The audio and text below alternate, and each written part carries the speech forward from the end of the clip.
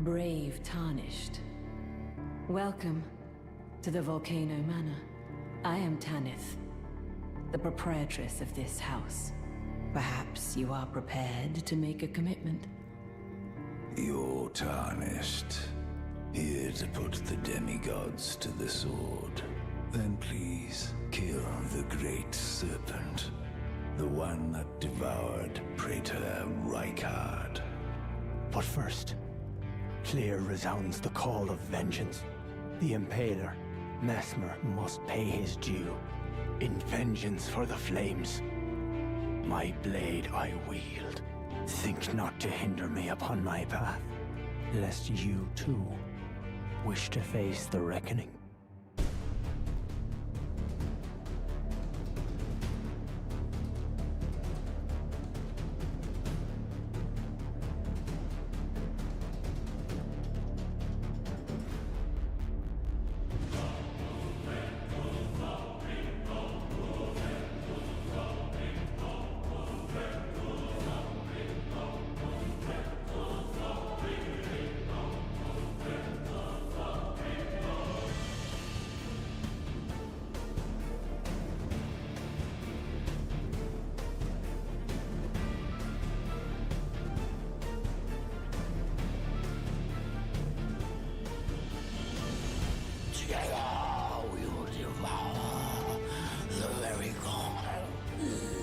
Mesmer, foe of my beloved people, in vengeance for the flames, my blade I wield.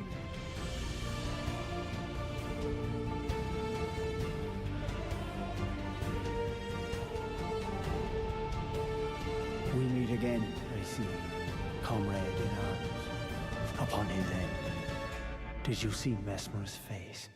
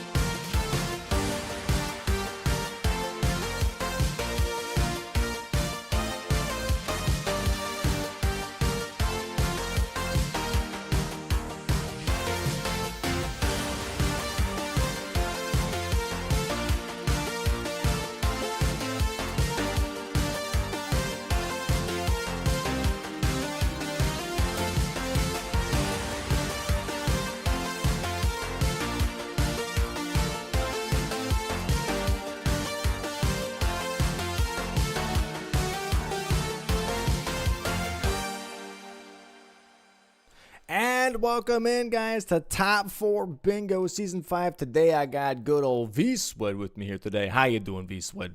What's up, everyone? How we doing, Domo? I hope you guys are ready for a full day of bingo today. I think we got some good matches here today, Domo. What do you think? I think it's going to be very interesting. I think it's going to be very, very interesting. We got freaking Frogcarspin versus Itzerino, or Itzerino versus Frogcarspin, depending on how you read the good old overlay today. I think it's going to be very interesting because this is best of threes. First top 4 match. Seed 2 versus Seed 3. And yeah, this is an endurance test for sure. This is a huge endurance test to see how the players can handle back-to-back matches, if they can keep their momentum going or if they start to fall short on energy. And yeah, I think this would be very, very intense. How do you feel about this match overall? This match overall, I think is going to be, I think all the matches today are going to be pretty close games. I am a little happy, I got to say, that I am on the spectating part of these matches and maybe not in them myself, because these ones could be a little stressful for our competitors today. They are in deep against each other. Both of these teams very, very good this season. Very, very strong competitors. They both know exactly what needs to be done, when it needs to be done. And like Domo said, it's going to be tough. There are going to be some good matches here today. And I don't think I can pick a winner. I don't think I can pick a clear cut. This team has an overall advantage at all. They are neck and neck, I would have to say personally. Yeah, I agree. I'm definitely not expecting. I wouldn't be surprised if I see some new strategies pop out today. I wouldn't be surprised. That's just it. Yeah, there has been some. I don't want to spoil too much for the chatters, but there has been some revelations that I have seen in the Discords going around. New strategies here and there, little time saves here and there, new skips maybe that we'll see today. So you guys will have to keep your eyes and peepers peeled to see if you guys can see anything new that they might pull out today, because this is the time to do it. Coming into playoffs here. Yeah, and we have the board active here. Base players currently checking out the classes. Center square being Kill Remembrance Boss, incantations only. We haven't really seen that at all this season, so this will be really interesting to see. An incants only kill, most likely going to be on Godric as per usual, but we'll see who goes for that first. Now I see, like, as you know, I don't play base game bingo myself, but whenever I see the incant square or the dump faith square or the dump in square for the base gamers, I like cringe a little bit, because I know that's such like a big investment for the base game players. So that one being in the center, we might see that up there for a little bit, Domo, maybe, perhaps. What do you think? Is there an easier way to rush that square, perhaps, or is that kind of a late game square? Well, this one's maybe mid game. It's not really a late game square. It depends on the options of the spells, I would say. Obviously, if you got Catch Flame on there, oh yeah, sure, you could do that right away. But if you get freaking multi-layered rings of light, you can't do that until God knows when. Right. So it really depends on the options, for sure, I would say. We see reach level 80 on the DLC side in the top left. That could definitely be a very important square. We'll see if any of the players purchase the gold scarab at the start. I don't know if I noticed either CBD or Tom picking that up, but they will probably be wanting to pick up the gold scarab. That's going to increase their rune acquisition for every runes they get. How much is the gold scarab? Is it 30%? I actually am not 100% That's a good sure. question. No, I think 30 is the gold horn tender. I believe the scarab is 20%. Let's check real quick. I'm actually not 100% sure. Couple early rush game squares. Look at that. We have the concoction as well as Florisax to sleep. So we're gonna see some Tolier action here. And match starts here right now. Off. Oh yeah, we're off here, dude. All right. So let's see where we're heading. Looking like both the DLC players are going to be heading towards the same start. Let me refresh all the players real quick, too. Seems like just a little behind on time, just a couple seconds. Yeah, there's the difference. All right, nice. There we go. Yeah. So from like a player's perspective, obviously from you here, Swed, what would be your biggest thing to go for right now? It all depends on the map. Maybe these players have a plan. Maybe there's a couple combined squares that I haven't really looked at yet here that there might be some synergies I'm missing. But if I'm looking just on the DLC side of things, with this kind of map, I'd be trying to work my way towards Hippo. Hippo, I think, is going to be pretty good here to get your Memory of Grace, perhaps with 300k. There isn't a lot of super rush stuff other than Tolier's Concoction. So I would imagine Tom is going to be going after that. That's literally the only rush square. And then, of course, you got your Florisax, so they're going to have to do that anyway. You got some dragon stuff in the bottom right, so that's also going to help with Florisax, give you more reason to go south on this board, perhaps. But I mean, it's tough, you know. Maybe these guys already have a plan. I am seeing a lot of dragon stuff in the combined squares, though. Now that I'm looking at it, Domo, there is a good amount of I mean, you know, it's not all dragon land, but there's definitely some dragon stuff going on here. We'll have to see. I'm gonna guess Tom's gonna go Tolier's Concoction. Personally, both players in the DLC having the exact same lines here. They are very synced up. Very synced up indeed, going straight towards TLA here. And for the base game players, let's see what else they have here that they could possibly rush. We have Loretta that is semi-rushable, I would say. Somber 9's on the board, so definitely going to be Somber 9 rush, I would say, between the two players, making sure they can get that Somber 9 on the line right away and then go for whatever afterwards. We have Mogan, Melania, and Morgoth, so 3 big boss kills on the base game here. Wow. And so that'll be really interesting to see as to who commits that first. Mogan, Morgoth, definitely a bit more travel time. Melania, we have that Grace right in the Hallow Tree off the beginning. So we'll see how this gets played out, because that one combo square, Acquire Egon's and Vare's Bloody Finger, is the only thing on the bottom to top right diagonal here that is for both players. The rest is base game. So this could be a big pressure point here for those teams to be like, hey, let's go for that finger as soon as we can. And that way, like, you can just challenge one person on the team rather than both people.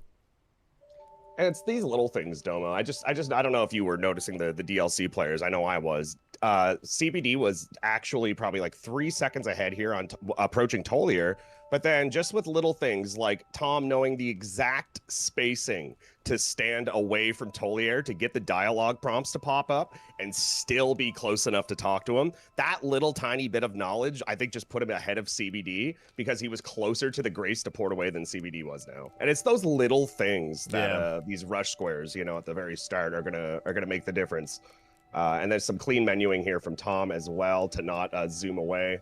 Or sorry, to scroll away on the map just to press a quick 2 buttons. Yeah, this is definitely going to be a square, it looks like, for Tom now. So a little bit of time sink here for CBD. But not the end of the world, per se. This just gives CBD some information of being like, okay, you know, we're exactly in the same spot. I have no advantage, no disadvantage. Oh, wait. CBD was faster? Maybe Tom had a misinput there. It looked like Tom was definitely ahead. Oh my! Start, but that's going to be a big take from CBD. Wow! And you see him gasp. He knows. He's like, "Wow, I got that." And all right. Wait. Interesting. I missed what happened there at the end. Yeah, I don't know what exactly happened there. I guess Tom maybe did a misinput. Maybe did too much dialogue. Must have been a misinput. Wow! Because Tom was definitely ahead when the dialogue had started. Yeah. Interesting stuff here. Okay. Looks like CBD's heading towards the Ash of War here, as well as the Great Katana check, while Tom is going to be heading towards Fort Reprimand to get some more map. Damn. Yeah, it looks like, Josh is here in the Altus Tunnel, going to be grabbing also these Sombras 4, 5, and 6, and then going to be maybe going for that Colossal Weapon check. And Bree here currently grabbing the money in Hallow Tree, so they're both still doing that Somber 9 run. Josh just doing a little bit in reverse, I would say, to what people normally do. But honestly, not a bad idea, because what it also does is the Colossal Weapon check could be a Somber. So he kind of like negates almost going to round table if there's a Somber weapon in this tunnel. It'll be nice little time save. Yeah, nice little time save. And we just saw Dragon Hunter's Great Katana here for CBD being picked up at the Great Katana check. So that's a big pickup, especially for this board that has a lot of dragon on it. That is true. There's going to be a really nice weapon to run here. Tom, I don't think, has checked that just yet, but currently at Fort Reprimand, trying to get some map progress in first, especially because he just lost that TLEA skip. Concoction square. So probably just trying to maybe jump ahead a little bit on map progression first before committing to a weapon. Now, I'm not sure what Josh is working towards right now. It might be that somber weapon, is that what he said, that he would be working on. But maybe CBD is eyeing up this column tune with Moonrathal. I know this would be a great weapon to take down Moonrathal with. But, you know, maybe that could be a nice little pressure point starting out here at the start. Because, I don't know, if I'm Tom, would I be moving towards Moonrathal Knight right now? I don't know. Maybe Tom has the same plan. We'll have to see. Yeah, not too sure. The thing is that we also have put floor sacks to sleep, so they both have to buy the conconcoction again from TLEA for 30,000 runes. Good old How much it there. is? That's 30,000. 30,000? Yeah. Wow. Tolier is okay. Hey, he's making bank. We're the only customer. Is, yeah. 30,000. Holy. All right. I mean, it's a good concoction. What can you say, I guess? Yeah. But yeah, the question is like, yeah, what are they looking at? I'm thinking maybe. I mean, there really isn't much. There's Furnace Golem and Moonrathal. The rest is pretty long distance. Besides, okay, yeah, I guess floor sacks, but there's just like what you mentioned. You know, we got Moonrathal, we got our Furnace Golem on the line 5 at the bottom there, guys. And you know, both of those squares. I mean, Moonrathal's quick enough, but you know, I don't think CBD is going to be targeting a Furnace Golem with Dragon Hunter Great Katana at the start here. But yeah, I mean, honestly, the more I'm looking at this board, I'm thinking maybe we'll see them go for Moonrathal and maybe push that row 2 or column 2 rather. We'll see. It's kind of hard to say still what the right or like the best choice is, in my opinion. Tom's just going around, you know, setting up his skidoo. Just there's nothing wrong with that at this point. Just make sure you're strong, you know, get your stuff, and he's gonna pour it away here, and we're gonna see if he's gonna go to the Great Katana check or to the round table. And he's going to go to the round table. Oh, we get to see the weapon options here then for the DLC players. See what maybe CBD missed out on. He did go buy those stones, so he technically could have checked those weapons. But let's see. What are the things here? Nothing really sticking out. Bloodhound Claws and Death's Poker. Those are pretty Death's decent. Poker is, he's going to take the claws and he's going to take a set of armor here. And I mean, the claws are a great choice. You know, you can't really go wrong with them. Status. Bleed, status, right? Yeah. Fast attacks. And honestly, no, what's another thing you could do here is actually Tom could set up with Wingsword Insignia as well as the, I think it's called the Thorny Cracked tier for the multi-hit damage. And you could get some damage going with these things. And you could actually one-cycle the Furnace Golem as well quite easily. But we'll see. Maybe that's something he has in the back. Maybe that influenced the claw pick, because that will be a fast square with Furnace Golem. I know Tom knows the fast kill, so we'll have to see if he goes for that. Josh here already on the way to go to EG, going to that teleporter right now, has that rotten staff on his back. That is a colossal weapon that he probably got from the Altus Tunnel that is somber. So he's going to go and upgrade that now. So he's definitely ahead here compared to Bree, who's currently getting the teleporter towards Southgate, Raya Lucaria. I don't even know if she has a somber weapon yet, so she might grab the Grace here and teleport to Round Table first, and then go check. And that Rot Staff is such a... I love that weapon. Really I actually used it in my last bingo match, and it was... Oh, I love it. It's so good. CBD targeting some Skidoo here. Got to be careful of our Curseblade friend. And he's going to dodge him quite well. And Tom is going to be looking... Is this a Memory of Grace play towards Hippo? He's heading that way. Tom does have a Golden Scarab Talisman, by the way. That is equipped for him now. Yep. So CBD as well. There it is. Somber 9 now for Itzerino. What a great start here for Itzerino. Yep. Bree has Great Sword of Solitude. She does not have the Rotten Staff. Did not do the Colossal Weapon check. Or maybe she did and just is not going for it. Did the Great Sword check and has a Great Sword of Solitude. That's a great weapon as well. No status on it, but still great raw damage. She can still go and upgrade and still have that weapon online. But sadly, Team Frogcarspin missing out on 2 squares early game here. Definitely kind of setting the tone a little bit for Team Itzerino. I'll have to go back and look at how Tom lost that original Tolier's one, because he definitely was ahead. I can't believe I missed it. I looked away, and then right as we looked back, CBD marked it. But it's looking like Tom's going to go towards Hippo here, and that's two reasons why, chat. We have Memory of Grace for 300k, so we're going to get some runes to be able to do that. And on top of that, we have kill 1 boss of each bear, hippo, and wolf. So Tom's going to do his part taking out the hippo here. And it's also just going to give him some access into Shadowkeep. What is Tom doing? He's walking onto the chain to get off of the elevator sooner. This guy, I'm going to give this guy some heck later, dude. This is always That's like there's some always next small level shit. Just Tom. somewhere, just something. Hoarding just strats. No, I'm just joking. crazy. That's actually really funny though. It's the little things. I'm telling you, Domo. It's the little things in bingo that get the W's. You know, so gotta stay on top of them. Hippo here for Tom. Let's see how it goes. Should be all right with the claws. It does look like When we're he's going to not have a raw. Loretta here, by the way, for Josh. He is currently in Carrier Manor. So, yeah, it looks like that column 2 / maybe road 2 is something that Team Itzerino's kind of eyeballing here to possibly go for. Tom currently on Hippo with Rot Grease and Frost Grease in hand, trying to use those Bloodhound Claws. Going for possibly Memory of Grace here. Is it 300k with Golden Scarab? 300k. Oh, with the Hippo fight? No, he'll be short. I don't know if he has any pickups. Okay. He will be short. He's not going to get 300k from just this fight. Nice But stagger. a Hippo at 11 minutes, I feel like you got to think you're ahead on it. Oh, and there is a little bit of a Oh, it was a an little bit, oopsie poopsie from Tom here. a little bit of a misinput there. Sadly, Yeah. put his weapon away. Tanking the needles quite well there. It's an intended tank. Very unfortunate getting clipped there. Not much you can do. The grab attack here from the Hippo does get out of the way Nice just in jump. time. And CBD And here, that's like you mentioned with Loretta Domo. Yeah. That is a really good pickup for them because that's going to activate column 2 and line 2, and that just makes it even more tough for the opponent to figure out which one to go for. Tom is just getting hit by that again. That's so unfortunate. He's having good spacing, good rolls. It's just clipping him. It's a little bit of a weird hitbox on it. that Rod Grease is taking, though. Very nice. Double status right there. Frost proc, bleed proc right afterwards, back to back. Mhm. And now we're looking at a really close, almost dead Hippo here. Dude, he just did the same attack 4 times in a row. Hello? Yeah. Never seen that. Should be getting a stagger 4. here very soon. It's got to be careful. Porcupine spin. There you go. There it is. Nice stagger. This That's should be the GGs. kill. Yeah, there it is. Nice. Wow, very nice, very nice. And Getting it hopefully, done. okay, 2 Skidoo fragments. And how much do you get out of this? 240? 240 with Golden Scarab. That's really not bad. So almost 300k. He's going to have a Loretta nice fight here. rune pickup here, too. in Oh, this and room. Bree's thinking the same thing, but she's so far behind. Look at the Oh, damage. no. Yeah, look at that. Damn, one more R1 should Loretta do is it. gone. Josh has to be a little careful here. These knives can still kill him. But there it is. And this is just a great start.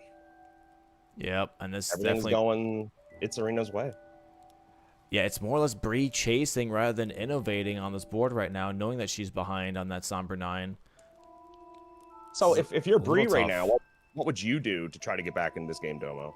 Honestly, it sounds crazy, but Halotry Medallion doesn't look bad. You take out the column 2, you take out the diagonal, all in one square.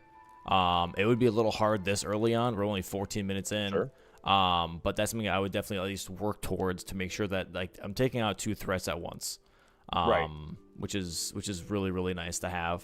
And possibly can work off that later to actually run that row 4 if you wanted to with your team. But that would be personally my next move, unless Tom can get Moonrathale carrying Knight. But Tom's currently in Shadowkeep, so I'm not expecting my teammate to really go all the way over there right now and do that while he's working on whatever he's working on Let right alone now. let alone with the claws. That wouldn't be the best Yeah.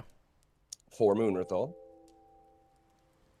Looks like Josh actually might be rushing an early Nile here. He is currently back at Castle Soul. Tom's gonna make his way up towards it's towards Mesmer. I mean, we got Leda on the board. What else am I seeing? I mean, level 80 is still up there. But I mean, at this point in the game, only 15 minutes in, you got to feel still pretty comfortable about level 80 being yours at this point. Oh my god. Yeah, so Sorry, Moonrathal... Memory of Grace. My bad. No, you're good. Yeah, Moonrathal is happening here for CBD, and Halotry is looking like it's going to happen here for Josh. So yeah, they're very much looking for that column too. They're looking for this quickest bingo possible. Castle Soul skip here from Josh. Very nice. All day. And now we see Bree here going for Pumpkinhead. Learning 12 different sorceries is currently on her menu. We'll see how that plays out. Josh only has 1 flask, by the way, for this fight coming up. Oh, he's going down first, though. Oh. Maybe grabbing some money? I'm not sure. Or grabbing the grace to reset flasks. Oh. Okay, there you go. Yeah, no, I mean, it's still tough because, like, if you're CBD and Josh, you have no information given to you yet about what your opponent's doing. So even though it is 3-0 here, about to be 4-0, yeah, you still don't know what your opponent's doing. You don't know where they've been. You don't know if they're setting up something scary or if you've just been sniping. You don't know, and that even up 4-0 is a little frightening. Yep. Here we have the Moonrithil fight with CBD, by the way, trying to make sure that he doesn't get one shot. Moonrithil does have a lot of power. There's the heal flasks. Very scary. And yeah, Tom just really working on like Shadowkeep and map progress here right now. Yeah, he's playing his late game card. For sure. Probably not the worst idea, as long as that column 2 doesn't get out of hand. There it is. Right. Oh, Josh does die to Nile. Oh no. Nile can be pretty tough with those 2 clones that spawn, especially if you don't have like the ability to get rid of them very quickly. Yeah, this is already looking tough. This is already a lot of pressure from Itzerino. 4-0 now, and Nile on the board here for Josh. But it's going to really depend on how long it's going to take him to actually execute this fight, especially, like I said, this early on. It's really, really tough. This is and really, yeah, really tough. Tom's just going to go for level 80, Memory Grace 300k. He's just got to get some stuff on the board here, and he's just going to go straight into Mesmer, my guess is. I mean, getting Mesmer also works towards Leda. That's later. 3 Remembrances hitless. Maybe he'll do a cheeky hitless kill here. I don't know, maybe. And then there's obviously Dupe of Remembrance. He isn't going to go for the kill yet. He's just going to grab the Grace.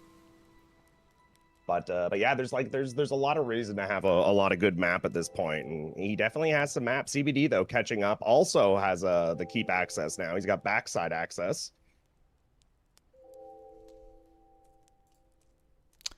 This is looking tough here. Let's bring in. This is tough. Oh, and here comes Bree right behind. And it's a race. Josh still hasn't done any damage to the main boss. He's got one of the shadows taken care of. Second one being worked on here now. We did see Bree do this before, where she did this really early, and she was able to clutch it up first try. So this is really much just who can do it first and who can do it the safest. For sure. Oh, that's tough. There's not really anything you can do there. She gets it. She gets it out of the. Oh no! My God! The shield slam right afterwards.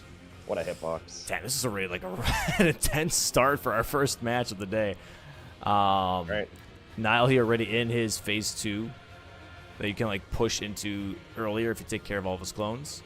And this is going to be a longer fight for Josh too. He's going to have to lock in here. His damage is good though, and he can rot proc here. So that's like, again, the one weapon like bonus that he has compared to Bree, where like his weapon will cast rot here. Bree does miss Castle Soul Skip, misses the tree. Joshua had a Frost Bolus, got rid of the Frost buildup from Nile. Going for 2 charged R2s. Oh my God, stagger and rot proc. It's good stuff. Still not even halfway down though. Like, he's tanking. This Nile die is tanky. But like you mentioned, Josh putting in good work here.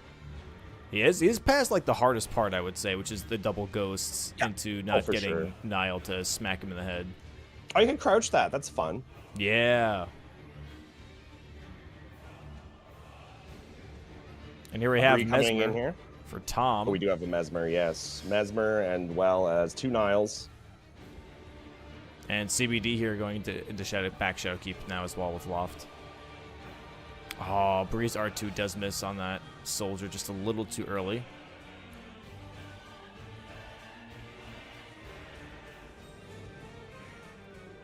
Dang, yeah, this is going to be a bit of a... If Josh clutches this is going to be a bit of a snipe back-to-back-to-back here for Bree, which is really, really tough to deal with. And that column 2 then looks really scary. And that's going to be a rush then towards, like, Florisax. It's going to be a rush towards Egon and Vari's Bloody Finger. Like, all of this is, like, really working out for Itzerino right now, getting all those squares back-to-back. It really is. Yeah, there's a lot of pressure in a lot of different ways, and it's only going to get worse here after this Nile gets finished up by Josh.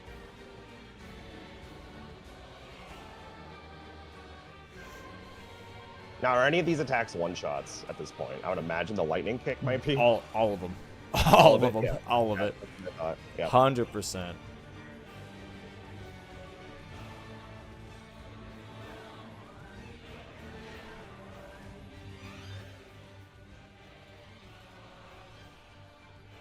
Really nice Mesmer as well from Tom here. I know we're focused on this Nile so much right now, but Tom just absolutely shredded Mesmer. Oh, looks like Those CBD is claws. also going for 300k. Oh, never mind. He's buying talismans here. Never mind. He's chonking up. Maybe he's looking at the Mesmer play now too, but Tom already way farther ahead on that. Currently getting some nice R1s. And this is actually a really good weapon for Mesmer, by the way, because he is weak to slash and he's prone to bleeding a lot. So this is really, really good here. Goldhorn Tender on top of Golden Scarab here for Tom as well. This is going to be a lot of money, probably like 600,000. Lots of bunnies. There it is. Yeah, 700,000 runes. 800k, something like that. Oh, man. Yeah. So That we'll is see here. a lot. That's like almost 900,000 souls. That's outrageous. There it All right, is. GG's. Huge. Wow. That's big, Josh. Second trying Nile here very early on into the match. And that will then also be a square that, again, for Itzerino, really threatening that column 2 and starting to threaten that diagonal here. There it is. Tom does get the first square on the board for Frogcarspin, which is reached level 80. I wonder how many matches Tom has played where his first square was get level 80. Probably not too many. Yeah, really not sure. That is a good corner square, though. He could definitely Member of Grace at some point, but currently does not have the money. Maybe after Ancient Dragon Man.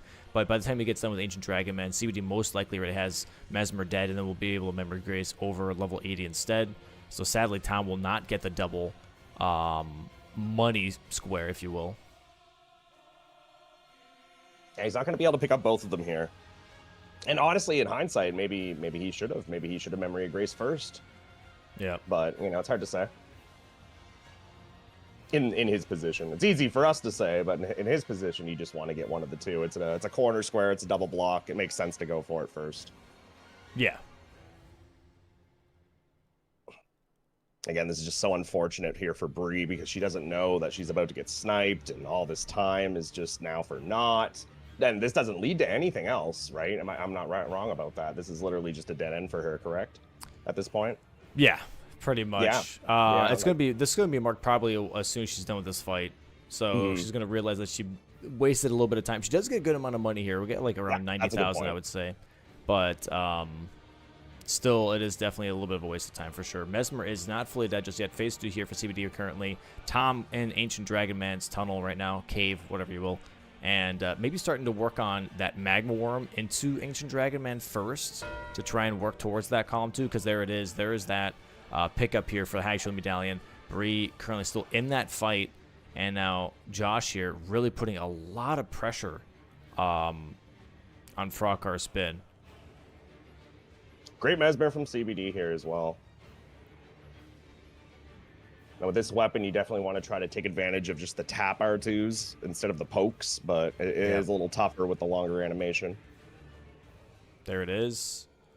Bree does get the kill on Nile. GG's on that. She gets the money, but sadly does not get the square. Now is the problem. Kill a Worm, Drake, Dragon, Ancient Dragon. What is going to happen first here? Probably a Geel. There it is. Magma Worm here for Tom. Immediately in the tunnels. That was very convenient for him. Like, he was just about to go past it anyways. He's like, all right, I'll just grab it right now. And then for Bree, possibly Lanciax. Big bleed on the riposte from CBD. Charge R2 on the wake up. Couple more hits. Oh, this little dude that chases you in the worm fight is so annoying. Tom's dealing with him right now. Ugh, I normally just quit out. Yeah, I mean, yeah. Or what you can do, which is always really fun, is you kind of like stand for a second and the skeleton will attack, and then you start running again, and the magma worm will just like magma, like run right into him. Yeah, you that can guide works. him. GG's All to right, easy CBD, by the way. worm. And that's CBD taking care of Mesma. And he should be Memory of Gracing here with 300k in just a moment. Tom here does kill that magma worm going towards Ancient Dragon Man now. So he does have one worm down for Team Frogcarspin. And now they just have to get a dragon, Ancient Dragon, and Drake. That is going to activate column 4. However, you know, there's still a lot of late game stuff on that column, and we have way bigger issues, chat, on column 2. Yeah, this is looking really, really tough right now. Yeah, and I'm just trying to see, like, if you're Tom, what's next? Like, obviously you got to go for the dragon play, but it's a lot right now. It is a lot of things that need to be done. Definitely a lot, and I do want to see what Josh and CBD are thinking here. Looks like Josh is going to go for Lanciac skip here, so they are still looking at that column 2. They're like, hey, we might as well just try it out, commit to it, see what happens. Can we get a fast bingo? I mean, if you're Josh and you know this skip, he knows that no one else is going to go for this skip, so it's just more time saved for him. Oh, he misses the hardest part there. A little slippery slope. Little slippery slope there. Ancient Dragon Man almost dead here for Tom. There it is. One more running R1 takes it out. Now we have a dragon here for Bree, so they do get the block here most likely. They already have a worm down. They have a dragon down in just a moment. Ancient Dragon should be down here for Bree after this fight, and then Tom going to be grabbing that Drake already right after Ancient Dragon Man as well. So this is looking pretty good. This is looking like a really good block here for Frogcarspin.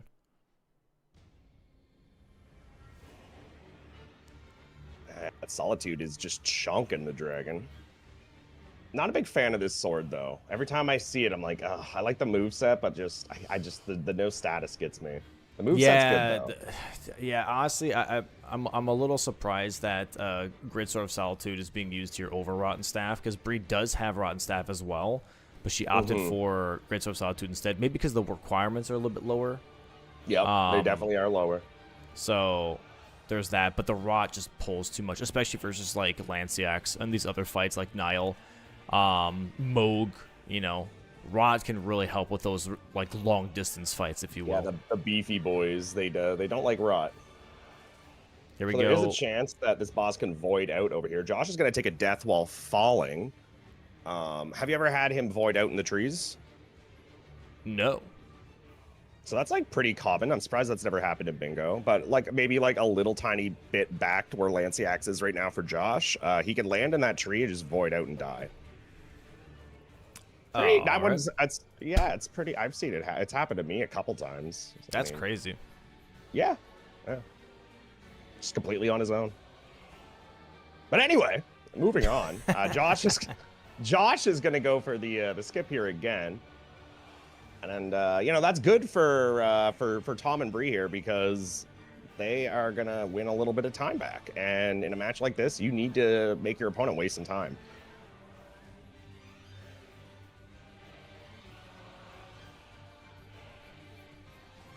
Hot damn! A lot of.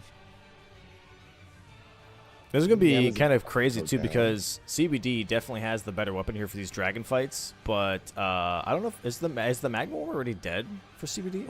I have not seen him fight it. I did not see him fight it either, so I'm assuming not. Jagged Peak Drake here almost dead here for Tom. I hate when he gets on this wall. Yeah. He's at like a 45-degree angle, and it's like, what are we doing here, dude? Claw's definitely putting a good amount of work. Oh, it looks like CBD is porting to Pillars of Cross instead first. Oh, he's going to grab another concoction here for Florisax. Smart. Very nice. There's the Jagged Peak Drake kill here for Tom. Lanciac still here for Josh right now. Now, if Tom gets Fortisax's Grace, is he ahead on this? I think so.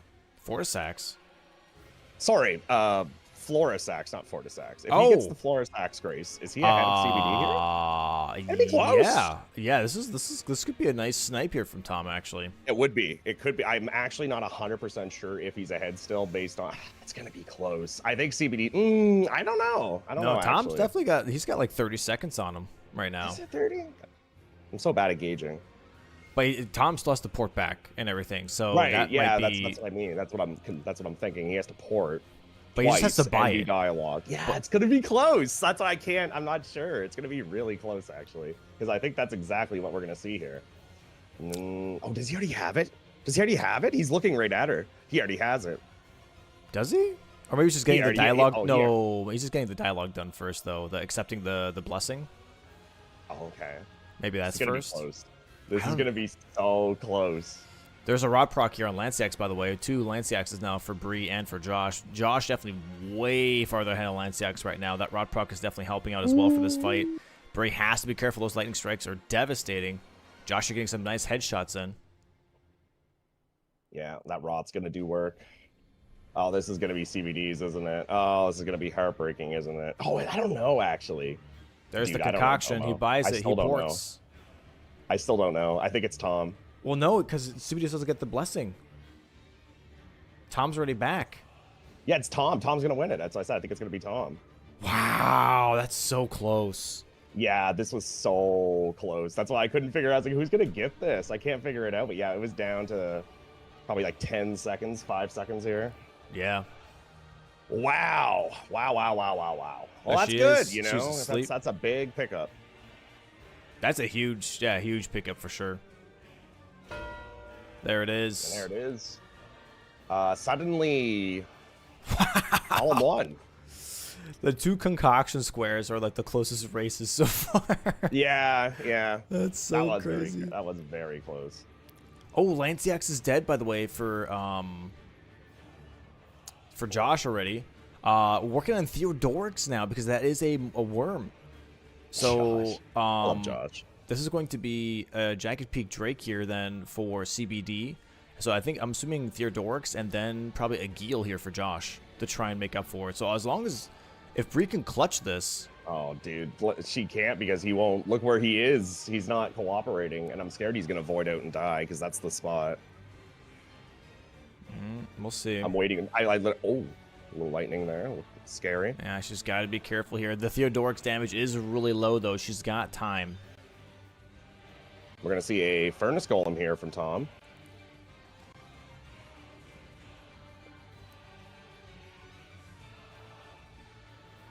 Damn, this is really tough for sure. That's a really tough position right now. Oh, the damn trees. My goodness, these trees, dude. Get out of my way, bro. Okay, this is looking good. The damage is really good, though, I will say. Oh, yeah, for sure. Like, actually, better than the Rotten Staff because the attacks are quicker. So, this is looking really solid. There's the Jagged Peak Drake already dead here for CBD.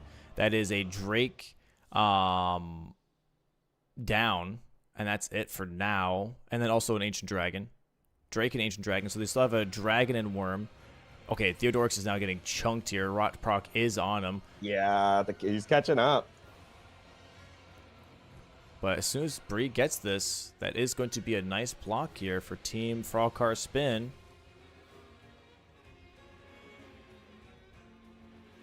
Okay, there's that kill. There is the Magma Worm down. Oh, now, no, and look at Tom. Poor Tom. Oh, no. Josh, Memory of Gracing, because the squid is aggroed onto him, could not port away to a Geel right away. Is the squid allowed to fight the worm or no? Yeah. Oh, he is? Okay, that's fine. Yeah, it's fine. Oh, but there it is. And that's going to be Bree. Wow. Nice clutch up here from Bree. Huge. Nice clutch up here. Big block. Big block. Very nice. Because, yeah, one a Geel, and, like, that would have been gone in, like, 5 seconds. So that was a pretty big pickup here for sure. Blocking out that column 2. And now we have a game where no lines are really prevalent right now. Row 2 is looking a little scary. Column 4 is looking a little scary. But right now, that gave Team Frogcarspin a lot of breathing room, and Tom is already working on that next square Furnace Golem that is going to be blocking out that column 4. So already looking for another line block here, and they're currently on the defensive, but possibly could move on to the offensive here in just a bit.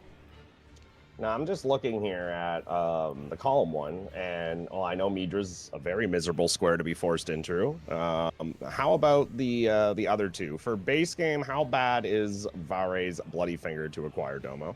What do we have to do for that square? We have to go ahead and kill Magnus, and then do a couple of dialogue options with Vare, then go kill Arena to do the Lord Blood's favor. Okay. And that's a little bit of work then. Yeah, it's a little... It's not horrendous. Yeah. There it is. Furnace Golem here, already picked up for Tom. Blocks out that column 4. Very nice. Dragon here. You know, 4-6, 6-4. Looking really good. Looking really good. CBD, They're nice climbing dog. back. Now, am I missing something? Why are we still fighting? Filled 3 dragons or Drake bosses, bottom right. Got it. It's not a square I see very often actually show up. It's always nice to see that one. That's going to be an easy ghost flame there for CBD. Oh, one more hit, actually. I don't think he's dead. Oh, yeah, CBD thought he was dead. It was a little bit of a mistake there. Got him, got him. Dude, classic. That's how I lost Mesmer. Dang, really? Yeah. That match I had versus Adaf at Fast 52, my Mesmer had, like, no health in the bar, and I thought he was dead, and the snake slammed down and one-shot me. And I was like, wow. Okay, buddy. Okay, Buck. Heading towards Romina Land here for Tom. I don't know what is in Romina Land other than the double Leda. There is... Yeah, there's really nothing else. Dupe's still up as well.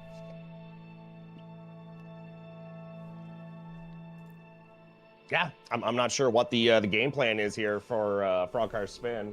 Yeah, that's just a big stop. That's pretty much it. That was just a big stop in general. From Sorry, what's a big stop? The block on column 2, it was just a big stop. So now like the game plans are kind of up in the air, right? Because that huge block was like, okay, well now what's the plan? Because that was kind of what they were aiming for, and that was kind of taken away. Melania here for Josh. Okay, it looks like they're just going to go for possibly big boy kills. The diagonal is still on the board here. Acquire Egon's and Vari's Bloody Fingers, so I think that they're maybe looking at the diagonal. Yeah, and they got to stop that column at the same time. So, you know, why not do 2 things at once? Activate your bingo and block your opponents. So, yeah, the diagonal would be a good play here. Yeah, like you mentioned, Millennia here for Josh. Always a scary fight. Doesn't matter how much you fight her. She's always going to be tough. And here's the other thing that's really smart here from CBD and Josh is that Killer 3 Dragons or Drakes is there for DLC players. He already killed 2 and he's going for his 3rd one that gives him Egon's Finger anyways. So that's going to be a huge pickup here, and maybe be a little bit of a foreshadowing for what they're going for. Tom, you're currently in Ancient Row, though. Yeah, I'm not sure why Tom's here. I was kind of confused about why he's not contesting more south stuff with all the diagonals on the bottom there. Maybe he was just coming up with... I mean, a good thing to do if you don't have a plan with your teammate is just to make map progress towards stuff you need to do anyway. So maybe they're just coming up with something right now. But they're going to have to come up with something quick because like you mentioned, Josh halfway through phase 1, CBD taking on Egon's Drakes right now. So they're going to have to make some decisions here pretty quickly. Yep. Oh, and Tom missing tree skip, but he gets lucky, lands on a twig, and the game allows him to jump again. So he should be dead right now, but he's not. By the blessing of the gods. Exactly. Yeah, literally. That's always so lucky when that happens. And a death. A death from Josh here. On Melania. Bree here working on sorceries, by the way. So they're looking at maybe column 1. Yeah. Yep. But again, Tom is just not there to help with getting the finger. CBD is already halfway through the Drake here, but we know this Drake is very trolly. Is the other Drake already gone? No, he's still there. So yeah, like anything can happen here. Like these Drakes are awful. I'm sure chat knows. They've watched a bingo. These guys there's something. Wow, this is... I'm not gonna... I was getting nervous that this would be too fast of a round 1 match. Or match 1. Now it's like... Now it's just trying to... It's like getting like whiplash and you're trying to figure out what to do. Because of the change. Yeah. And these are some of the good games, you know, when it's not completely black and white the whole way through. Oh, and that is a terrifying hitbox from CBD. I can't believe that hit him. Wow. That's a lot of damage. That is going to take out Torrent, and we're going to be stuck on the ground here. Getting lucky that no dragons around. Going to get a full heal. Everything's fine. Everything's fine. Everything's fine. Trying to get Torrent back here, but the dragons are jumping around. They're being aggressive. Pressing the wrong buttons. Oh my god, he almost got one shot and off the Torrent again. I hate this fight. It brings me great joy to watch someone else do it. This got to be incredibly close here. Heading into Millennia again here for Josh. All right, missing some jumping R2s here from CBD. Josh, yeah, going back into that Melania fight once again. CBD should be getting this Jagged Peak Drake kill in just a moment. One more charge start, too. That is a stagger, but there's fire coming in. Fire! Wow. All right, GG. Standing behind the dead carcass of a Jagged Peak Drake. He does not get hit by the fire. Goes up to Egon now and grabs that finger. And that is going to be a bit of a hint here, actually, for Frogcarspin being like, okay, he just focused on dragons. Egon's furled finger might be something that they're aiming for. I should probably contest. Tom is out hovering over the Graces here. He's thinking. Yeah, I think he knows. Know. I think he sees it. There is 12 different sorceries. Yeah, and if they get this square, actually, would be a huge pickup because then column 1 all of a sudden looks very scary, and they would force. That's what I was talking. Yeah, that's what I was talking about earlier with forcing down to Midra. It could be rough. Well, it could be very rough. That would be a great pickup. I don't know why Bree's not going for it right now. She's instead going to Celia Tunnel here, or Celia Town, I should say. Not sure what she's looking for right now specifically, but this could be a. They're not going for it. Where's Tom going? I'm not sure. They have a plan though. You know, they're definitely cooking something up. Again, I'm not sure where Tom is going. I have no idea. Like I think they're going for sleep pod trolls. Are they doing sleep pod trolls? Why are we doing sleep pod trolls right now? I don't know, but Celia Town skip would get you there, and Tom is jumping down. Maybe this is a majority play, and they're not getting. They're like, let's force some pressure, make them go do stuff, and we can win the board somewhere else. Because, like, you know, Tom's thinking he's ahead on Leda. He's ahead on. Yeah, like they could get those 3 squares on row 4.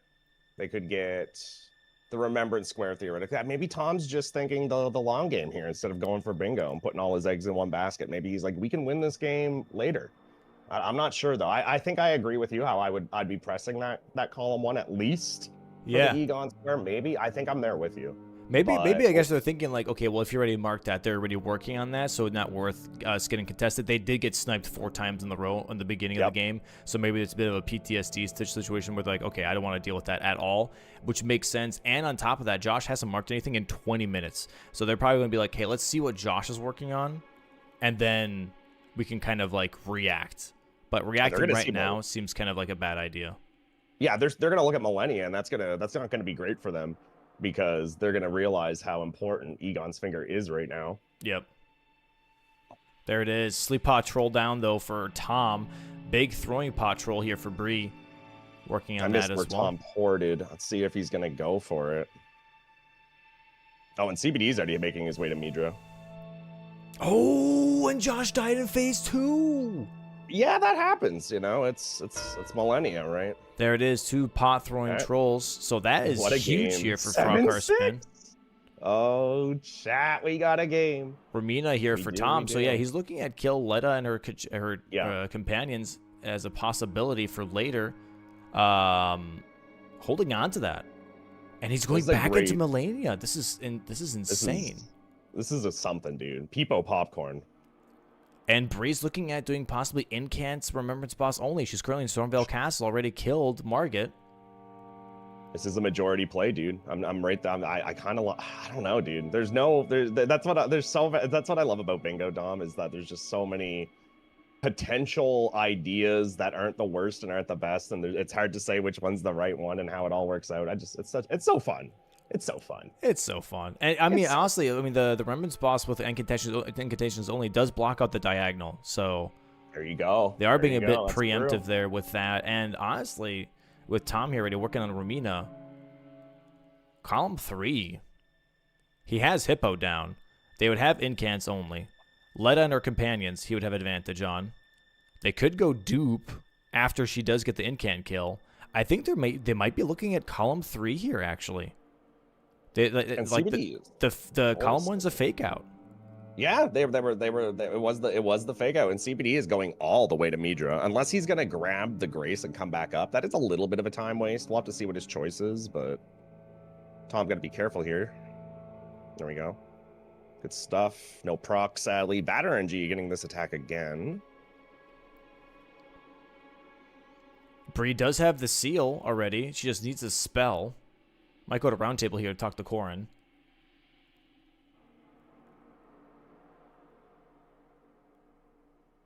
Josh halfway through Millennia's phase 1, a little over half. Yeah, CBD's gonna send Yori here, which is, I don't know, man. Is that the play right now? It's a very That's preemptive play. Well, it does progress row 2.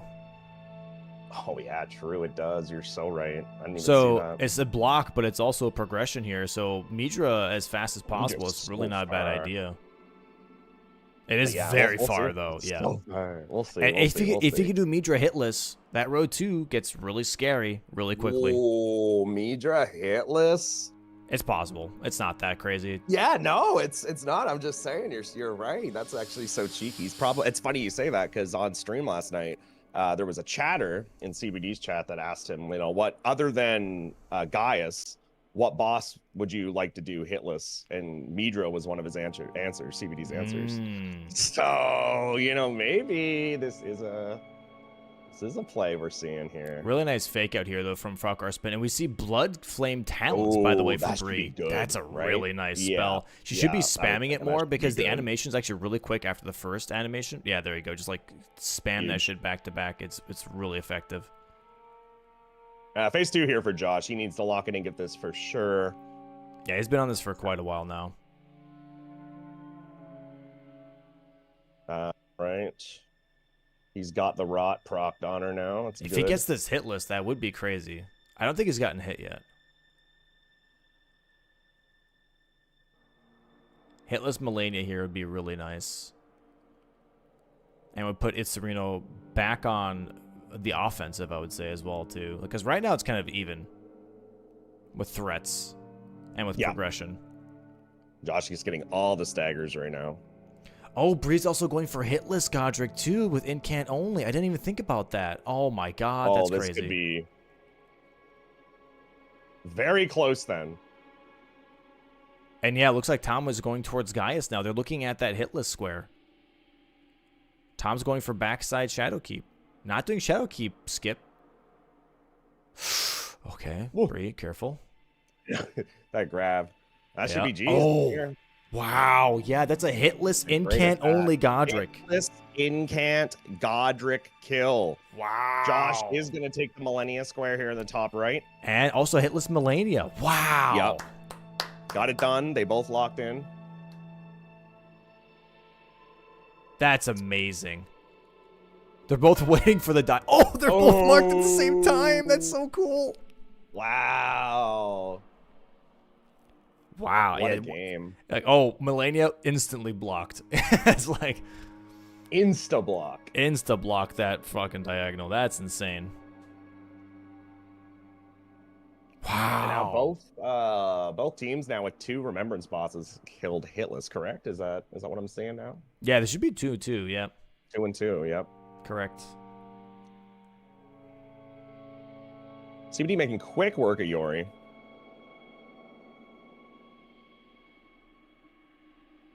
Chat, you know what's better than 6-7 is 8-7. Oh! Yeah, they are duping. They are duping. They're going for the dupe here. Big dupe.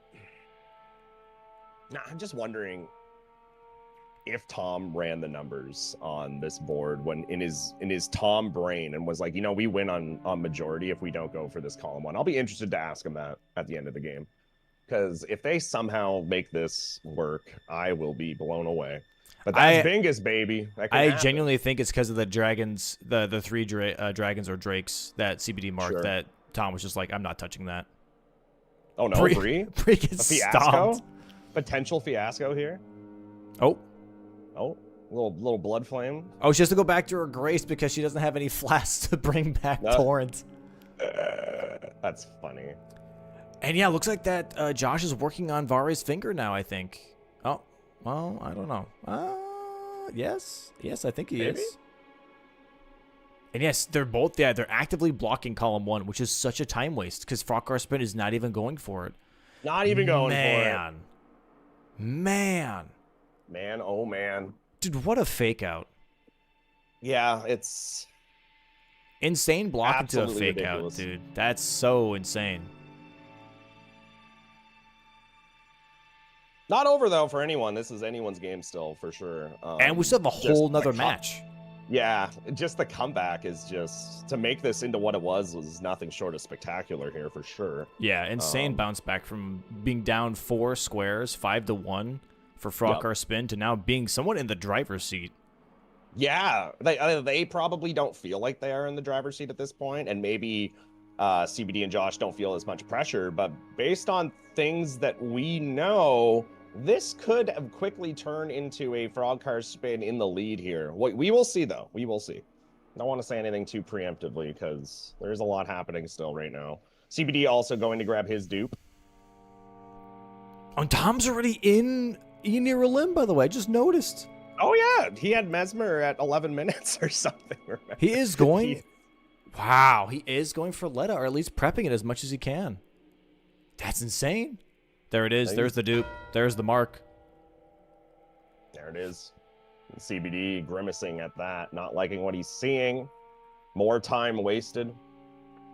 Yeah, Josh was. Yeah, they were going for the dupe just now as well. Wow, my God. Yep. 8-8. We're tied now. This is insane. Yeah, I mean, they took some squares, you know. This is, and it all really comes down. I'm sure chat can see it too, but it all just comes down to, like I said, the little things, like how many squares this game have been down to 5 seconds. Like, there's been at least 3 or 4, I think, that I can think of. It's actually ridiculous. We had the Florisax, we had the concoction, we had the dupe, we had there was one more. Like it's just. At this level of bingo, guys, it's just so close. Every interaction matters so much. Unbelievable. Unbelievable. And yeah, it looks like Bree's going for Radon here now. Probably for the hitless. Mm-hmm. And also access, I guess, to the Ghost Glovewort. No, that's Graven Ghost Glovewort. Yeah, that's in Necron. No, that's Noxtella. Never mind. So yeah, this has to just be just for the hitless. Yeah. Oh, Tom getting kind of stuck. We get pushed through. Oh, my wow. Goodness. Wow. Oh, CBD gets spied here by a unaging untouchable. Or aging I think untouchable. what we do. Yeah, I think it's aging. I just run for it here. I think that's what CBD's doing too. I just run and hope they don't see me. That's insane. That's insane. That's what I just book it. And then if they see me, I just quit out. I'm just looking. I find it absolutely just awesome that the bear hippo wolf is still up on the board because like it's just floating there, dude. It's just hanging out. This is insane. And yeah, they don't know what Bree's working on. They just saw that she got incant only Godric. She could easily be on Magnus right now. So Josh currently now dealing with Magnus, being like, hey, okay, we need to stop the fingers because if we don't stop the fingers, we're on Midra. And that's just going to be a problem. And Tom hasn't marked in 20 minutes. Yep.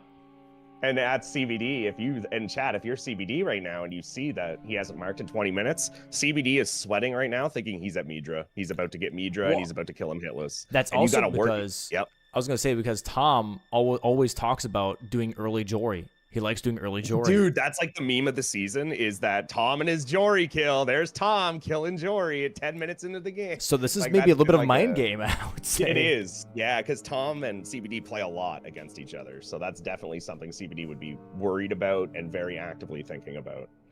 Oh, wow. Yeah, that's... That's crazy. Actual mind gaming pre-match is insane. Here we go, Radon here for Bree. Just got to lock in and get it done. What's the point of summoning if you're going for hitless? Wouldn't that just be bad? Or it'd be more inconsistent for sure, but maybe she's just that's what I was thinking. Kind of just hoping that it just works out. Like with aggro switching around. Just a little bit faster. Maybe she feels like she's under pressure. I'm not sure.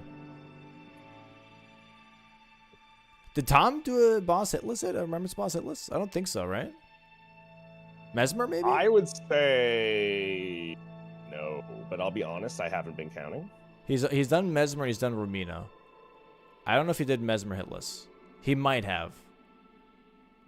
I genuinely don't know, and I would say he probably didn't since it was super early on. Man, but I genuinely do not know. Crazy. Leda dude. here.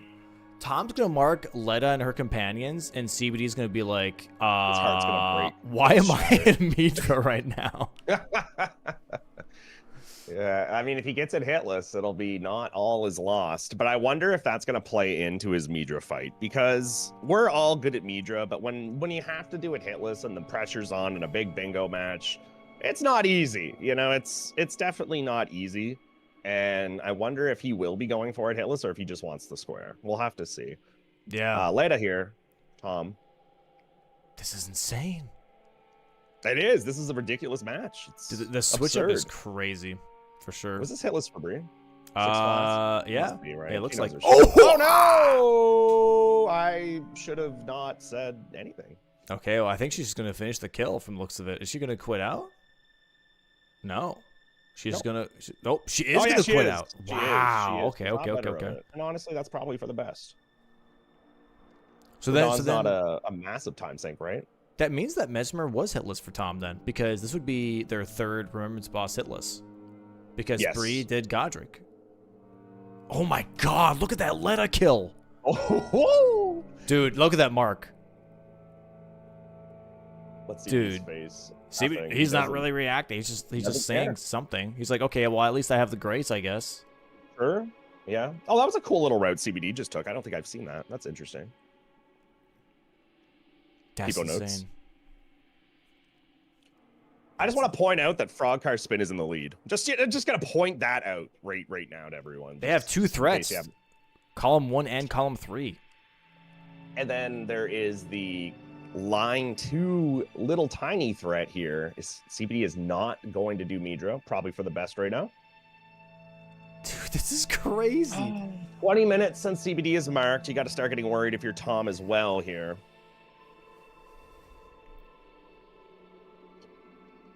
Midra is the final DLC square, guys, so everything else is combined. We're going to see Tom start working his way towards Boss, Bear, and Wolf, or I assume just the Bear. That's looking like where he's going. I actually don't know where he's at right now. I imagine that's where he's going. Bree dying again here.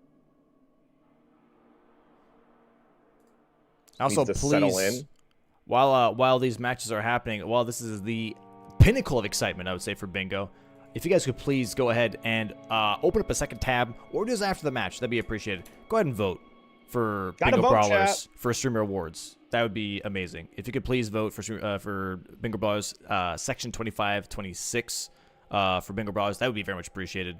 While this excitement is still in the air, I'd be really appreciative of that. Tom blocking the Bears' roar. Yeah, I like that. That's cool. That is cool. I can't help but to notice that Bree has pivoted to Wolf. Yep. Yeah, because Tom just got Bear. So Bear Hippo is already dead now for Team Frogcarspin. They're going to go for Wolf now. And then they're going to have that threatening point, which is acquire Grave and Ghost Glove Ward Bell Bearings too. How bad is that square to do? Is that just go pick it up kind of thing? Like, it's go pick it up in the underground. It is go into the mountaintops catacomb with the ulcerated tree spirit type of long distance. Oh my goodness, I just figured out what happened. What? The awesome communication here.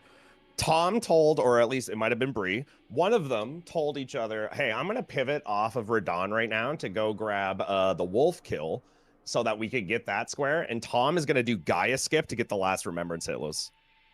However, CBD is in Gaius right now, taking a hit and resetting. And now, are you in your own head here a little bit? Because if CBD gets this square, this is that's going to be a big square for them, because then he has Midra, he has this square. Doesn't matter though, does it? Because Boss Bear Hippo is already dead, so they block again regardless on that road too. You're so right. CBD had backside, right? Yeah. So like here's the thing is that Bree will just block out that column 2 regardless. So even if he does get this, it's 2 squares made for Itzerino, but then there's column 3 and they have to deal with another threat again. And that's all on Josh at that point. And Josh is going for Wolf right now as well. He's going to get sniped. Oh my gosh. Oh my gosh, he's gonna get sniped. He's not going for the grave gross, the blah blah blah blah blah blah blah blah blah the bell bearings. Dude. Can we get a round of cinema in the chat room? Just a round of cinema. Get him in. Got some quick cinemas. Some cinemas. Maybe some cinebuzz, if you will. That is. I'm shocked. Dude, this match is insane, and it's only match 1. We still get an entire extra match, maybe 2. Wait, why is it maybe? Oh, is this like because if they win, then it's best of 3? Got you. Yeah. I was thinking there was another match other than these guys. No. Mm-hmm. We only have Itzerino Frogcarspin today for their best of 3s, and then tomorrow we have Seed 1 versus 4, Monkey Business versus Positive Vibes, as well for their best of 3. Stagger. I was really close. If CBD did not get that stagger, it would have been a hit. The only thing you really got to worry about for Gaius here hitless is his, like, I don't even know what to call it. It's like a 360 attack. It's this one. And he just got hit by it. I'm so sorry. Oh my goodness. I'm so sorry. Chad, I'm so sorry. But Dude, there's no way. Tom's already in the fight now. So now Tom is technically ahead. I'm so sorry. That's insane, dude. You're on a roll, Sweat. It's so bad. It's such a bad attack. Tom here actually just going to be running out the charge interesting strat. instead. Okay. Look kind of scary, not gonna lie. Yeah, I was like, he's dead, right? Nope, he's not, I guess. Oh, man, that is heartbreaking. Okay, the damage is not too great here, though, for Tom, I will say. Bleeds and frosts are coming, though. Yeah, they are on their way. Pierce is definitely Strike is the best damage here versus Commander Gaius. Definitely not the worst. And the good thing here for Tom is there is the mark here, by the way. Kill each boss of bear, hippo, wolf. Now Josh is like, okay, I have to Memory of Grace again. Get me the hell out of Raya Lucaria. I do not want to learn. Oh, Tom, how did that miss you? And now it's like, what do you do? What do you do? If you're Itzerino right now, what I would be doing is Moog. Man, it's so hard to say. You're definitely not doing Nidra. You need to finish Gaius, obviously. Like if you're CBD, you're just locked in right now. Like this is the most important thing to do. You need this hitless, but Tom just absolutely made him disappear. So that'll be that. There it is, hitless. Wow, the snipe here. And that is going to hurt, you know? That 360 rodeo attack, I don't know what to call it, that Gaius has, is such an awful, awful, awful attack. The hitbox on it is brutal, and it is literally the only thing that I feel like these players could probably get hit by in the fight, and there you go. Very, very unfortunate. I know I've lost insane.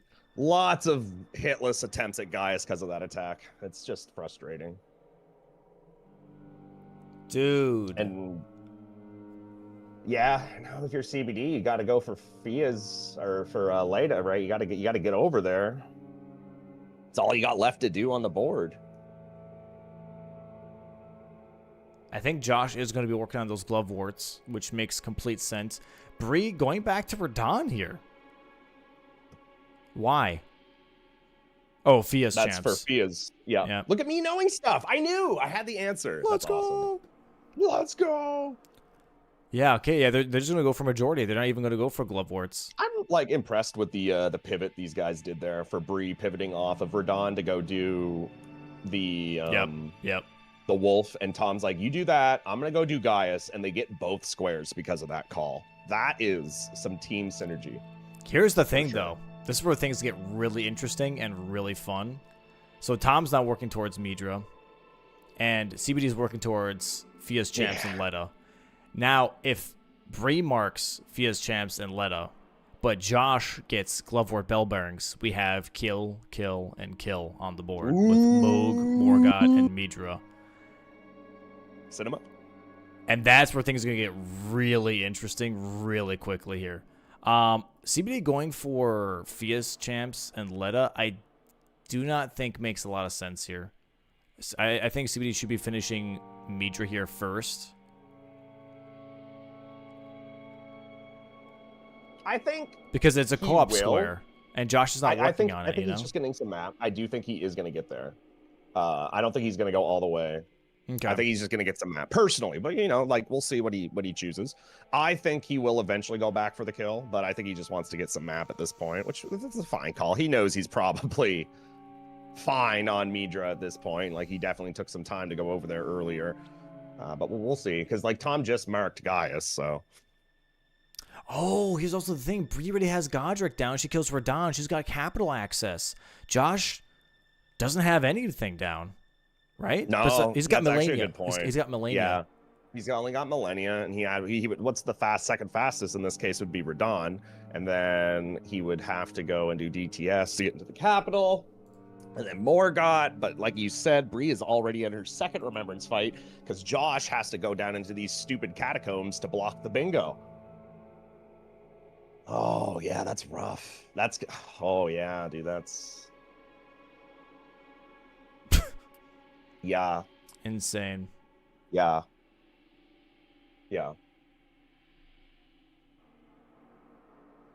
Insane. Yeah, here is the Radahn fight again here for Bree. Should be fine now with no hitless pressure added on. Man, this Solitude sword is it's been doing its thing, you know. Oh, Tom's gameplay just froze there for a second. But Oh. And we're good again. And oh. Oh. Uh-oh. Tom's interweb's struggling a little bit, but we are in Jory's Catacomb now. CBD does still have time to go for Midra. Oh, he's there. He's here. You're so right. He pivoted. Yeah, I knew he would. Wow. Okay. Oh, yeah. This is crazy. Okay, well, we get to have the Midra. And here we go, Chad. Here we go.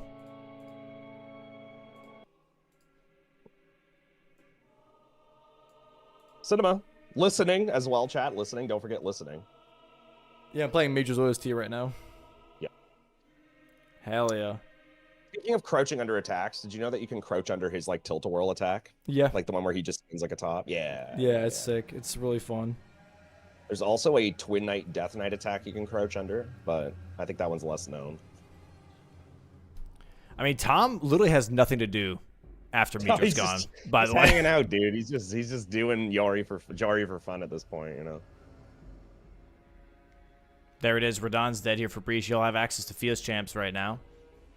Josh here is still in that catacomb trying to get that glove wart. Like I said, this takes a hot minute. This is a huge pressure point that takes just a while. Especially, okay, he does have the door open.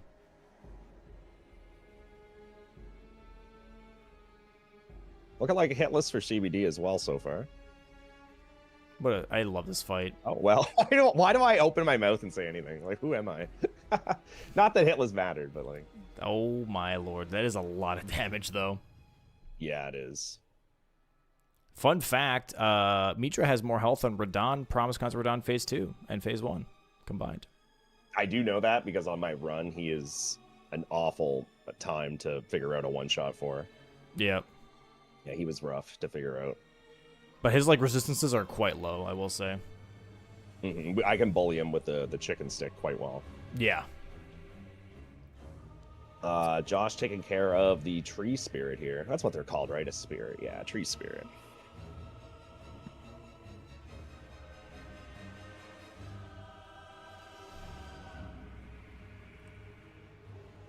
Yeah, Bree's going to see this mark and know that she's sitting pretty, at least a little bit here. Still got some work to do, but, you know, she'll know that she's in a better spot. There's a lot of pressure here, though, from Josh, right? Once Midra's down, and he does get the glove warts, they'll be at 11, but once Bree... Oh, Bree's working on capital access right now. She's not going for Fia's champs. She's going straight for Morgott here first. Straight for Morgott. Okay, there it is. There's the Midra. And now Tom can just hang out in the Abyssal Woods. Hanging out in the Abyssal Woods, chat. What a game. CBD is going to be heading now towards Aletta. This would be, dude. This is so interesting. Holy, yeah. It's still down to the wire here. I think if Bree, so Bree has a deal with DTS and Godfrey or Goldfrey, and then Morgott. If Josh gets the bell bearings and then goes for Moog first, because that will also give him technically capital access. That's 2 great runes. And she goes for Morgott, it's a Fios Champs race. Oh boy. And that means Josh will have to kill Radon first, though. So this is interesting. Yeah, we'll see. I like Bree's ahead. I think she is, but it's not by a lot. And like you mentioned, if he does go for the other one, he only has to do Radon, and if Bree sticks with Morgott, she has to do 3 bosses. Yep. And she's not going to know if he had went for one or the other. It's going to be interesting, like you said. This is...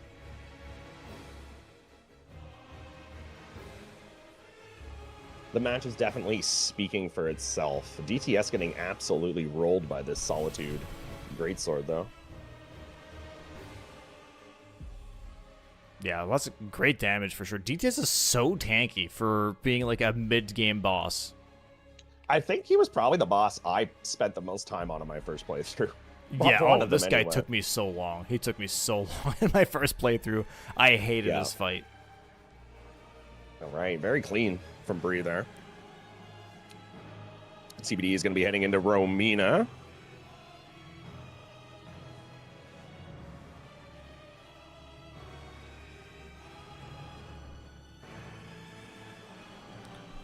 All right, Josh, you're making his way backwards, about to get that bell bearing. That's going to be another mark here then. 11-11 for Itzerino and Frogcarspin in just a moment here. Bree currently in capital. Not going for Graveward bell bearings. Not going for Fios Champs. Not going for Moog, but going for Morgott here. Possibly splitting progression.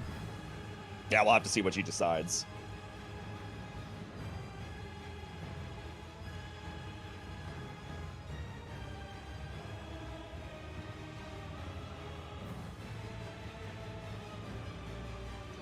You will see.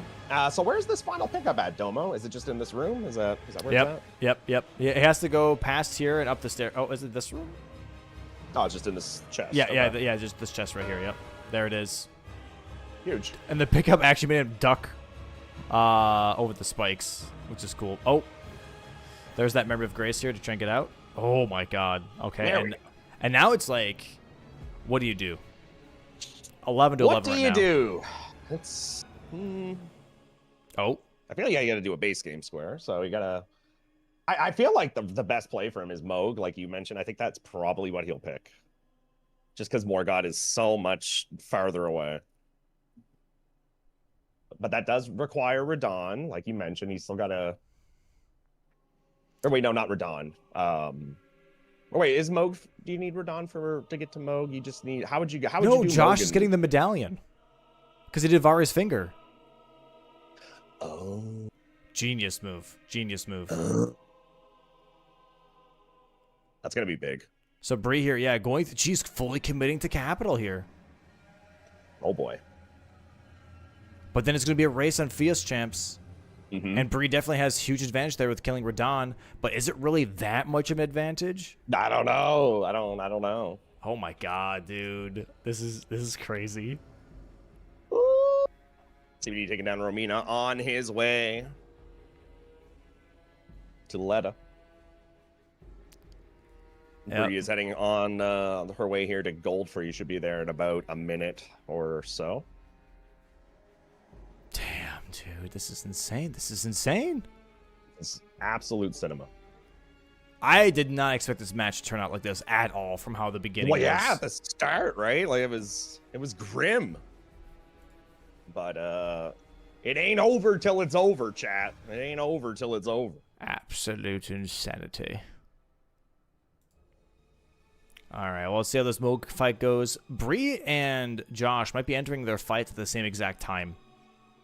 Or at the very least, very close. Bree just has to get past Goldfree. Should be a pretty quick kill, I would say, though. And we have Moog Especially here with the very soon physical for damage. Josh. Dude, this is insane because Josh is not getting sniped either. He's not set up to be sniped. No, he's not.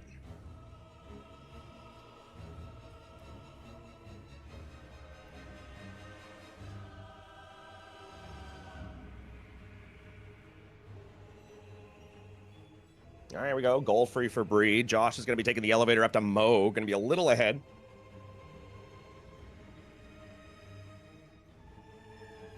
See what the damage is like. Not Not all right. fantastic. Not the worst. Yellow damage. Yellow damage is yellow. If it's yellow, it can Staggers will die. help. Remember that, chat. And here it is, Moog now for Josh. Needs a clean one. He's got +9 rot and staff with rot. I mean, this should be... Yeah, look at that damage. Yeah, he's fine. He's fine. We're chilling. We're hanging out.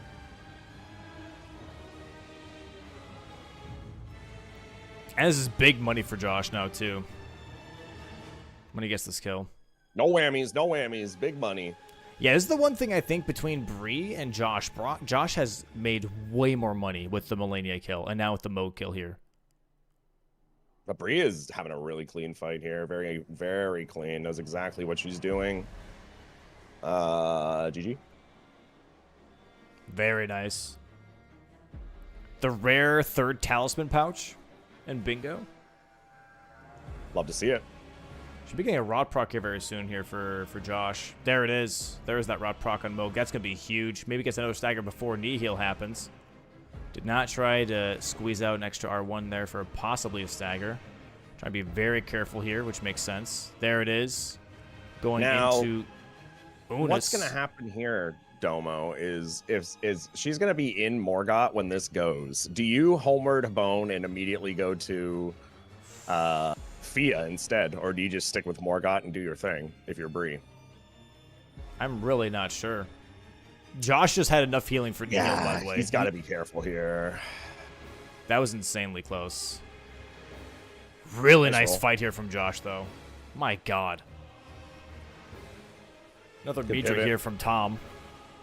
Charged R2, well done. R1 follow-up. Oh, stagger. Big stagger, headshot with that R1 follow-up. That's even extra damage. Dude, this is insane. If he gets this kill while Bree is still in the Morgott fight, which he might, he can make his way towards Radon and make up the time that she has on Radon. This is insane. This is actually insane.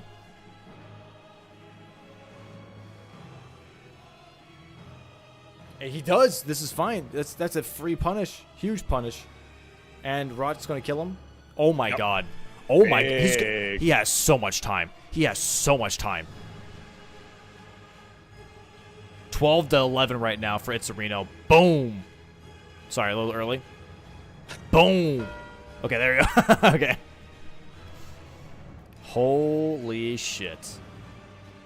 Phase 2 here for Bree. Oh, chat. Oh. Wait, he's going to Capital. He's not going to Mo. He's not going to Radon. Oh my gosh. He's thinking that she's doing Fia's champs. Oh, no. Wow. Bree needs to Dang. lock in and not get grabbed by this. Or knocked down by this. Okay. Nice meteor Low kill from healing Tom. here. Oh, Bree's flasks are actually pretty good. Yeah, +2 is not bad.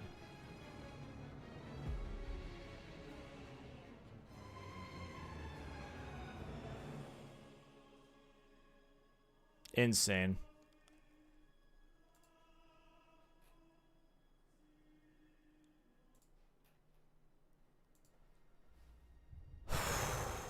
How do these last couple of minutes play out? I have no idea. Yeah. Same. Yeah. Poor Bree doesn't know she has all the time in the world right now. And she just must be feeling so pressured for time. Bro, if Josh was working on Radon instead, I would have lost my damn mind.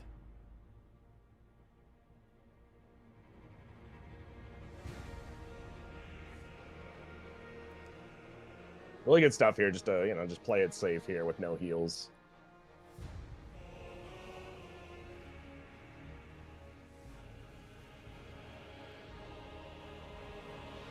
Big R2. Big strafe into the big R2. That's really good. Nice. There it is. There's going to be the mark in just a moment here. Josh has to pivot, quit out or something. Memory of Grace. He's got 480K. 480K down the drain here for Josh. Still not homeward boning. What is he doing?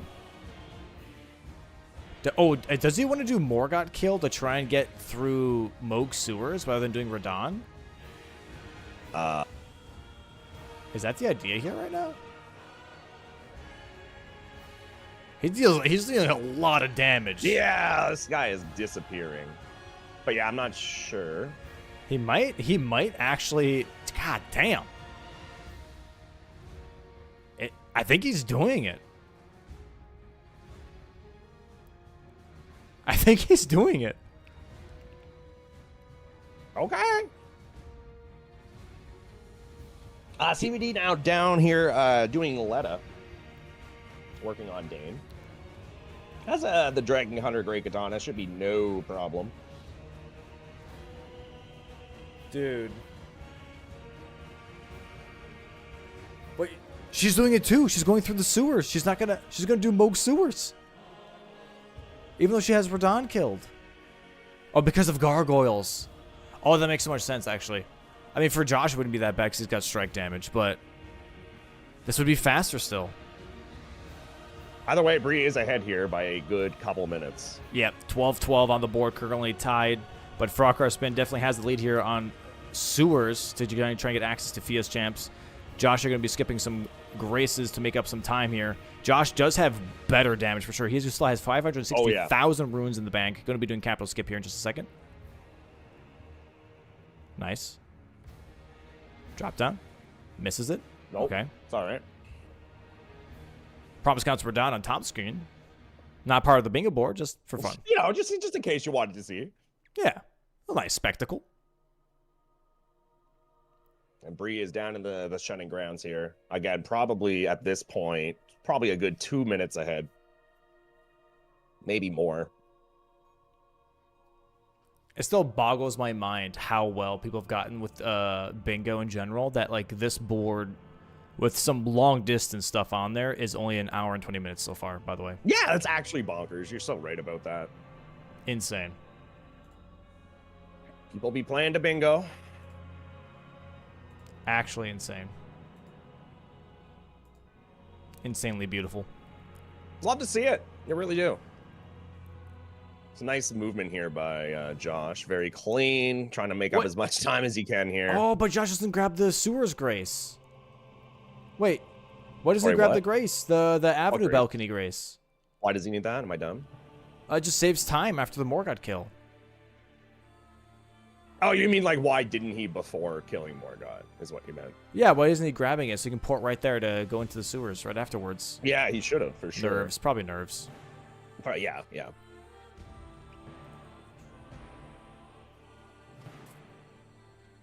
All right, CBD now also done. Both our DLC players have completed all of their tasks.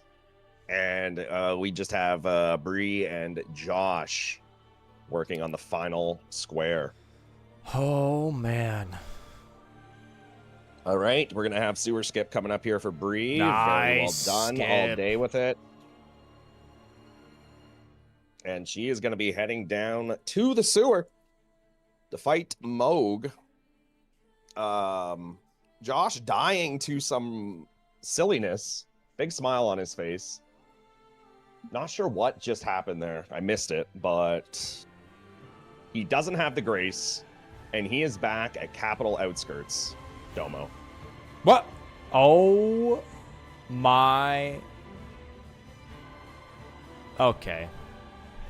No graces and a silly. I missed the death. I'm not sure what happened.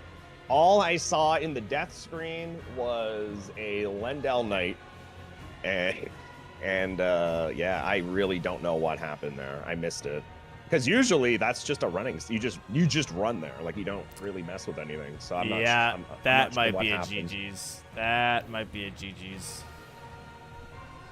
Man, I wonder what happened there. I missed it.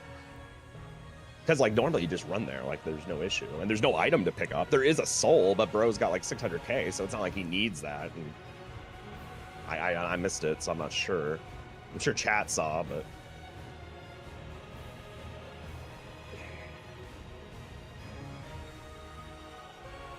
Smart by both players in the DLC, just doing practice on the bosses. They might as well, right? We got another game coming up. This is great for Bree here on Moog with a nice physical weapon because Sewer Moog, right? He cannot be statused. So, you know, little he's immune to everything. Physical damage here is nice for Bree, actually. Very rare boss where the physical damage is good. Dude, this is actually... Nice Dude, headshot. that Josh went all the way back to Capital Outskirts is insane. That is probably the biggest run back I've ever seen. That's like if you know that happens, it's GG's for sure. That's like a 6-minute loss, probably. Maybe a little more. Yeah, it's a lot. A little It's less. a lot of Maybe lot not of time. 6. It's a lot of time, though. It's a considerable amount of minutes. Yeah. And I'm sure you guys don't need us telling you guys know. You guys know the map. It's not ideal. You guys know the map. You guys know. Quick work of Sewer Moog here from Bree. A couple hits left. Josh making it back into the capital here, calling the elevator.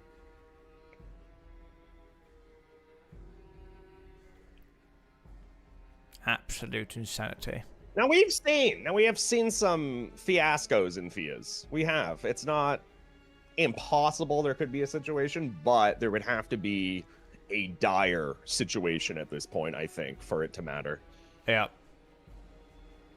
I mean, she still has to deal with Fia's champs, which no one likes, but she does have a lot of damage. Yeah.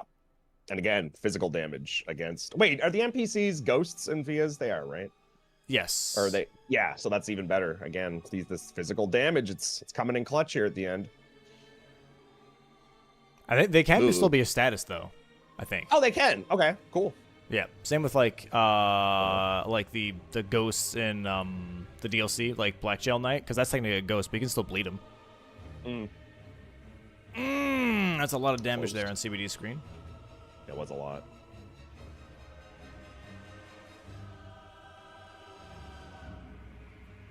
Back in Lanedale Capital here for Josh.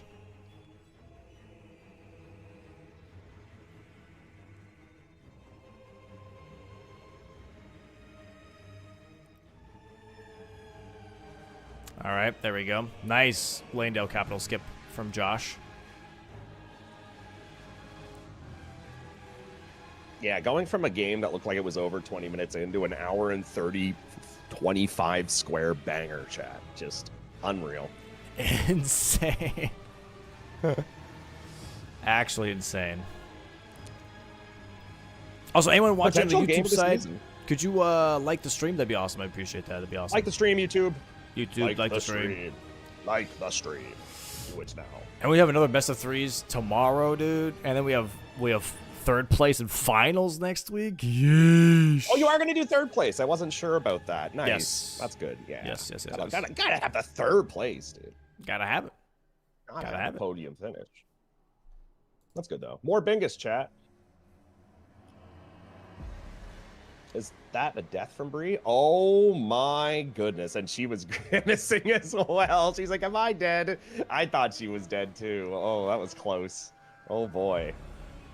Josh here rushing through the capital right now. He is so far behind, though. At least 6 to 7 minutes. 6, 7. Yeah, 6, 7, something like that. I figured it would be pretty rough. Get up there. Silly Tarnished. Thank you. Josh having a little issue climbing up that wing there. That's weird. Yeah, the archer guy. You blast him in his arm. As you can see, that thing is still impaled. I didn't even see that. Yeah, that's true.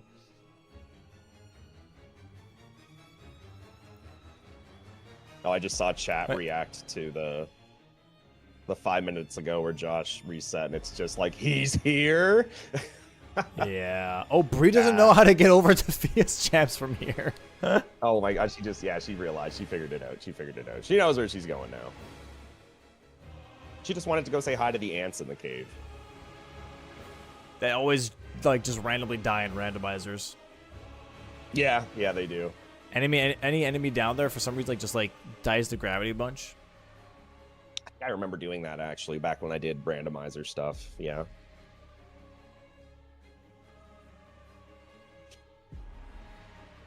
We'll see how fast this goes, dude. On the off chance, I don't think Josh can catch up here, but it would be insane if it came down to it. Wait, he has to kill Morgoth still for the Great Rune, right? Yep. Oh, No, not for the Great Rune, just to open the door. That's what I... But the other problem here is also that Josh doesn't have the Grace at Avenue Balcony, so he has to run all the way back. Again. Yeah. Wait, has he still not gotten any graces? He did grab the Grace right outside of Capital. Okay. But still, yeah, he has to, right, okay.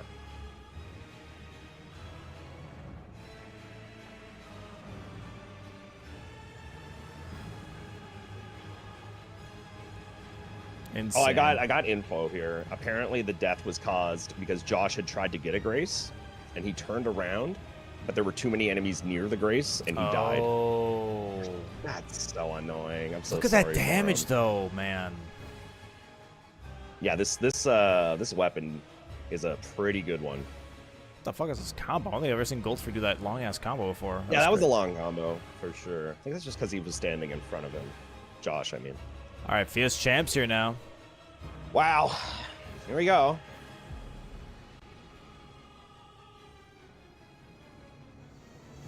Fia's champs here for Bree. Does it lock out the first match here for Team Frogcarspin, bringing it back from a 5-1 deficit on 4 squares from the beginning of the game to a 13-12 victory on their first match versus Itzerino? God, look at that damage. Tom is just, he made that call at the start. You know, he's like, we're just going to go for the long 13-game win at the very end, at the very start of the match. I remember talking about it. And that is just some good bingoing knowledge from Tom to make that call, to be like, you know, we can still win on majority. Just got to play our game and make a comeback.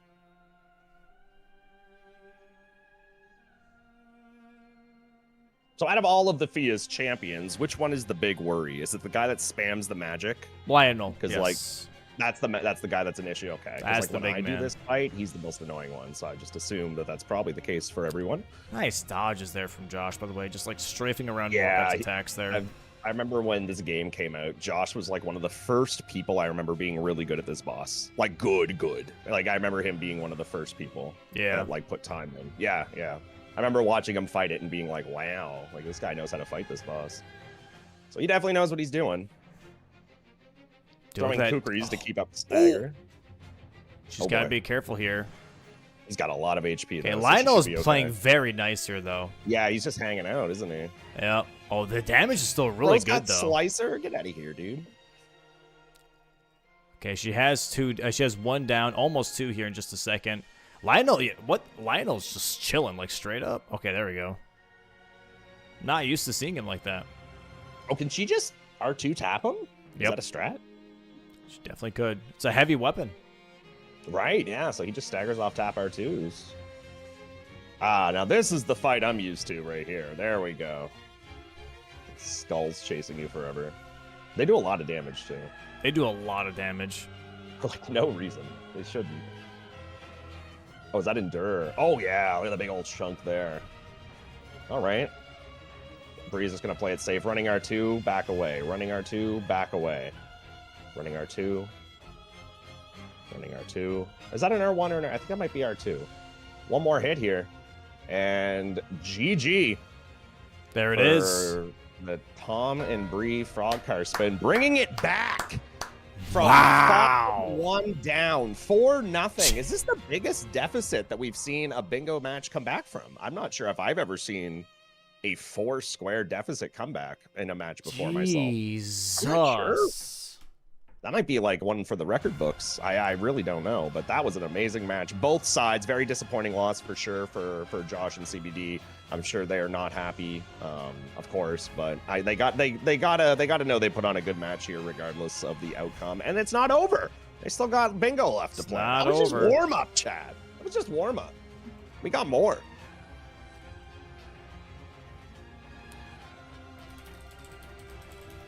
Wow.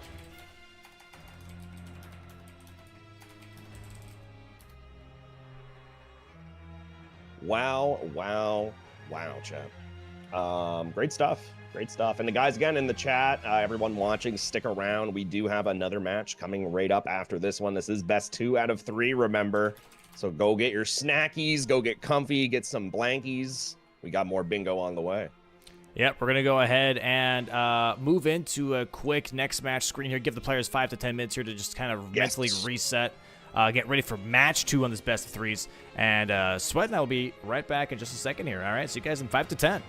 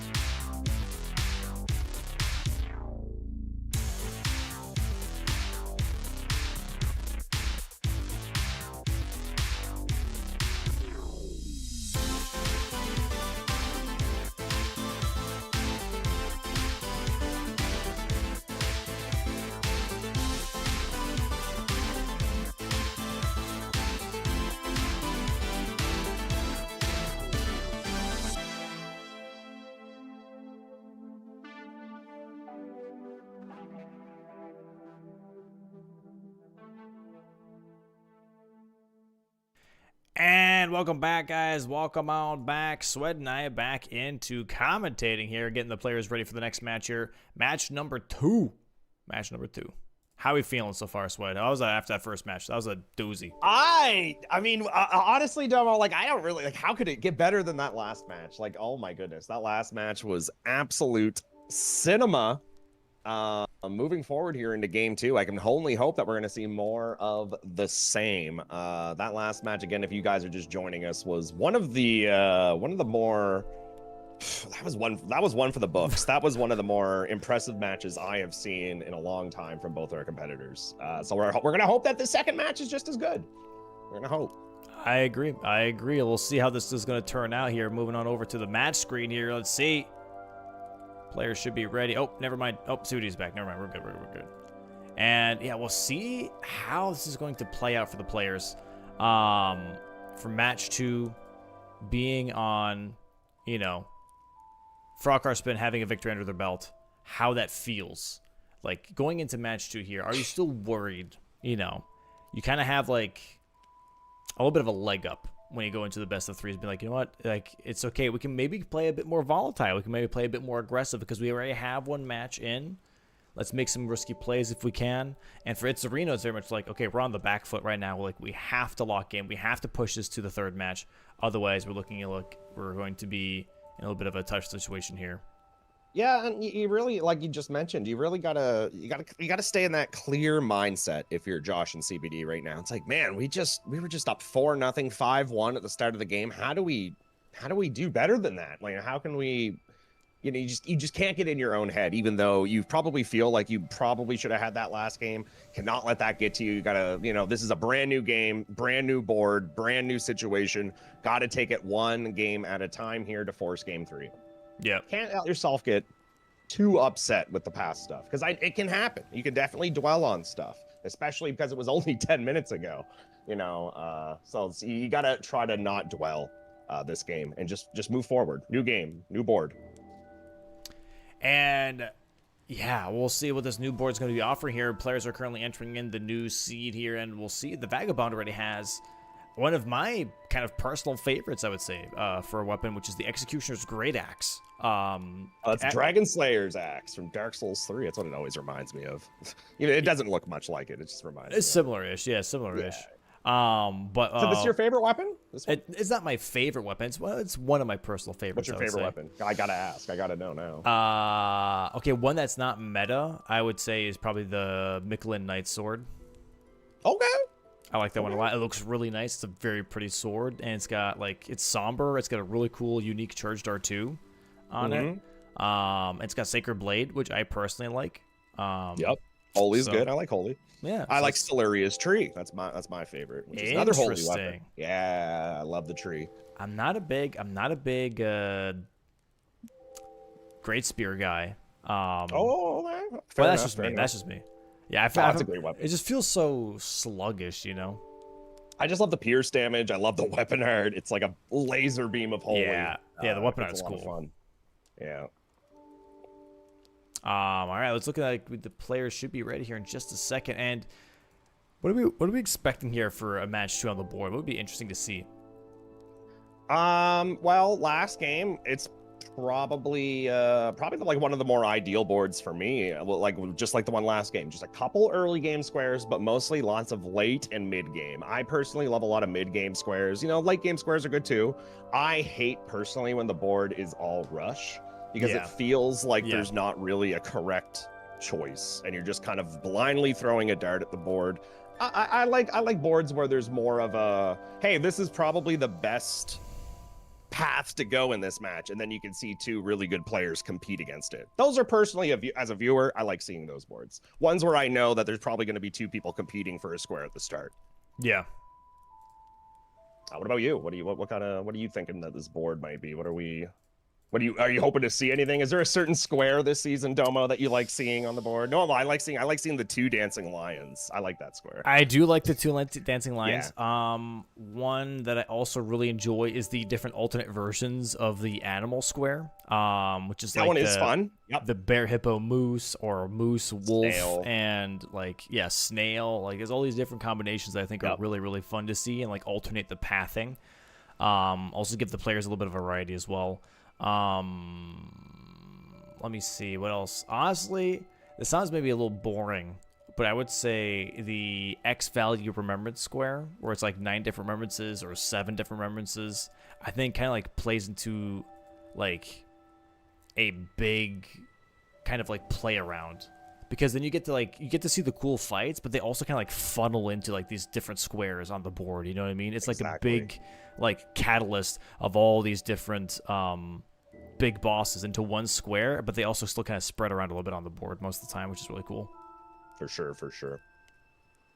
So yeah, we'll see if that happens here. Players should be ready, and we'll see how match number 2 goes in this best of 3s. Frogcarspin currently on the offensive with their first match being over, being done, and we are having a 5-second countdown here. Oh, we're already going. All right, here we go. What is going to be the center square? We got Egon and Vare. All right. We also have Egon's Furled Finger as well on the diagonal. We might be seeing some early dragon here, early Dragonland stuff. And there's exactly what I was talking about, by the way. Acquire 6 different remembrances on the board, and we have Kill Renala, R'Lana, we have Kill Rykard and Mesmer, we have Kill Romina and Melania. That's exactly what I was just saying just now, is that the acquire 6 different remembrances square funnels into all these other squares on top of that. And so this is going to be really interesting. Incants, you're right. Yeah, it does. Kill a remembrance with daggers, claws, or fists. You got a lot of remembrance stuff going on here. As far as late game stuff, I am seeing Romina, which is not even really late game, but she's up there. Not a whole lot in the DLC. What about in base game here? What do we got for late game? Finger Slayer Blade's kind of a long walk, I guess. There is, the Altus Plateau Heroes Grave could be a little bit of a longer one. 5 Crucible Knights maybe could be a little bit rough. We'll have to see. So what do you think of Domo? What are you going to be doing here at the start? Well, look at this board. Yeah. Look at this board. Like, it all funnels into each other. We have base game Kill Renala after she summons 4 spirits, but we also have Kill Renala and R'Lana as a co-op square. We also have Kill R'Lana Twin Moon Knight. It's its own DLC square. Also Kill Renala and R'Lana. We also have Kill Romina, which funnels into Kill Romina and Melania as a square. We have 1 Dancing Line, by the way, which is your favorite. That's also on the board. Oh, we have Acquire Commander Gaius' Pants, which funnels into Acquire 6 different remembrances. We have a lot of these things that like move into each other. There's a lot of synergies happening here, so it's going to be really important on what calls are being made. We have Acquire Egon's Furled Finger. By the way, we also have Center Square Acquire Egon's Furled Finger and Vare's Bloody Finger. So there's a lot of like movement here and a lot of telling on where you are in the game, because these squares would be like, hey, we're kind of moving in this direction, we're kind of moving in this direction. And I think this will be really interesting how this plays out, because it's going to be reacting to all these different tells on the board and seeing if you call the bluff or if you just ignore it. This is going to be... That's actually a really good point. This is going to be a reaction board, like you mentioned. This is exactly... Your opponent's going to do something, and like Domo just said, you're going to react to it. Are you going to call the bluff on what you think they might be doing? Or are you going to continue with maybe what you're doing?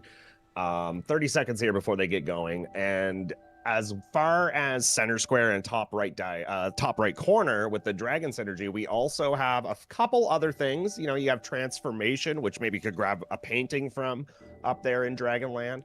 But other than that, I'm not seeing a whole lot of other stuff in Dragonland except those 3, unless I'm missing something. But it's just those 3. So maybe we won't see center square go as early as I thought when we first saw this board. Either way, though, we're off here. Looks like CBD might be a little bit of ahead, but that's just some lag. They're probably at the same. Oh yeah, because Tom did lag a little bit before. Let me just reset real quick. There's a little bit of a lag, not too much, but just a wee bit. Let me fix some right up here, just a sec.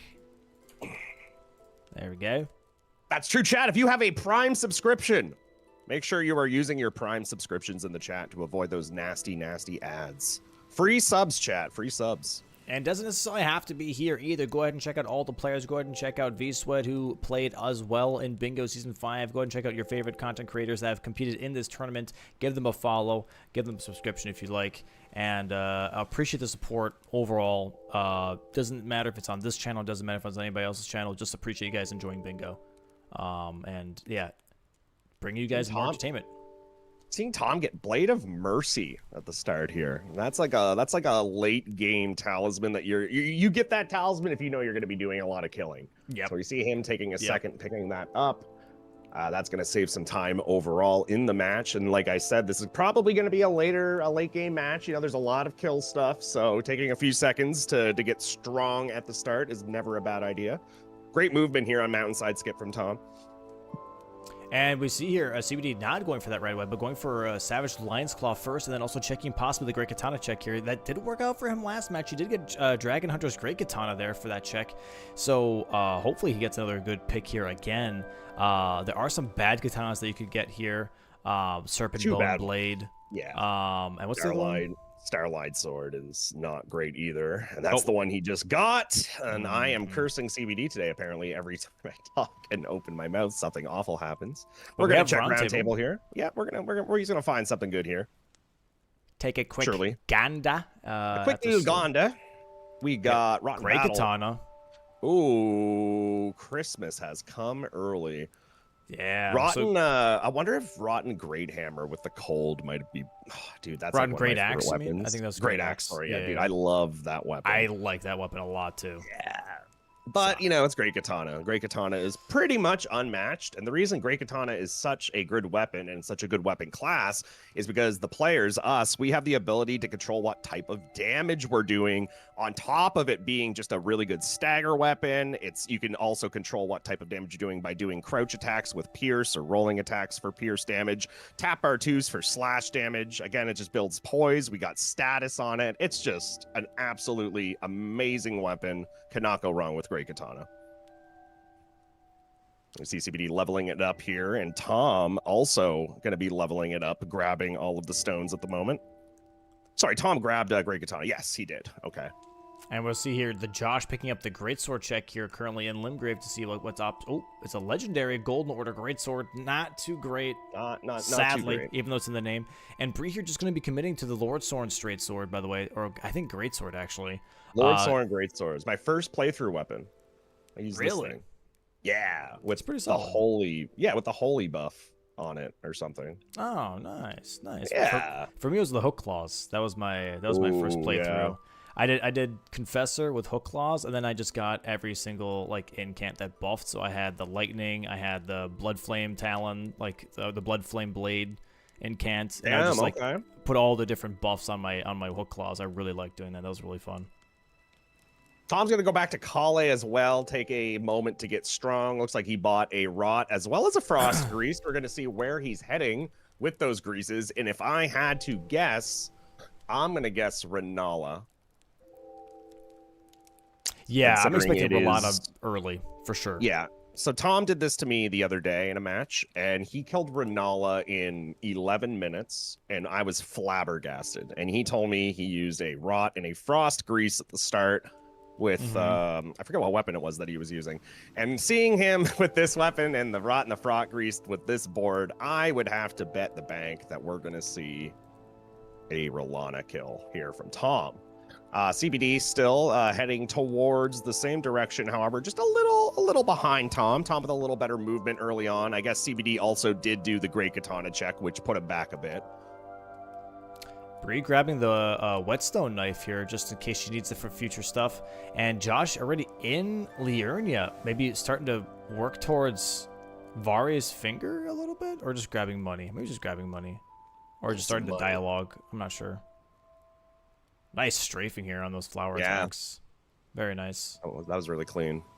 Those lasers can really do some damage. Yep.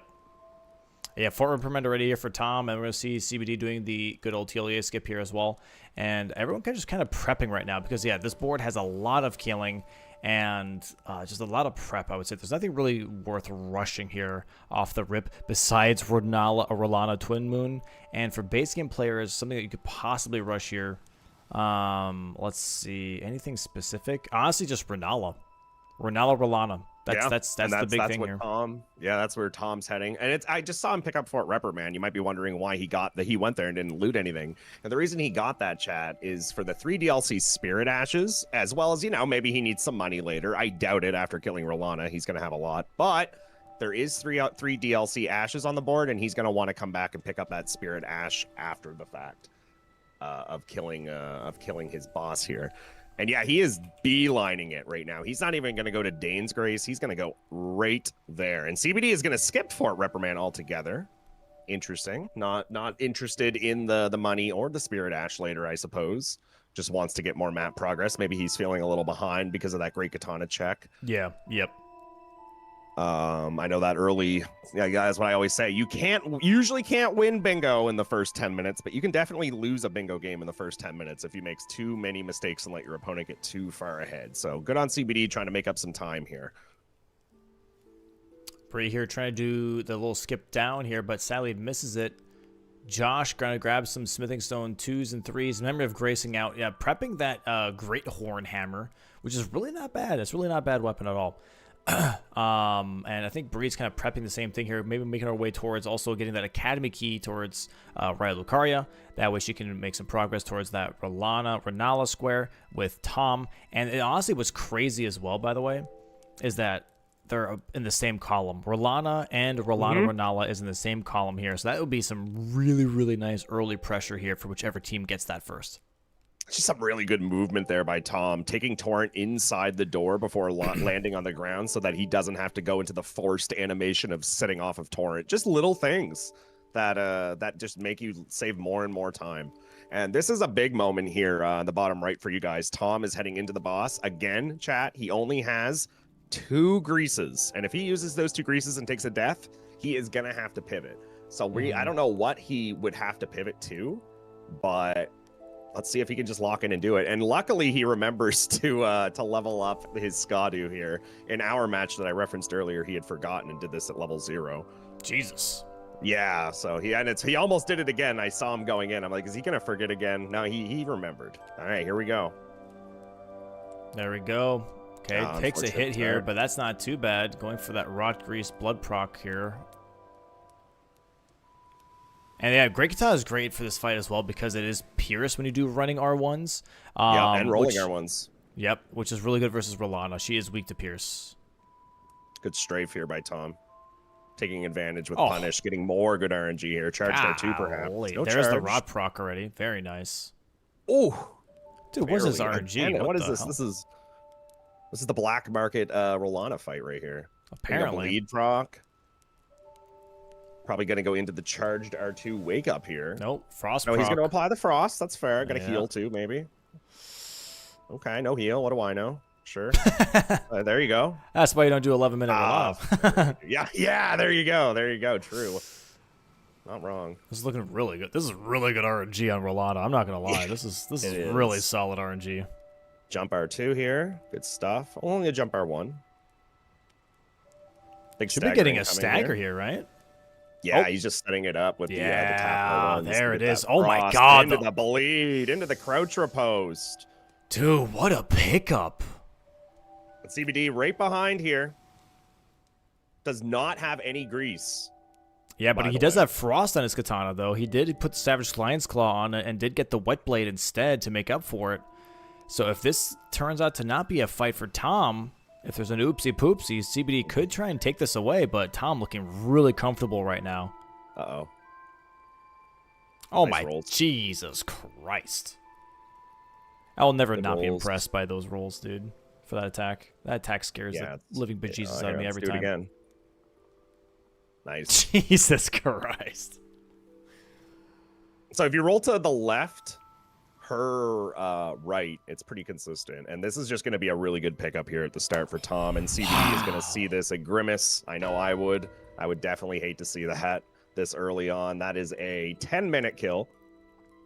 Oh, but look, Bree's behind. Josh is already on Red Wolf. So they might get that co-op square, though. Yeah, I've been locked in this DLC section. Yeah, me too. So much happening already. Yeah. Doesn't take long to get it going. We do see the first square on the board go up for Team Frogcarspin, but again, like Domo just mentioned, Josh is already on the Red Wolf, while Bree is just heading into the Academy. So as long as everything just goes about right here, and CBD is making quick work of Rolana, really good fight from CBD here. Super clean. There it is. Red Wolf there for Josh now, too. Very nice. Oh, wow, and he gets the stagger. That was really good. Really be a good blood fight. or frost proc here. There it is. Both. There it is. That should be Is she it. still alive? She's still alive? Wait. Oh, no, she flinched for a second. Oh, that was the flinch animation. I thought you poked. Okay, my bad. And yeah, Josh is already so far ahead compared to Bree on this Renala kill now. Just has to wait out those 4 summons. But already on his way onto the bridge here. Going to go past Moongrim. Is Moongrim like an issue to pass sometimes or no? Not necessarily, no. No? Okay. Unless he gets on the elevator, then you start to panic. And then you start Okay. rolling like crazy. I'm sure it's fine. We'll see. We'll see. Here we go. Moongrim showing up. Getting R1 to... Oh! Oh! There's that parry.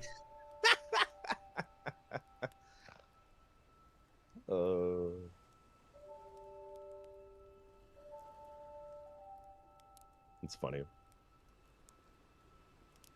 was going to discard the shield because that was a gravity kill. True. True.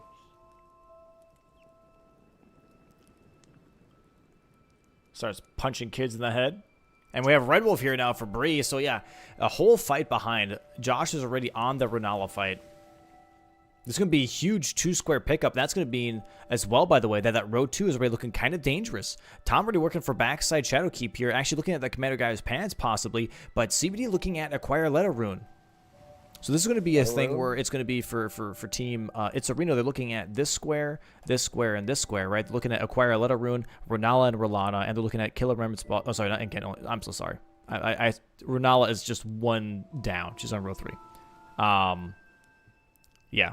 So they're just these 2, I guess, on this one. But that doesn't really form a line like I thought it would. Oh, Great fight CBD here. left the square bingo board lobby. Oh. Oh, He's back. We're so back. We're so back. Red Wolf down for Bree. GG's. Josh going for some more punches. About to head into phase 2.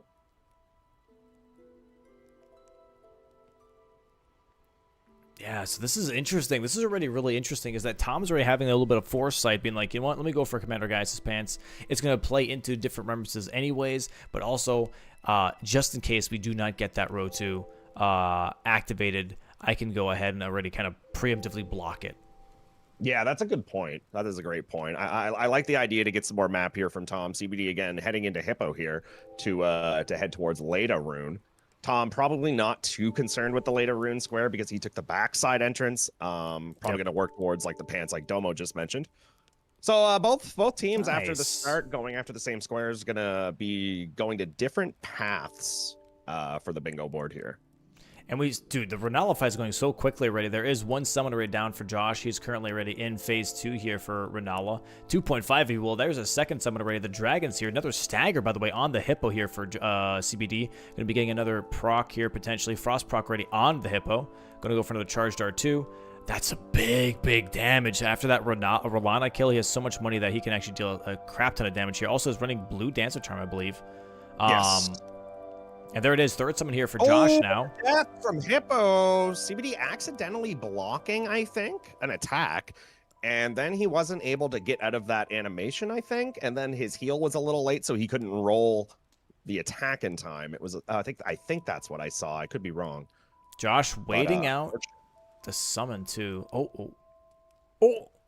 Keeps getting smacked. He's just waiting for that last summon. Bree currently in the fight. There's the last summon. There's the R1.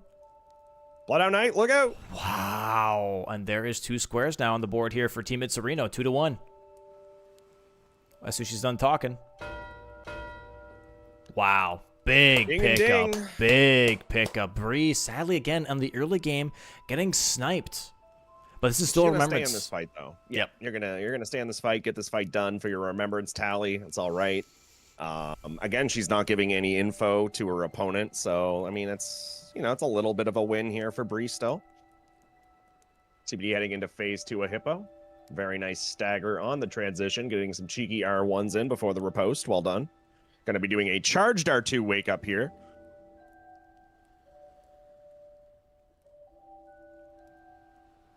Jump attack. 1 more charged R2 will stagger. gonna go for a poke attack instead.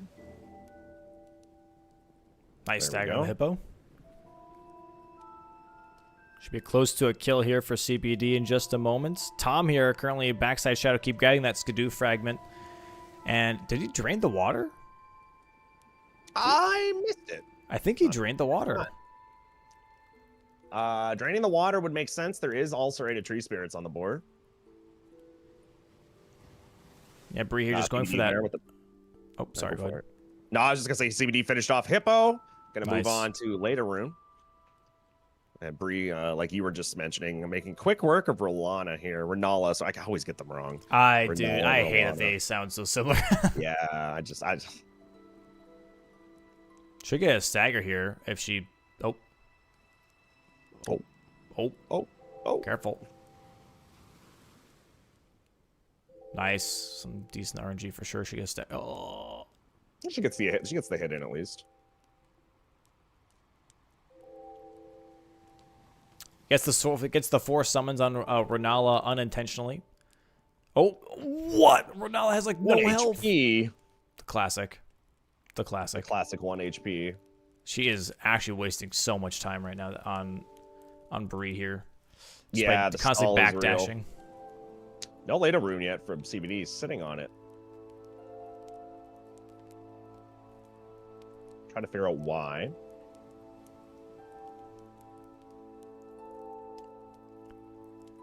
Not sure why.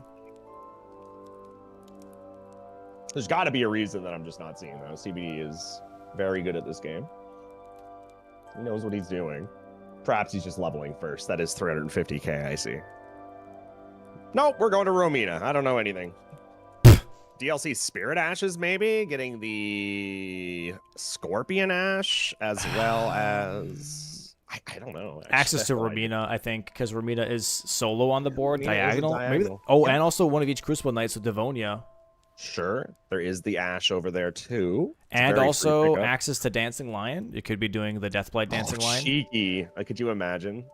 I The could totally see Deathblight it, to Dancing be honest. Lion, If you're dude. going for Romina, you have access to that Dancing Lion anyways.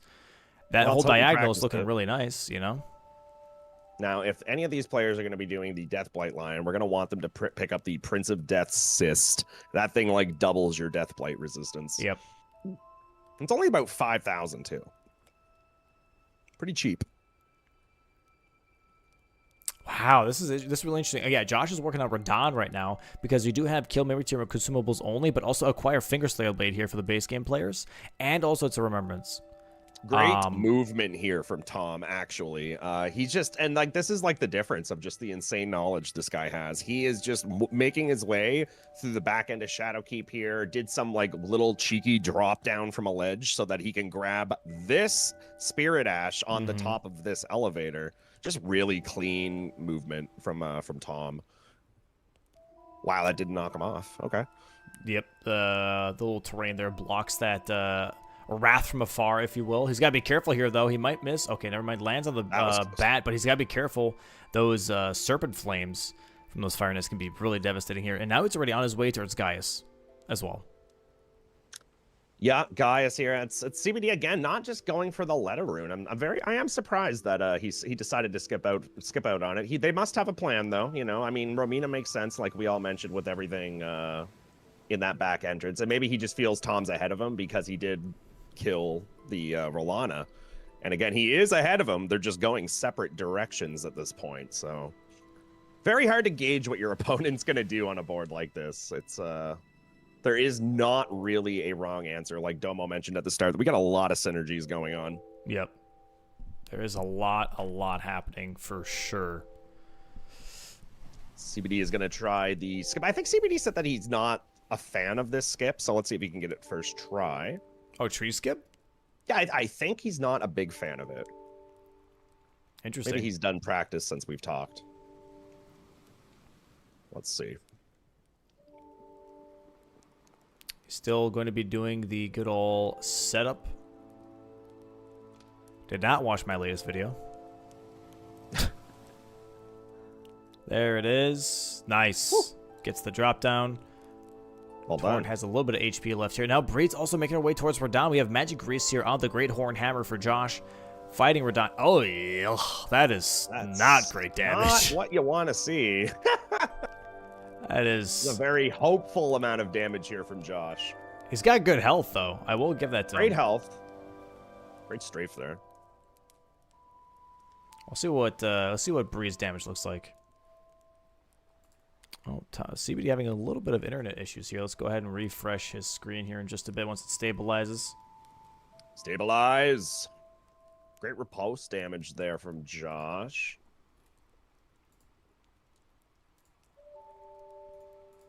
Not sure what's happening with CBD's footage here just yet. Oh, there we go. We are back. Refreshing here, too. Refresh. Oh. Everything is fine, surely. We got Tom here while Domo tries to fix the screen chat. Let's take a look at the other screens. Tom is currently at Gaius for the pants as well as the remembrance tally. We have CBD making his way through Romina Land. And we also have Bree is hanging out at the round table. What is Bree doing at the round table? I'm actually not 100% sure at the moment. Oh. It looks like everyone's paused at the moment. So what's happening right now is the refs chat, I think, have told everyone we're not sure why, or I'm not sure why, but the refs have told everyone to pause while something is happening. I guess why because you CBD's footage was freaking out too much, they told him to pause.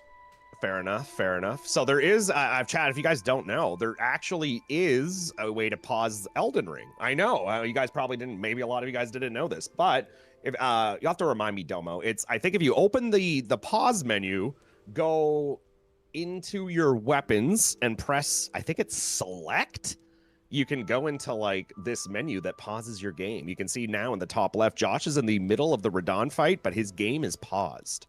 Yep. And I think Tom's also in a fight because he's also currently on the equip menu. Yeah, you open up your equipment and then there is an extra button that's like, hey, do you want more details? And that pauses your game. Very interesting. Very interesting indeed. Okay. Looks like we should be good to go here, I think. Right? Everyone's CBD is getting pestered by these balls. He's like trying to avoid them. There we go. Nice. And we are back. Josh trying to lock back into this phase 2. He's gonna probably have to deal with the blender attack here from Radon, I would imagine. Oh, Tom's got to be careful here. He's one hit currently on Gaius. There's a stagger. Huge stagger. Maybe he's allowed to heal after that. Stagger. Right. Just gonna run away here on Torrent.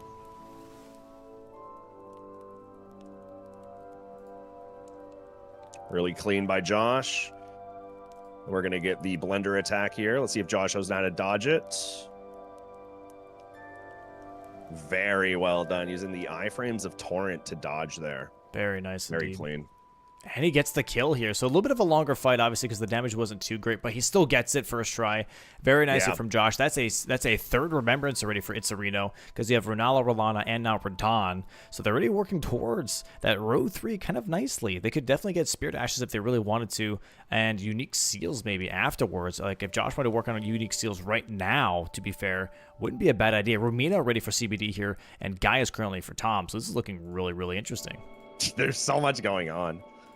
It's hard to keep track of all these players. They're all just doing so many different things at the same time. Man, that rot is doing work on Gaius. Insane. Very early Romina here. It's only 23 minutes in. But yeah, great time to do it. CBD's going to activate the diagonal. He's going to activate column 4 as well as line 4. Just, more squares on the board.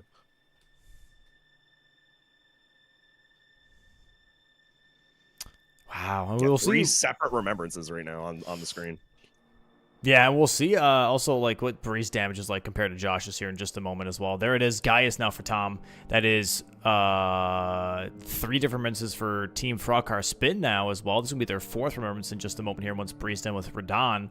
Romina right now here for CBD, though. This is going to be a nice one-off as well, by the way, because of that diagonal that they're kind of building here with that Romina right here on her own, which is huge. Bree is doing a lot more damage with her Frost.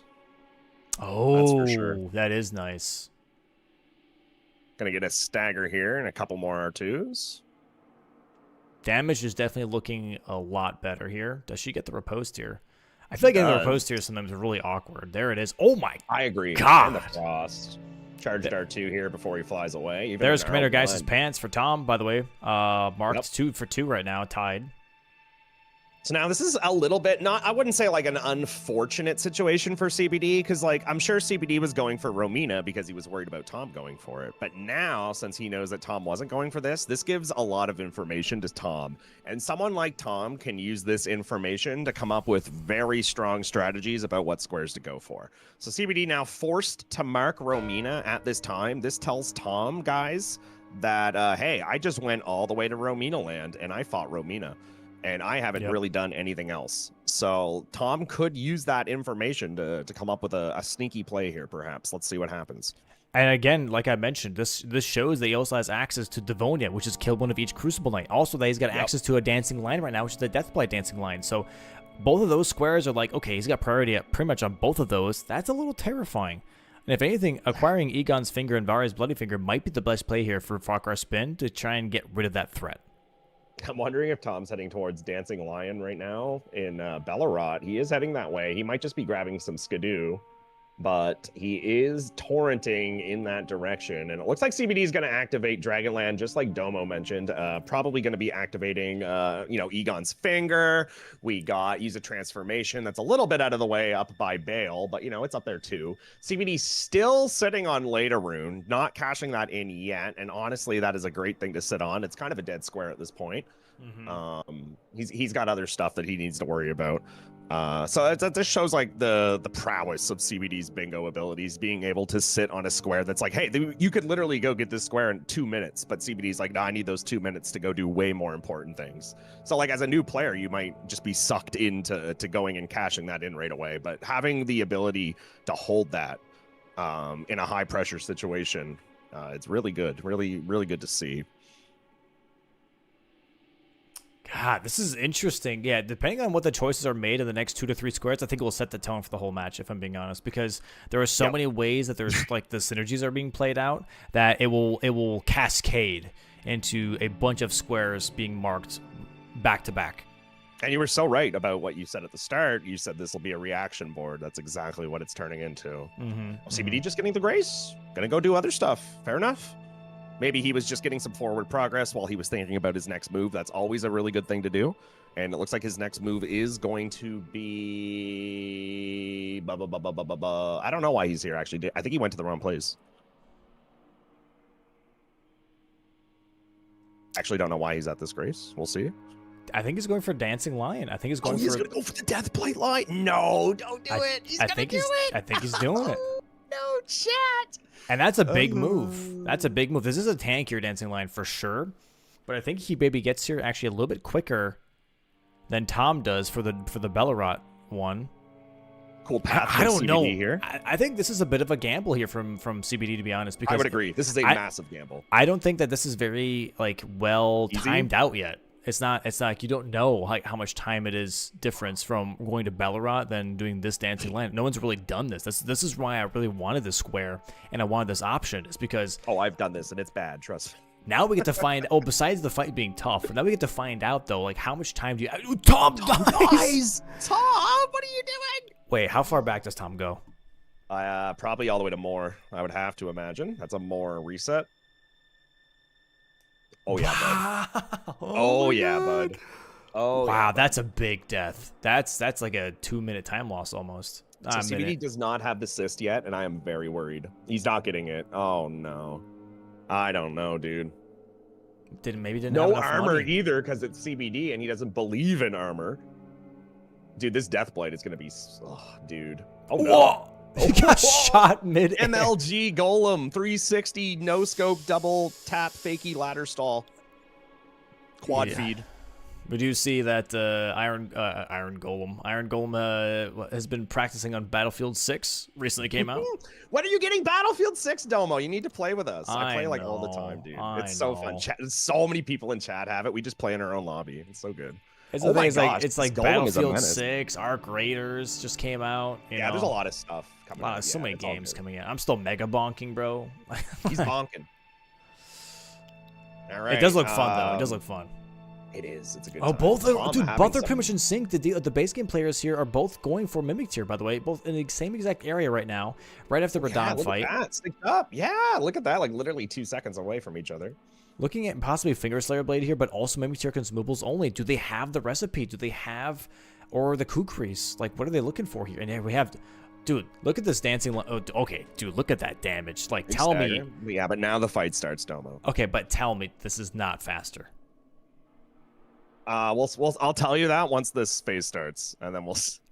Because honestly, what you can do, especially with these Forgs, is a lot of them you can like kind of what would you call it, like second hand. Okay, well, I okay, literally have that's no his reaction, fault. That's Domo, his fault. because- That's his fault. He should have moved away.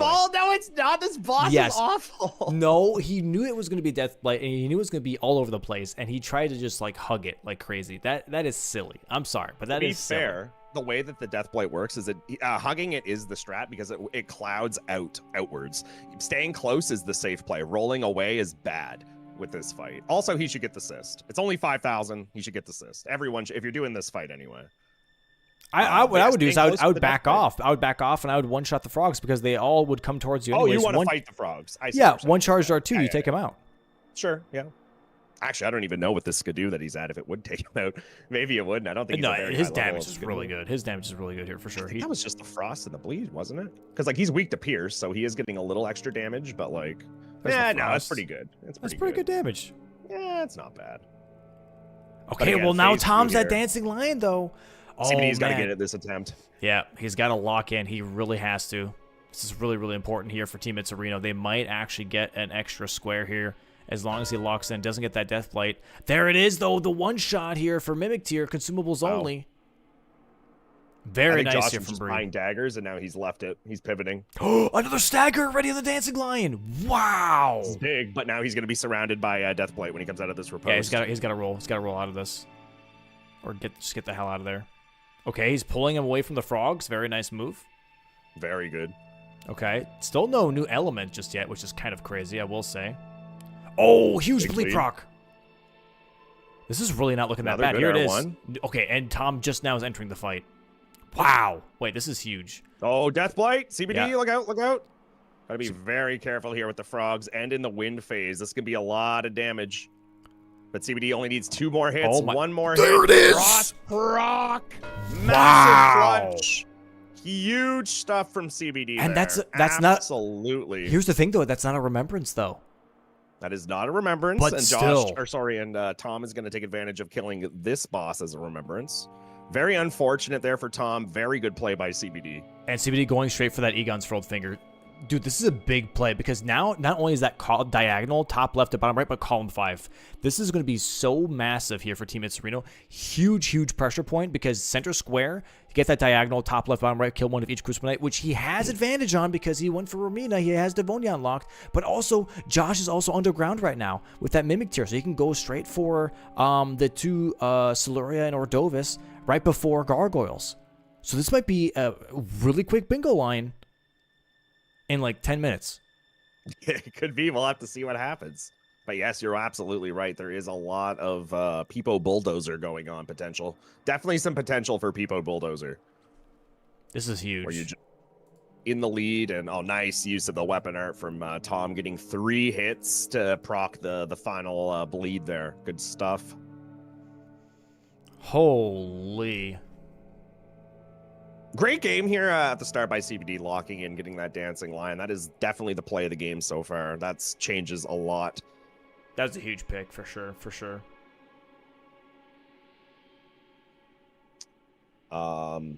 The only bad thing is like that's like like, sure, it's a remembrance for Tom, but man, that is just map now that he doesn't have that CBD has, and CBD has priority on, like you mentioned earlier, Romina and all that stuff, and now he's got priority on ADM land, and Tom is just not there yet. Dude, this could be massive. This could be actually insane. And Brie right now currently in Celia. I'm not sure exactly what she's aiming for here. Maybe imbued sword keys is what she's currently looking at or working towards. But that is... Okay, she is moving away now. But that is definitely a tough situation right now for Team Frogcarspin. Again, a little bit behind in the early game. Itzerino having a really strong early game, back-to-back matches here, and really kind of setting the tone early on the board, being like, hey, we are really building some lines here. You better pay attention. You better pay attention. And looks like Tom right now is going for that letter rune potentially and grabbing that and not looking at the diagonal, maybe thinking that it's not that big of a problem just yet. Yeah, I mean, that Crucible Knight square is definitely a longer square, so maybe he's like, let me go grab this letter rune before we worry about it, because like it makes sense if they're talking right now, because Bree has to, she has to go and kill her Crucible Knights first. Tom probably could get to Devonia before Bree was able to take care of all of her stuff. So he's like, well, if I have a little bit of time to spare, why not just do this real quick? So kind of a good call here by Tom, I think, to take the extra minute while Bree is still setting up for the block to take a square away from CBD that he sat on for just maybe a little too long. I wouldn't say CBD sat on it too long, because again, CBD had better choices in this match so far, in my opinion, in terms of his map progress. But this is a really good pickup here from Tom, I think. Taking a second, letting Bree get to where she needs to be while he gets letter rune. There it is. Very nice. And now Josh has to be careful here that the Ordovis doesn't throw himself off the bridge here. So he is pulling him towards the entrance, instead being like, hey, don't fly away. Don't jump off the back here. What I need you to do is come towards me to make sure that gravity kill doesn't happen. Bro, come here. Thank you. Oh, he's pulling him into this room just to be extra safe. I would too, honestly. Why not? You're pulling him this far. Might as well take him an extra 10 feet. And we see Devonia here for CBD. They are looking at that top corner square now, top left. Kill one of each Crucible Knight. Bree currently on Siluria right now. I'm not sure if she already killed Ordovis. I didn't see that. Oh, she does die here, though. The little guy here. I don't know what these guys are called. The little guy. The little guy. He's just a little guy. Comes out and smacks her over the head here, cancels one of her attacks. And that allows Siluria to then go ahead and stomp the ground. There it is. Nice little jump over. I don't like that jump. I've been hit by it too many times. I don't trust it. It's too fun to not do, in my opinion. I used to always do it. I just died once. I was like, nope, never again. Never jumping this again. It's so fun. Oh, Devonia death here on CBD screen as well. Tom now making his way down to try and get towards Devonia as well. This is going to be a really big square pickup here. Fire, careful here. Oh, that only hits once. I thought that was twice if you get hit at the start of it. I don't know. I don't want to get hit to that. Yeah, Devonia, tough fight no matter what. One of my more enjoyed fights, actually. I really love Devonia. Love fighting her. I would like fighting her if the rewards were better. Sure. Yeah. Like, first off, she should have been a boss fight, like every other Crucible Knight. And on top of that, no incant is insane. Oh, we love Elden Ring. Ricocheting off the wall there for Josh. Okay, one more R1. Oh, he can't greet it. He can't greet it. Didn't roll in reverse. Yeah, he didn't jump that time. There it is, though. Okay. Huge. Locked in. Just has to go for that Siluria now, pulling him towards the room instead of trying to fight that same area that Bree is in, because those little guys do come out and try to protect. Oh my! And Josh did not turn the camera around in time.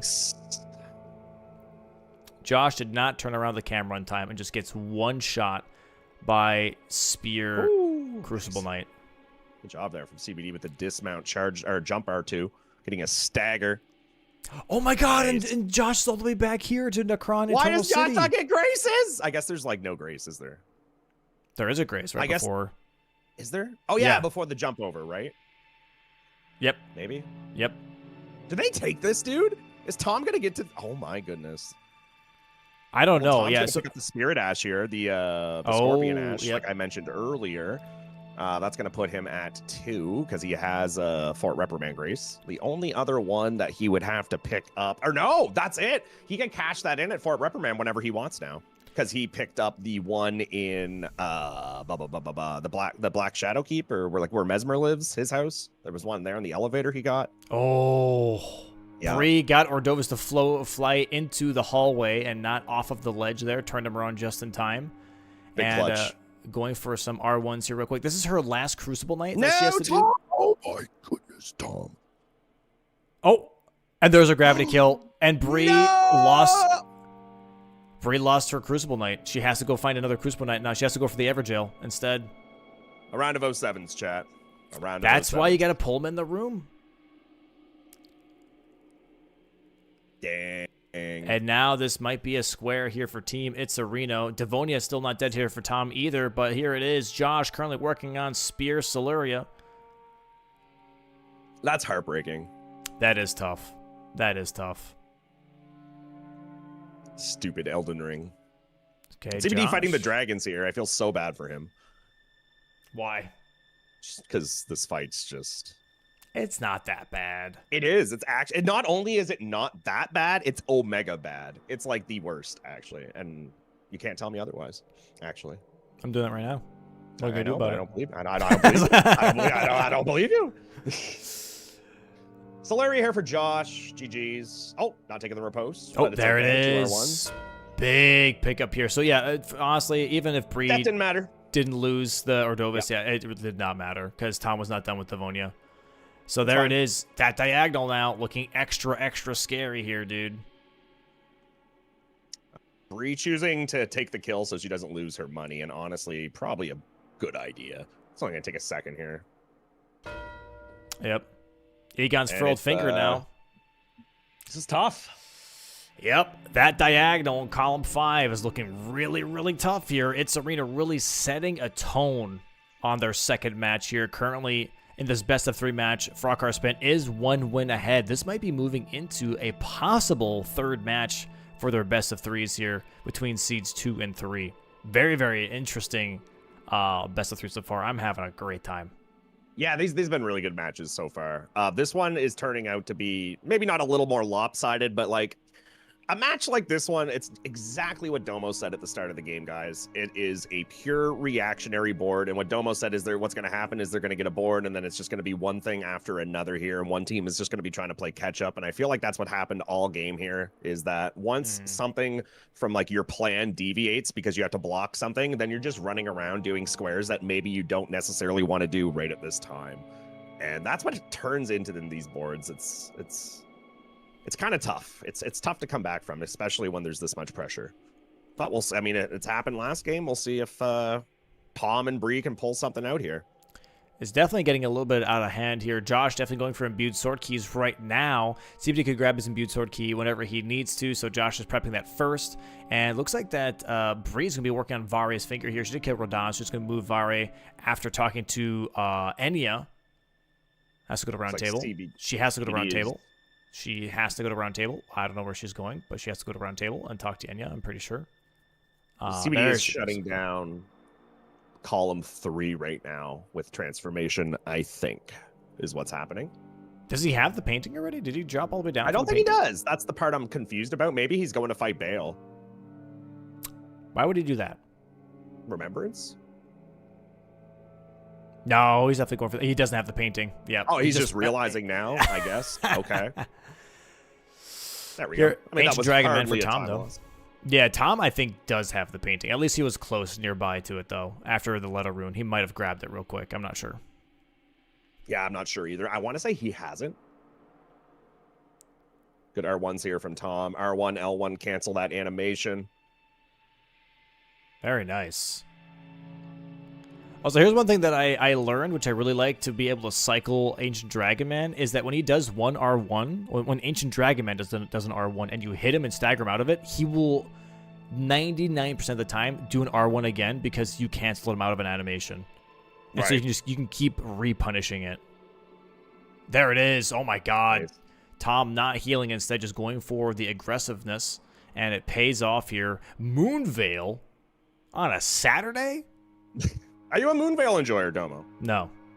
Nah, me either. Not a big Moonveil guy. Don't like it. Never understood it.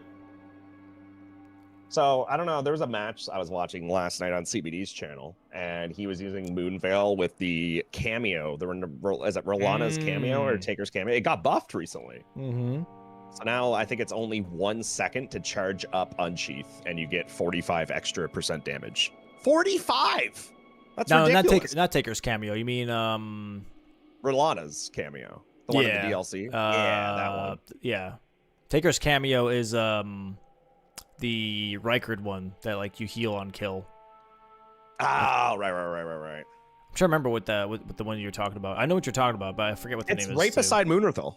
Yeah, like yeah. Moonrithal's little house. Like I still remember the name of the talisman. I'm trying to remember. It's like I think it's Rolana's cameo. It's something like that. Yeah. Pretty sure. Transformation here for CBD going to be up 7-4, shutting down column 3 of any potential bingo threat. And I think that is all the bingos taken care of. Now are officially in a majority game for Frogcarspin.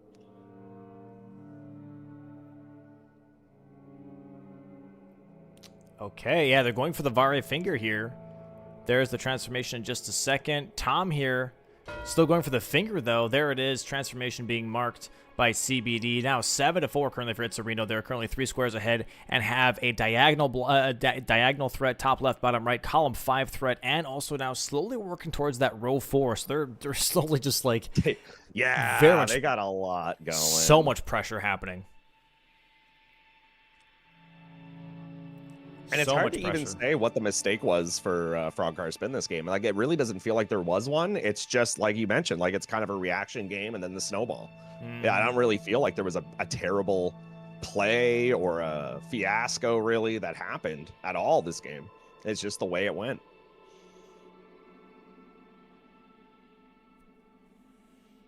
Yeah, this is going to be really interesting to see. Okay? So Josh is going to be trying to get to Volcano Manor here. DLC Spirit Ash is here for Tom, cashing in that square now. And the question now is going to be, after they get Vare's finger, Bree would have to go for Killer Remembrance boss with daggers, claws, or fists only, because that would block out that column 5 and that row 4. It would negate all threats. She has Godric up. What? She could do that, right? She could do that. She has Godric up. Yeah, she could definitely do it, 100%. Right. Yeah.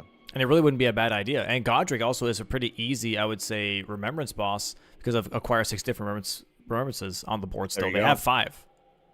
Yeah, they just need one more.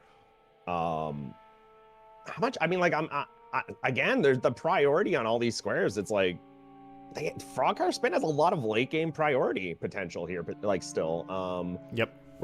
I'm not sold. Like, they do have to shut down these bingo threats. Like 100% they need to be taken care of. And CBD and Josh need to take away some of these squares that they have priority on right now. But it's just so hard to know that. Celebrant Skull dropped here for Bree as a secondary weapon. I like that weapon. That's a cool weapon. Yeah, a lot of people talk about that weapon. I don't think I've ever actually given it a go. It's a skull that gives you money, like 20 runes per hit. Really? That's for funny. just hitting something, but also it's a hammer, so it has really good poise values. Sure. Yeah. Really good moveset. It's good. It's just good. I like it. I really do. Nice frost proc here for Josh on Noble right now. Ooh, Tom's gonna be okay. Takes the riposte here to not get hit by that fire. Very nice riposte here. Get some protection. And yeah, Tom really relying on the double status. I was just thinking that. Yeah. Technically triple status, right, for the Great Katana, instead of changing the White Blade out, which is really, really interesting. But it's new meta. It's been paying out. It's been paying out for sure. Really has been.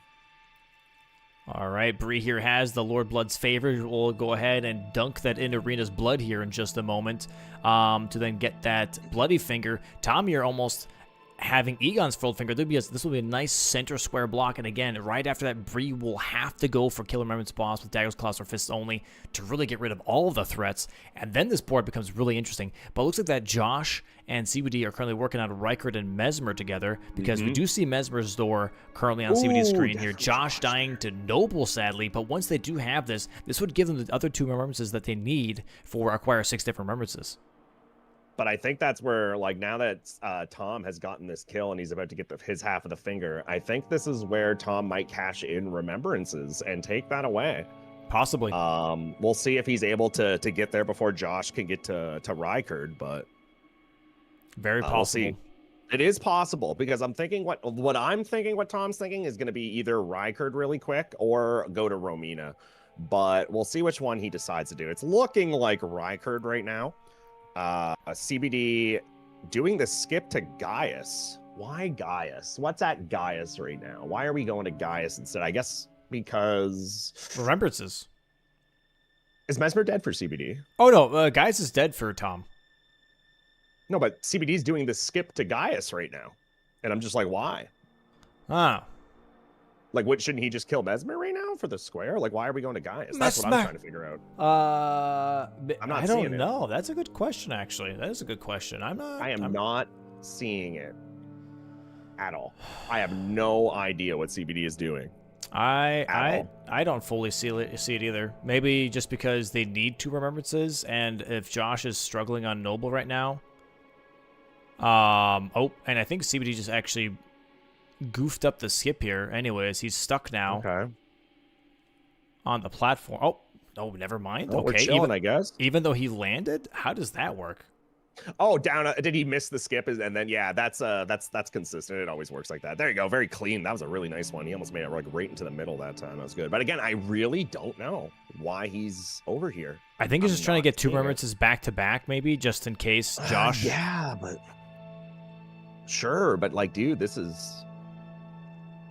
I guess so. But like, it just doesn't. I guess like, why wouldn't you just do Mesmer first? I don't know.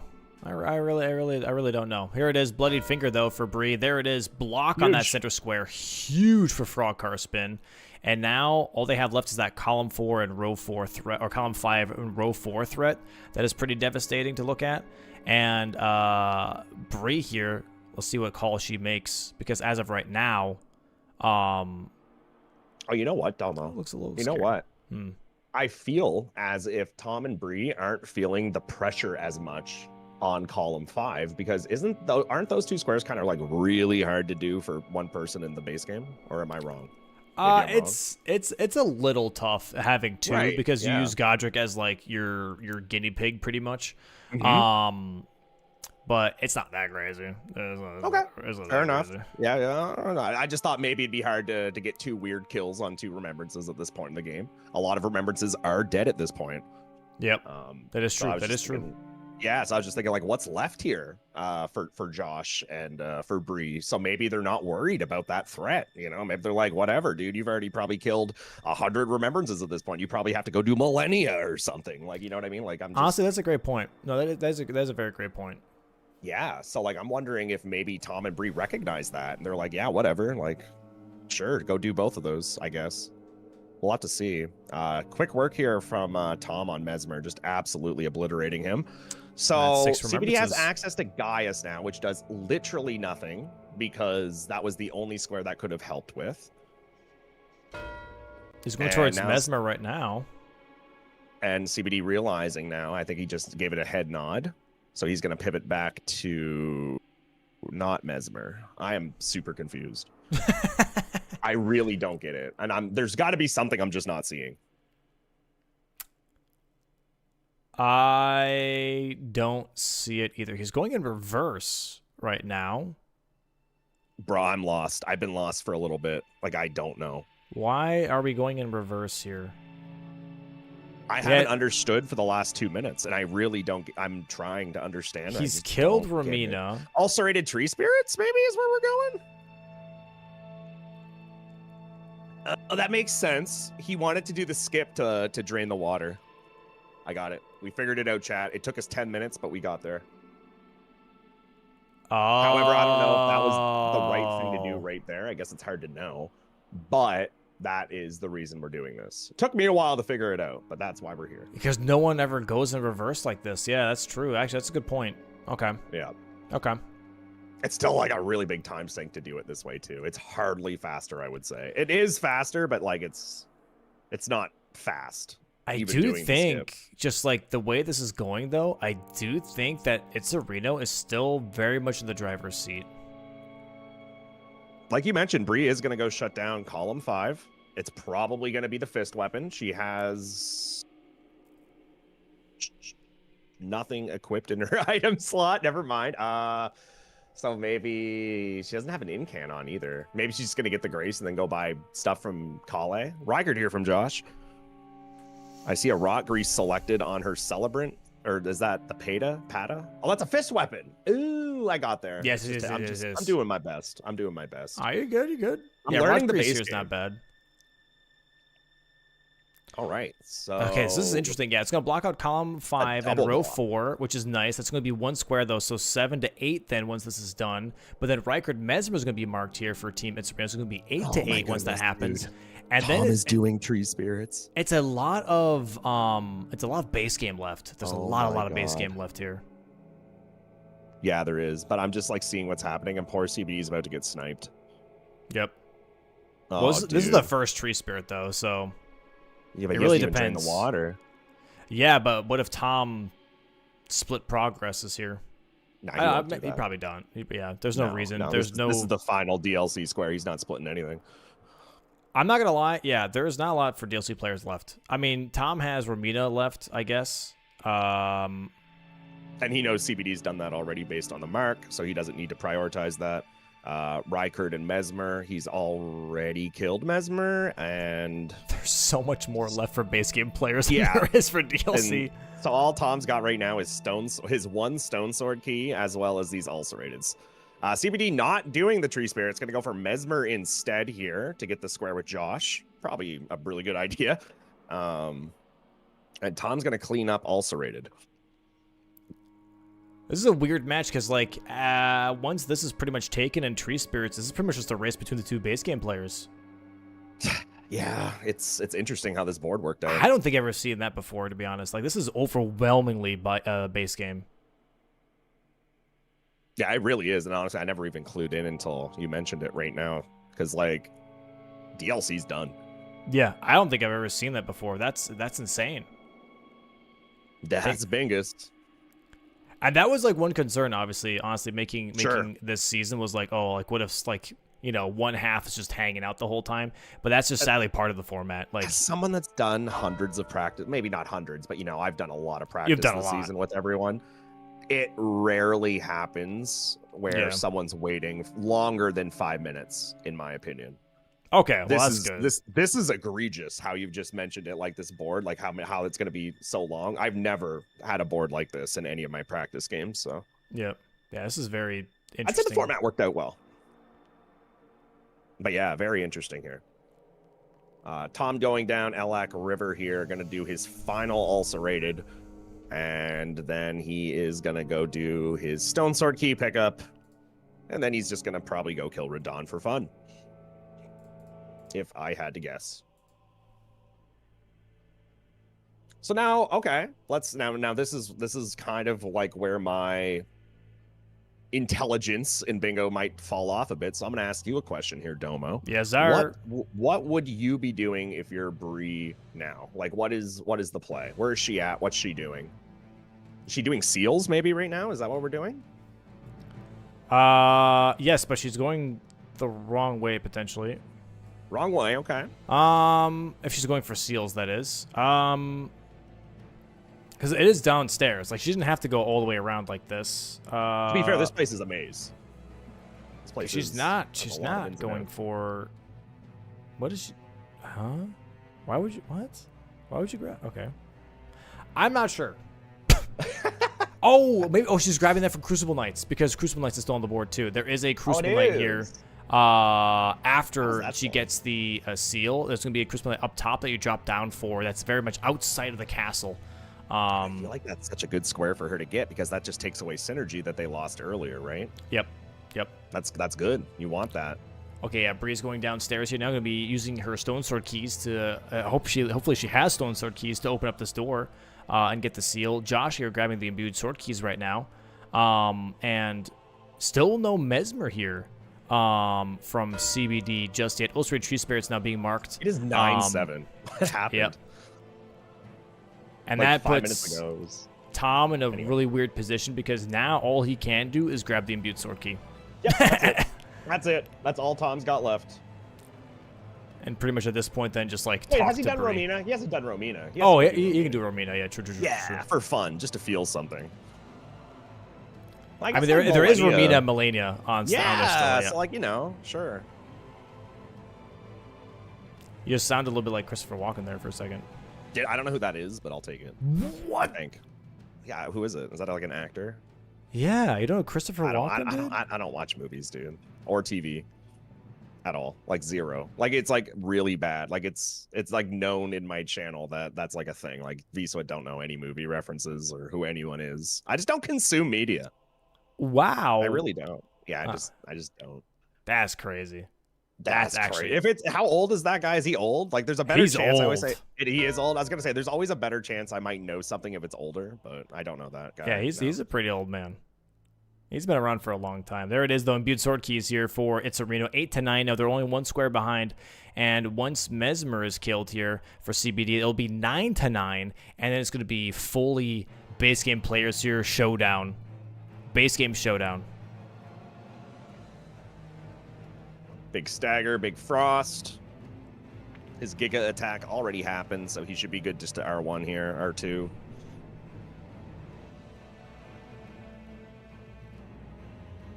There we go. GG's from CBD on Mesmer. Oh, a little bit of a.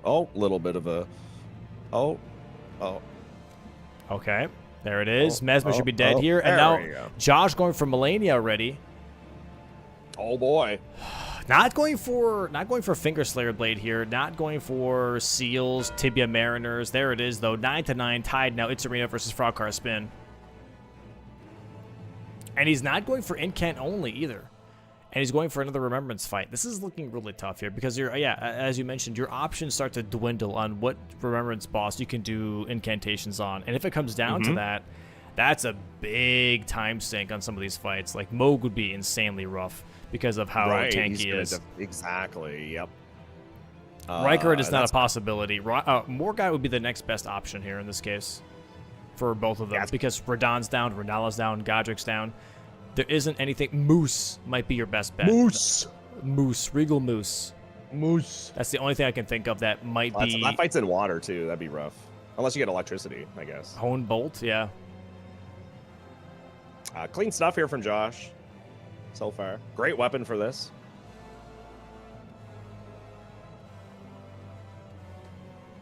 So, do you think Millennia right now is the correct thing that Josh should be doing? No. No. Okay. Well, yeah. See, like Tibia's here for Bree. I think is the better call. Although it is 4 Tibias, so I don't know. 4 Tibias is a lot. I'm not gonna lie. That is definitely a time sink too. Melania does give you more money, so that would be nice. However, I do also think it showcases that you're not doing incants on anything right now. But if he can get this, and that could have been bad. He got lucky there. I don't know. I think Crucible Knights would be really interesting here. Yeah, I would agree. Getting Crucible Knights, taking away some of that synergy for Bree would be big. So Josh definitely probably does not want to lose that one. Romina here for Tom. His last thing to do.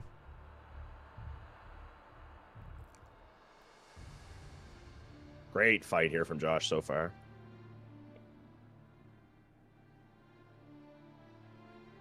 Big stagger. Gonna get the frost on the next hit, I think.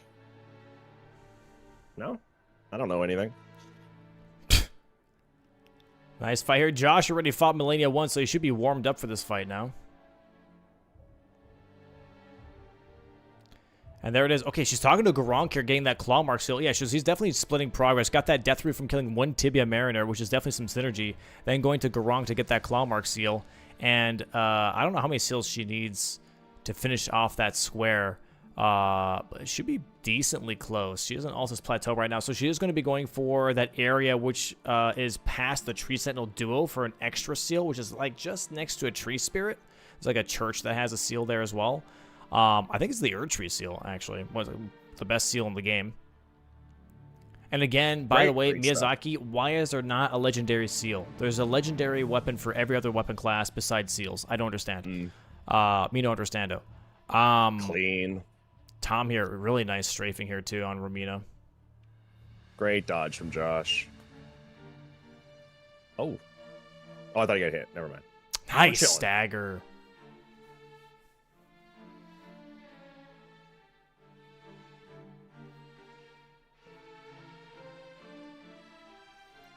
Big stagger again. It's gonna be another riposte. Maybe a frost proc here on the wake up. Oh, Josh, great reaction. Over strafing it, maybe? Gets lucky, lives it. Oh, we got some silliness here. Oh, it's got to be fine, careful. Pretty far away. Oh, I don't like those dodges. Hey, my God. That's not good for Itzerino. That is not good for Itzerino one bit here, but this is very much just like a 1v1 bingo match right now between these two players. I think Tom's reading the board here with Bree, trying to make some correct calls here. Tom has played quite a lot of base game bingo as well here. This is where I think double expertise is really useful. Trying to be like, okay, this might be the next best call here. And this is where the team format really shines, I think, as well. It's just the communication that happens, being like, okay, this is something that we could do. This is something that could be a possibility. Let's lead into this. Let's split progress here. And, yeah, Bree fully committing to these seals now. Has 4 seals already. Gonna be marking seals here in just a bit here. Going to Volcano Manor. There's gonna be a drop down to grab that seal, while Josh is fully committing to that Millennia.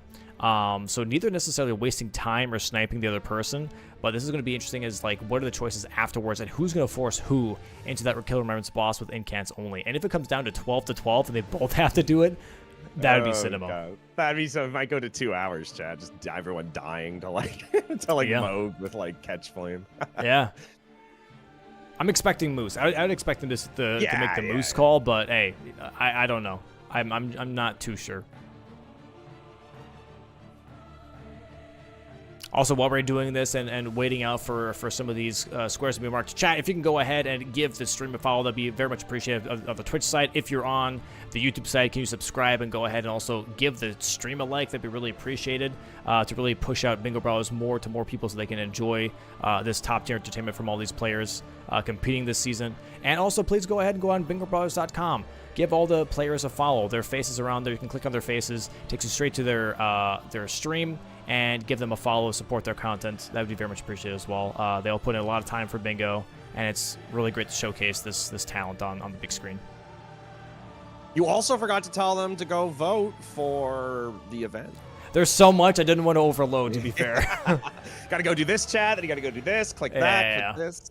One thing at a time. One thing at a time for sure. But yeah, if you haven't voted yet for the Streamer Awards, it would be appreciated if you could vote for the streamer for Bingo Brawlers on the Streamer Awards. Number 25 and number 26. 25, 26. Would be cool to have that. Oh, that's rough. Uh-oh. That's not the greatest waterfall. Going to take a little bit of tick damage there, but should be getting out for most of it. Dude, his heal is... He might as well not have a flask. Oh, God. Yeah, Josh does still have Godric open for incants only. That is true. Huge. I did not see that. I just saw that in chat, and I was like, you know what? Actually, yeah, that is actually very true. That is very, very true. However, Josh here with no HP has to have a perfect phase 2. There it is, the last seal here for Bree, going to be marking that square. Boom, there it is. Oh, Archery Seals in Volcano Manor. I'm stupid. And now the question is, what is Bree going to do next? She has 1 Tibia Mariner kill. She's got 2 Crucible Knight kills. What is the next move? How far away is Fingerblade? Fingerslayer Blade does take a while because you have to start. You have to kill Loretta. You have to start the Ronnie questline, then go all the way downstairs. Yeah, none of that. Probably Crucible Knights then, right? I mean, she's already lost one. What would be the other one at that point for her? Because she's already lost one.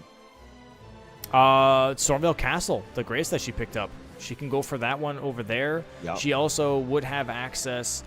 She could go do the Crucible duo fight after doing the Stormvale Castle one. That'd be 5. Josh here, half HP, almost on Millennia. Going to be opening up her move pool here. Not much HP left here for Josh. He's got to be careful. There's a Frost. Nice R1 cancel. Well, that kick sucks.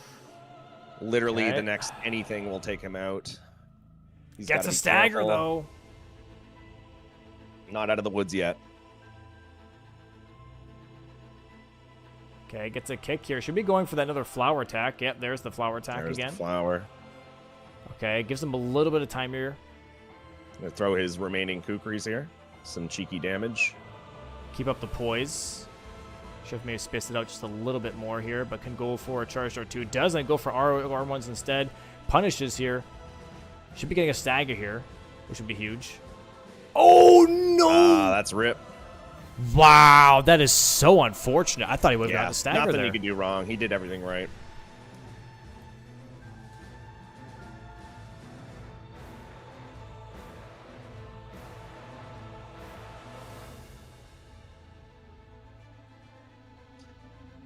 Yeah. Oh, yeah, Tibia Mariner here for Bree now. She's focusing on Tibia Mariners. And Pivoting. Josh is like, you know what? No, let me not waste my time right now. It's just not working out. Luckily, not fully committing to that. I think he's going for Crucible Knights here. He might be going for Crucible Knights. That would be a great pickup, I think, at this point. Just not losing some of the synergy of the earlier pickup they had of doing the unique Crucible Knights. Going to go ahead and take the final, however many he needs to kill, like 1 or 2, something like that. Oh, I guess it's base game only, so he probably needs to kill like 2, 3 more? 3 more, maybe? Yeah. No, he has to kill this one and then 2 more. Yeah, so 3 in total. Meanwhile, Bree is just taking care of the last of these Tibia Mariners. She's only killed 1, I believe, so far. So this would be her second. She would have to kill 2 more. You got your In one this in case- Limgrave, and then you got the one in Snowfield, and Yep. then And that's it. that's it. Stars Got are you on the rolling. Crucible Knight. Oh, big Straight. damage here, too.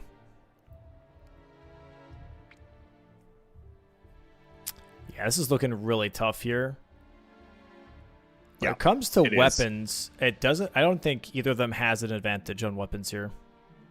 No, I'd say they both have very usable weapons for sure. Josh, that Great Horn I can see is it's definitely putting in the work. You're right. It is definitely a good weapon. I can tell. I'll have to keep an eye out on it next time I see it. Bree currently in Mountaintops. I think going to go for that other Tibia Mariner that's up here in Mountaintops. And Josh now making his way towards Capital. Yeah, I think he's going to go for possibly a very risky Hero's Grave double Crucible Knight combo. So cheeky. And that could be a huge play for Itzerino. If he gets this first try, that'd be huge because it's a Hero's Grave, but it's also 2 Crucible Knights, Siluria and Ordovis. A bit of a tall order, but it could work out. And with that, then would have tie. Actually, a tie between Frogcarspin and Itzerino when she gets Tibias here. That's a tanky Tibia. Look at that. Yeah, this guy on my run is funny to kill just because of how tanky he is. Like compared to like everything else, like he's just so strong. It makes no sense.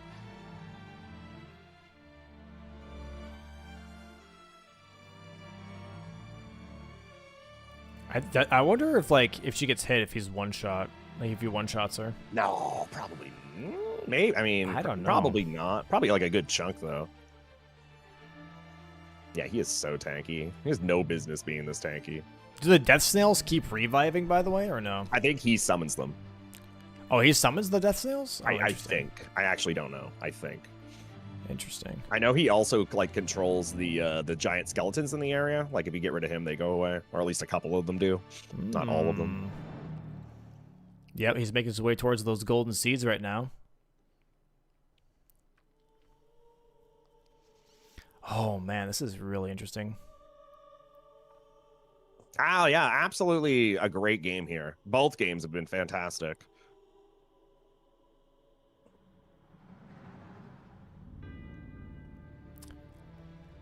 Depending on the next 2 squares, this could be really, really interesting.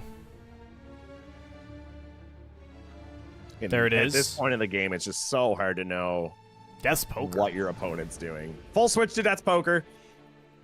That could be a pretty big pick, actually. It's not too much int to get it online. But is it worth it for the rest of the fights here? Crucible Knights is left, and then Fingerslayer Blade is just a pickup. I really don't know. It's probably not worth it. But yeah, Josh is definitely going for that Crucible Knight Hero's Grave. So this might be a big, big play from Josh if he can actually clutch this. Yeah, he needs this square for sure. He doesn't want to lose it.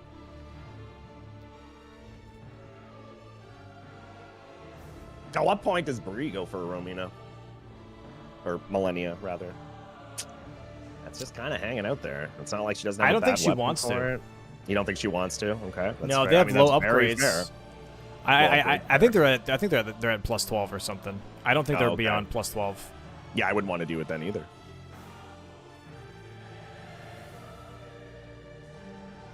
Yep. Okay, so Josh is going for the Hero's Grave here.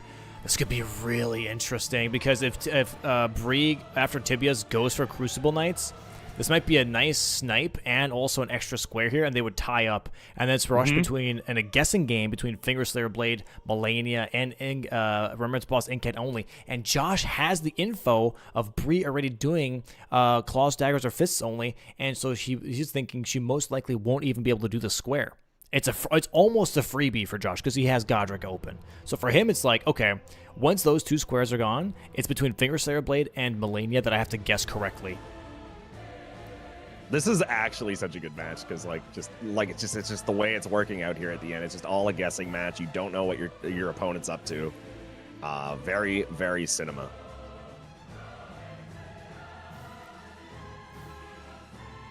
Oh boy, yeah. If he gets this, he can lose one. So it would be between Fingerslayer Blade or Melania. He has to pick one or the other and just not get sniped, and then he gets the win here for Itzerino. Is pretty much how this plays out. Oh, he almost died to Deathblight there. Jesus Christ, Josh. Careful. Oh, man. Could you imagine? Just run. Just run. What are you doing? What are you doing? Quitting out here. There it is. 4 tibias being marked here by Bree. 11-9. This, if anything, tells Josh, thank God I have time. And I think, I think we see a complete and Altus Hero's Grave here from Bree, but she's going for Red Wolf after Tree Spirit. I think that's the plan here from Bree, is she's going to go for the Red Wolf Hero's Grave. And is the Crucible Knight one not an Altus one? It is. That is one, yeah. So that will count, yeah, correct, right. yes. Yeah. But the question is this going to be, does he have enough time? Because this fight's definitely going to take him longer than Red Wolf. This fight's going to take him longer for sure. And is this going to be a rough one? In terms of his damage, I don't really know the scaling for like a 12, plus 12. I think it might be like okay damage. The issue is just the fight itself. You know, you never want to fight two Crucibles at the same time. Well, let's see how it goes, guys. Top left of your screen, it's going to be Josh. Duo Crucibles. Big matchup. Yep, this is going to be really hard. Okay, already getting the spacing out from the two knights. That's actually huge. Damage? Okay, damage not that bad, that's what I was actually. thinking. It was going to be okay. That's what I thought. I thought it might be okay. But That's just the really fact not of it that being bad. These guys. Good follow-up there. Yep, just trying to play it smart here. But yeah, Bree making her way towards the Red Wolf now. She has a... Okay, Josh does have more time.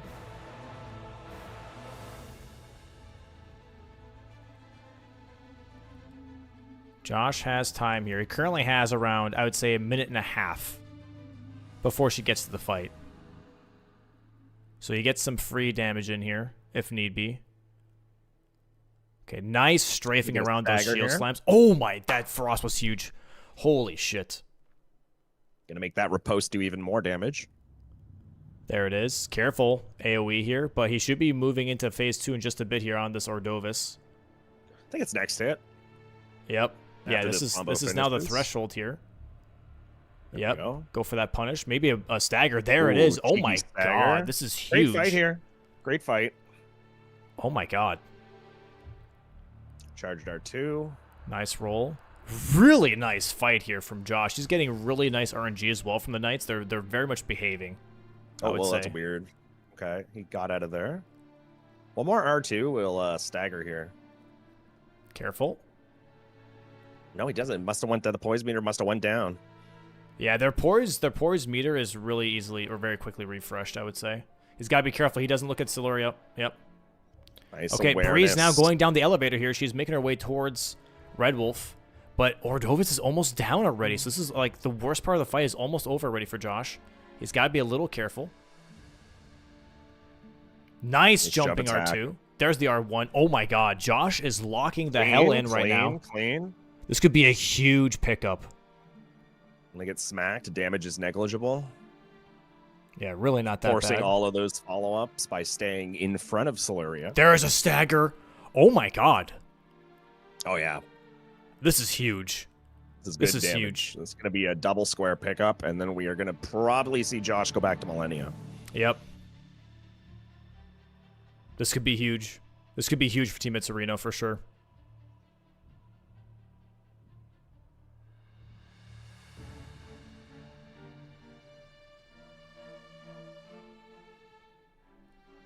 Oh my god. It's great RNG. This is going way better than I thought for him. I'm not gonna lie. She won't even There be it able to is. start the fight, and she's gonna be stuck in here. She has the Memory of Grace out. Oh my god, dude! Fantastic job from Josh there. Holy guacamole! There it is. Heroes Graze and Crucible Knights both being double marked here. 11-11 right now, tied. Itzerino, Frogcarspin. Now it is. What do you pick? Pick your poison, Bree, because Josh is going to go for Melania. Got to be a Millennia from Bree here. I would imagine, like, as much as you don't want to. Like, I feel like it has to be, but we'll see. Holy guacamole. Yeah, if he gets either square, he pretty much wins the match for Itzerino because he has Godric open still. Yep. Here we go. Bree's going for Fingerslayer Blade. She's not going for Melania. Yeah, that's going to be an issue. Dude. There's no way. She's forcing Josh to make a play. You know, Josh has had great Millennia fights, just very low healing and, you know, getting caught in phase 2 twice. It happens. Millennia is not easy by any means, but he does have to get the kill here. And Bree is going to force him to do that by going to get Fingerslayer Blade. Bro, insane matches back to back. My god. We're possibly going to have a game 3, chat. Potential. Po French? Did she say Po French? Yeah, that's an emote in my chat, yeah. Is that an actual emote? Oh, It's potential, but with a beret and everything. yeah. I think a scarf too. That's cute. There's a Frost proc here in Melania yet again. Already halfway past Melania's first health bar here. Very big for Josh. Getting some nice punishes in here. Bree making her way towards Carrier Mana right now. Going to be trying to fight Loretta in just a moment here. So this is definitely going to be a huge pickup here. Josh then just has to find a seal, has to find an incant, and then go for Godric. This might be... This is insane. This is just insane.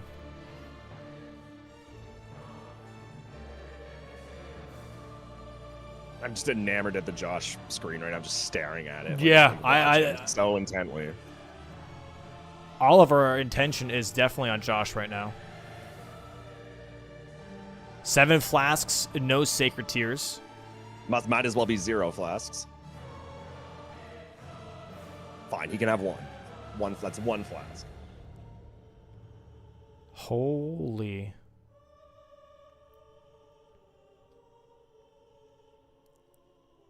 There it is. Phase 2 here for Josh right now on Melania.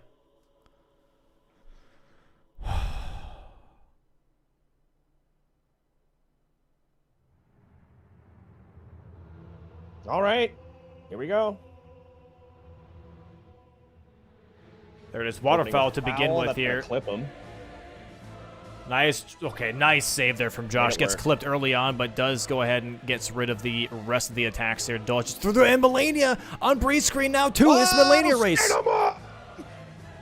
She decides like, hey, I got the Grace here, but just in case, I'm gonna go for Melania first, and then if I get sniped, I already have some progression towards Carrier Matter. There's a stagger already there here for Josh though, going straight for that riposte. You're gonna have a frost proc there. There it is as well, almost halfway done already. They both have the same damage, I would say. Oh wait, no, that's more damage than what I thought. Never mind, I take it back. Yeah, it's not that bad. It's not that bad. I missed. Charged R2 again here from Josh. He's got to almost have another stagger here, halfway on Melania. There it is, a stagger for Bree. Halfway here for Josh. Big moment. Big spot, chat. If Josh clutches this, we are looking at a potential game 3. There's a stagger. Big stagger. Frost proc here coming up very soon. Goes for that R1. Going to go into that flower attack here for Melania in just a moment here. Knocks her out of that attack. If Josh gets good RNG here, we're looking at a very fast kill here in just a moment. There's the flower. Huge. No kukris to keep the poise up. It's all right. It's all right. There it is. Big heal. Big heal. Runark's going to give him 5% more HP, chat. There it is. Waterfowl. Nice prediction. Getting clipped a little. It's okay. Okay. He's in a good spot. Saved it. Not going to heal. Roll through that last part of Waterfowl there. Going to cancel out some of these attacks. Trying to try and go for a stagger. Scary. Punishes the kick. The lasers. Nice RNG here, though. Charge dart 2 for a stagger. Now, wow. Oh, okay. Like she poised it, right? Okay. There's Run away. He's in a good spot here. Oh, God. I don't like this. I hate this dodging. Wow. Huge dodges.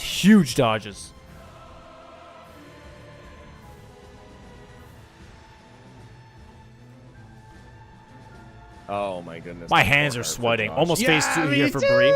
Yeah. Josh. Nice frostbite waterfowl again here. He's got to be careful. Does get tagged. No! Oh my God. On the ground, bro. Because he jumped up and he got hit midair. Dude, Face I jump down. on that all the time and you don't fall. Face down, ass up. Josh dies and gets set back to the grace here. Bree currently about to go into phase 2. I'm going to cry. I am actually going to cry. I'm going to cry real tears. This is insane. Waterfowl here.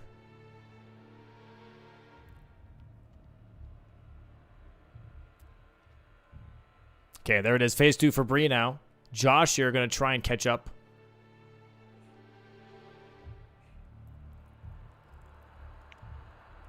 One shot. Yep, that'll hurt. Oh, man. Okay, That's- Josh, that I does think. a lot of damage. Yeah, It's okay. It's literally at the start. But Bro, if Josh pivots the Finger Slayer blade now. shut up. Could you imagine the cinema? Oh, dude. No, he's going back in. He's going back in.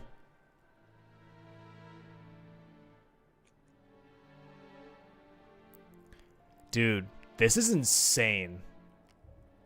Yeah, like I have like both hands on my cheeks, like just cannot believe what I'm watching right now, man. Bree halfway, Millennia here. Lord Sorn, Great Sword. Now rolling R1 is not doing much damage, but She's doing really good on the dodges here, though. yeah. Yeah, the damage is definitely pretty rough here, I'm not going to lie. Josh here taking extra hits than what he normally wouldn't do. I think he's just stressed out. Bree here doing some really nice punishing. Getting that stagger here on Melania. Going to get that charged R2 off. Very, very nice here. Should be flower. She is what we like to call cooking, chat. She is cooking. Dude, this Stagger. is... Bro, if Bree dies, though... You can't say that. But, like, I'm just saying, like, what if, you know? Well, what if, chat? What if? Okay, is she as comfortable with the phantom dodges as Josh is? Oh, I don't think it matters. There it is, another charge dart too, another stagger. Frostproc going to be building coming. it. It is building. It is building. Oh, charge it's dart coming, too. dude. There it is. Careful. Oh, that could have been bad. Okay, kick, nice dodge. Oh, that's another stagger. I think it's GG's. I think it's GG's. That's there it is. GG's, dude. Wow. No okay. way. Josh has to quit out immediately as soon as he sees this and has to go for Finger Sword Blade. But Bree is already a little bit ahead. Bree's a little bit ahead. Oh, yeah, she already got time. She went and got the grace. Yep. He has to quit out, like, right now. Right now, And Josh. CBD looking skyward, face palming, smashing his desk. He is not happy. Oh, she's going for Core. She's talking to Corhen. She's not going for Finger Slayer. Wait, why? Maybe she thinks that's where Josh is going, so she has to do this? Where's Josh going? Why is he running backwards? What is he doing? Money? What is happening? I don't know. What? Why is she not going for Finger Slayer? Because it's less contested? Maybe Altus she's just Junction. splitting progress on everything. Dude, I don't know. GG's to Bree, though, for clutching on Melania. Yeah, had a great fight. Oh, he's getting the money here, I guess. For incants, I suppose. Okay, Bree checking Corhen for some spells to see what there are, what there are for options. Not a lot of options at all. Lightning Strike is her best option here. He's oh just my god. staring at it like, I don't want any of this. Chad's been asking if I could just show base game only. The screen size is not going to change much. That's all I'm going to say. Screen size would not change much. It'd be the same size. You only have so much gameplay space regardless. If you look back at like 1v1 bingo, it's the same size. And then instead on the bottom you just have me and the co-commentator. Maybe the screens are a little bit bigger, but barely. Barely. Straight up barely. Yeah, Josh looking at incants now. But why incants over Finger Slayer Blade? He saw that Bree went for... Oh, dude, this is... Oh, my God. I gotta pee. Like, dude... Why not go for Finger Slayer Blade? I don't understand. Why are they both looking at incants over Finger Slayer Blade? I don't get it. They both probably think that they both probably are split on it, right? So they're probably like, let's go get remembrances set up just in case. But, like, I agree. Like, I mean, it's tough either way, but, like, Josh has Godric, so he would have to go kill Margit, and that's going to take a little bit. He'd have to run Stormville, which, you know, it's going to take a little bit. So, like, he probably just wants to split progress, maybe, so that he can do both, just in case. But, I mean, like, he's got to do both before Bree, obviously. So, like, what's the right play? Is it to split both, or is it just to do a little here? I think the right choice here is to split both and then try to sniper twice. That is pretty much all you can do if you're Josh. Bree has to make a calculated guess, based on things that Josh has done this game.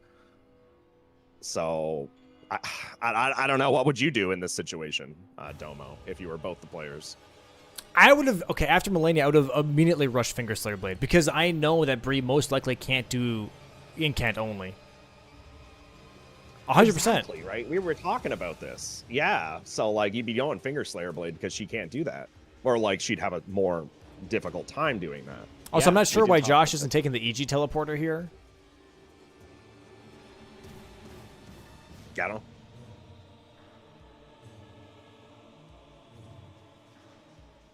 It's tough for the DLC players because all they can do is just, like, talk to their teammates and just hope that it works out. You've been talking for like 45 minutes plus at this point. It's kind of ridiculous. Yeah, Loretta's going to be down here. She's already taking a lot of damage. After this fight, there's nothing else to do but just pick up the Finger Slayer Blade, and that's going to be GG's for Frogcarspin then, most likely here, 13-11. Unless something happens, but I don't see anything really happening here. I think that was a missed call here on Josh's part for sure. He didn't have to look at incants right away. No, he definitely didn't. Especially with, like you mentioned, with Godric being dead on the... I mean, you can't... You have to make the assumption that she did Godric with that square, but yeah, definitely got to go Finger Slayer Blade in this situation.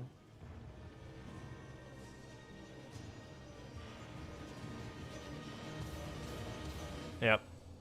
But, like, what if she splits progress? Not gonna happen. Not gonna happen. There's no reason. Right? I would agree that there is not much reason to split. Sure, she's. I mean, maybe she. I mean, she could pivot. It could happen. Certain way. Like, I mean, I don't. I mean, I mean.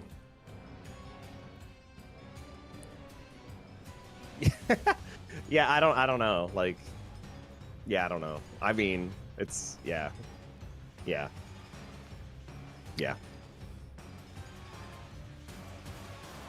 Yeah. I mean, what else could she even pivot to go do? Like, what? Like, she's got her incant set up. At this point, it would just be kill Margit and like do a little more walking. But I feel like she just grabs Finger Slayer Blade here. Yep. She's ahead by at least a minute and a half, if not 2 minutes.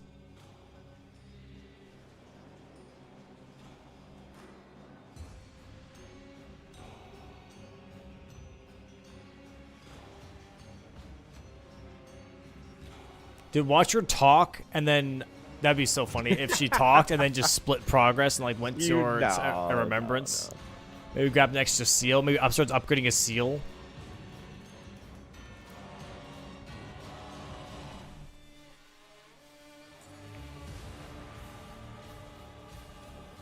Wow. All right. Damn, dude. It all came down to Melania too. If Josh got Melania, that Melania was the swing square for sure. Yeah, if he was able to get that kill, it definitely would have made a couple things different here in the end game. That is for sure.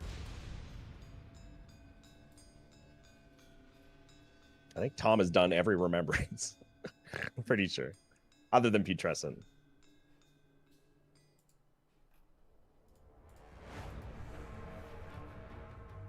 All right, here we go. We are Necron. Finger Slayer Blade time. Here we go. A little bit of a jaunt down here.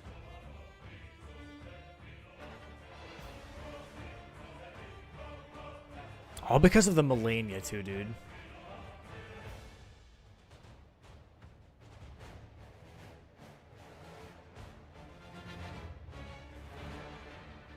That's crazy. Oh,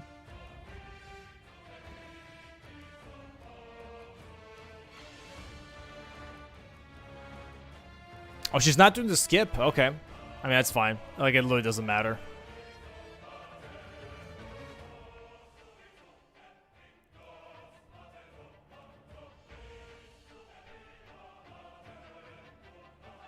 All right.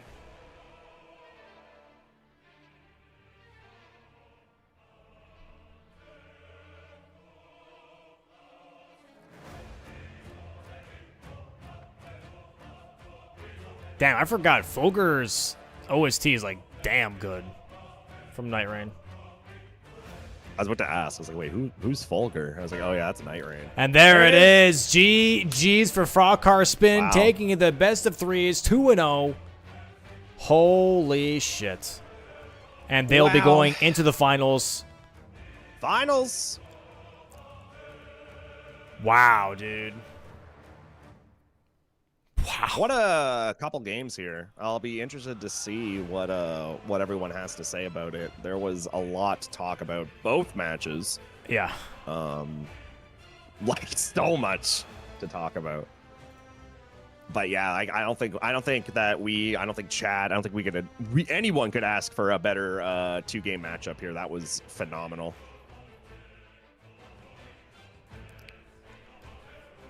Insane 2 matches, man. My God.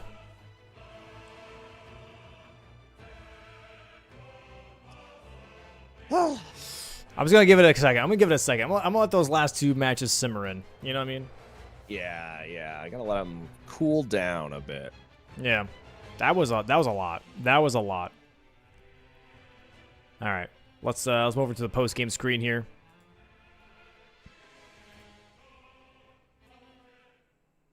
And we'll bring back the good old Majula for some good old Zen. Majula! We love DS2. Wow. Yeah. Just wow. Okay.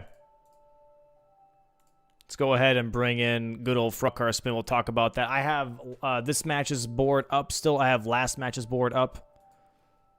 So we can talk about both matches.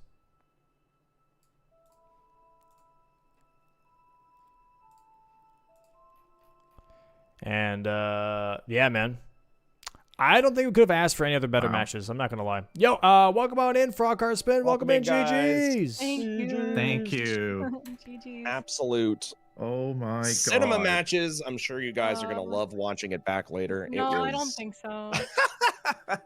I might throw up. There was a I lot was happening. throwing up all over the place. Don't worry. There was a lot happening. I did post the first match bingo board into the general chat, so you guys could see that as reference for when we're asking questions. Oh, let me pull that up. That's really helpful because Thank you. I don't even know where I am right now. Yeah, there was a lot Holy. happening. Got it. Um, Yeah, I would say for me, for the first match, it was just like a lot of little mistakes that added up very quickly. Yeah.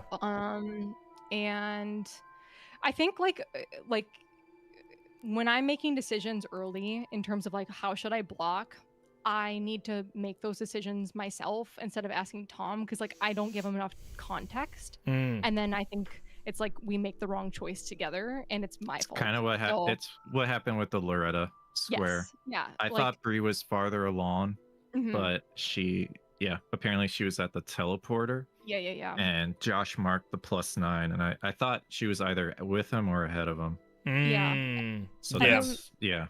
And then with the Halle Dream Medallion, that one I knew I was behind on because of the initial death. But then I'm like, okay, if I'm gonna have any chance at killing Lanciax, I'm gonna need some HP.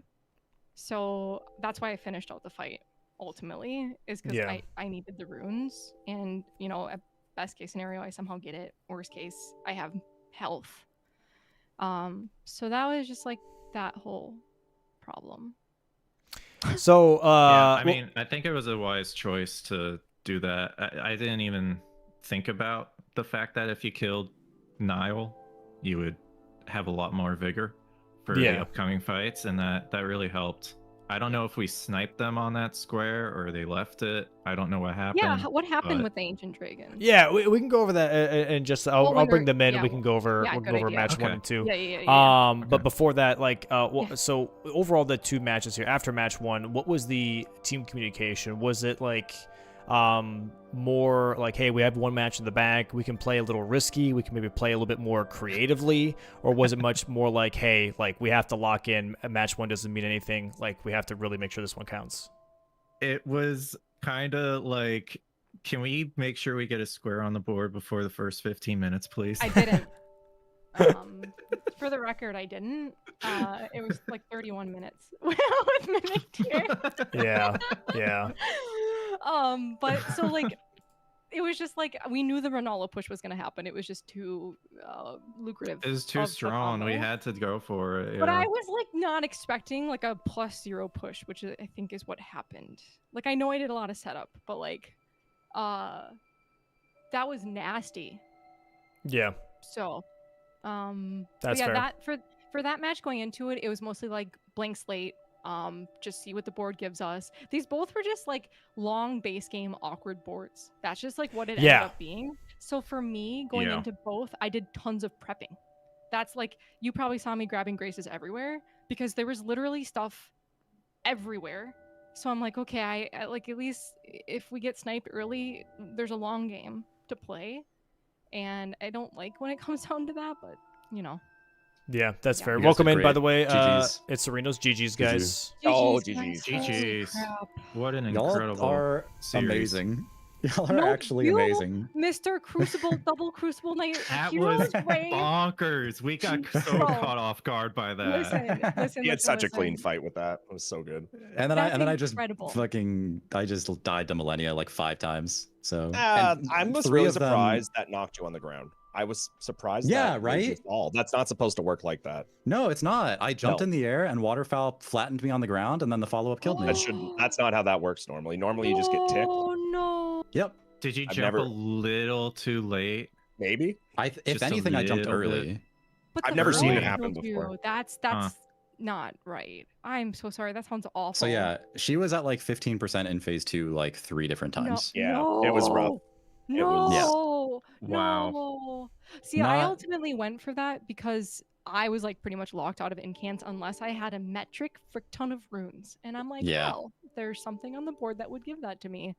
But let's just like the Altus Heroes Grave. I specifically said that's absolutely disgusting. You're amazing. It's like the right play in that situation. I feel like it's just the right We play. didn't even think of it being a hero's grave. We were like, just thinking we were cataloging which Crucible Knights that Bree had to go for because her underground one Actually, fell off the map. yeah, I was like, wait, what one can she do now? I was like, not and sure. we're like, Crucible he duo, fell, but I we was didn't bad. even think it was a hero's grave at like when we were talking about it. Profanities were said when my Crucible Knight fell at one hit. Yeah. Yeah, like That's no terrible. That is so. Yeah. So Frogcarspin and Itzerino both, like I said, I have the in the general chat, I have the first board up on there, so we can talk about that a little bit just for context. 'Cause that has been a while, and that first match was already insane. There's a lot that was happening. With Itzerino, That might have been the. Sorry, go ahead. No, go ahead. Go ahead. No, my bad. My bad. Okay, Keep going. With Itzerino starting off pretty strongly early game wise, 5-1 with a lot of squares already on the board, lots of pressure. What was the conversation for you guys to keep that momentum going and like looking at the board, right? I think you guys had an early diagonal, if I'm not mistaken, as well as column 2 were like the two big ones that you were kind of like throwing at Frogcarspin here. But not going for the incants only square, the center square. What was the idea? Was it the same as game 2 where you like make a bunch of threats but just keep making more threats, or was it more, hey, let's try and actually commit to a line? I mean, we were going for the column 2. Like we were just greedy. Like honestly, we just greeted for it, and we were like maybe 20 seconds behind on the Worm Drake Dragon Ancient Dragon square. Like I was like right up to, I was almost at a Geel, and he would have gone down like really quickly. You killed Lanciax first. Yeah. And and Lanciax trolled me as well. I died once to Lanciax, and okay. Yeah, she went into the like really bad spot. You know where that knight is? That like Same. She went there and got stuck and would not stop breathing fire at me. I'm like, stop it. What happened? So then I was like, I'm just gonna have to fight her there. I don't have a choice. You fought her there? Yeah. Oh my god. That's crazy. She was already pretty low HP, thankfully. But and I guess for Frogcarspin then on that same token, like seeing those threats appear, like what was the conversation, I guess, for you guys being like, hey, because there was some response, I would say, to the threats, but also there was a lot of dabbling as well in other squares and kind of like playing the majority game already off the rip, even though there was some big threats being made. What was the, I guess, conversation on that for you guys? Well, the column that they did, we wanted it from the start too. The 0.05 second snipe on Tolier's concoction was rather unfortunate. That was the best TLAs I've ever did in my life, bro. Like, you did great. I did an extra jump after dialogue and picking up the Tolier, so I couldn't inventory quick enough. Was that what happened? What happened. We were asking. Yeah. I forgot to ask you that because you were ahead. So there were two things. One, my torrent didn't dismount when I was near Moore. And then the second, I didn't get the grace. So then I talked to Tolier to get the concoction, and on the last dialogue I pressed A last, which made me buffer a jump. Dude, that's why you gotta mash with Y. You gotta mash through dialogue with Y, man. Mash with Y on the last. I talked about that after the game with myself. Yeah. It was just me. It was just me. I'm like, I gotta make sure to do this right. But yeah, that was unfortunate. And then I thought that if I went for Moonerthil and CBD went for level 80, we were cooked for like the rest of the game. Yep. So I felt like I had to do level 80 before doing anything else. So Tom, how many matches of bingo have you ever done where level 80 was your first square? Just wondering. I was just, the second I saw that, I was like, I wonder if that's the first time. Yeah. This is the only one. This is the only one. Very interesting. These boards were wild. Both of these they were really Yeah. good boards. I think basically for us it was like if we get the block, then it's like, how do we build our own threat, question mark, and or like just set up for the longest game possible, because that's what it's going to come down to. Yeah. But like building a threat with what we had available was really nasty. I'm so sorry, Josh. I literally said during the game, I'm like, oh God, Josh has to do the Golem Bridge in Mountaintops. I'm very sorry. Because like that. That was fine. It was completely fine. Okay, I'm so happy you're better than me. Because I just jumped when I heard the arrows, and it worked out. You're amazing. So yeah, with board one, that was pretty much like the whole play out, I would say, which was insane. If you have the time to watch it back, obviously watch it back because it was very close. How close was Somber 9? Semi. Okay. It was semi close, I would say, for Somber 9. Close for what? Oh no, it was not close. So I baby jumped in the Hallow tree, and I fell. Oh. But then when I fell, I landed on a wall that then I was slipping off of, and then I was like, oh God, am I gonna die? So then I quit out, but then I was still on the wall, and then it was a whole. You had to pour back? That's terrible. I didn't even go for a +9. I just went for a +8 at that point. I got the runes and I was out. Couldn't get the Somber 9 stone, yeah. So, and then I checked the Greatsword chest, and you went with just the Colossal. You were so speedy. That was like one of the fastest +9s I've ever seen, Josh. You should look at the line I took for getting past the Avatar, because there's an extremely precise line where you can YOLO jump, not wait at all, and he doesn't aggro. You're awesome. You're so extremely precise. Speak Josh only. This is a Josh only. We'll definitely check that out. Yeah, no, that sounds awesome. Because I was crouching. That's why I baby jumped.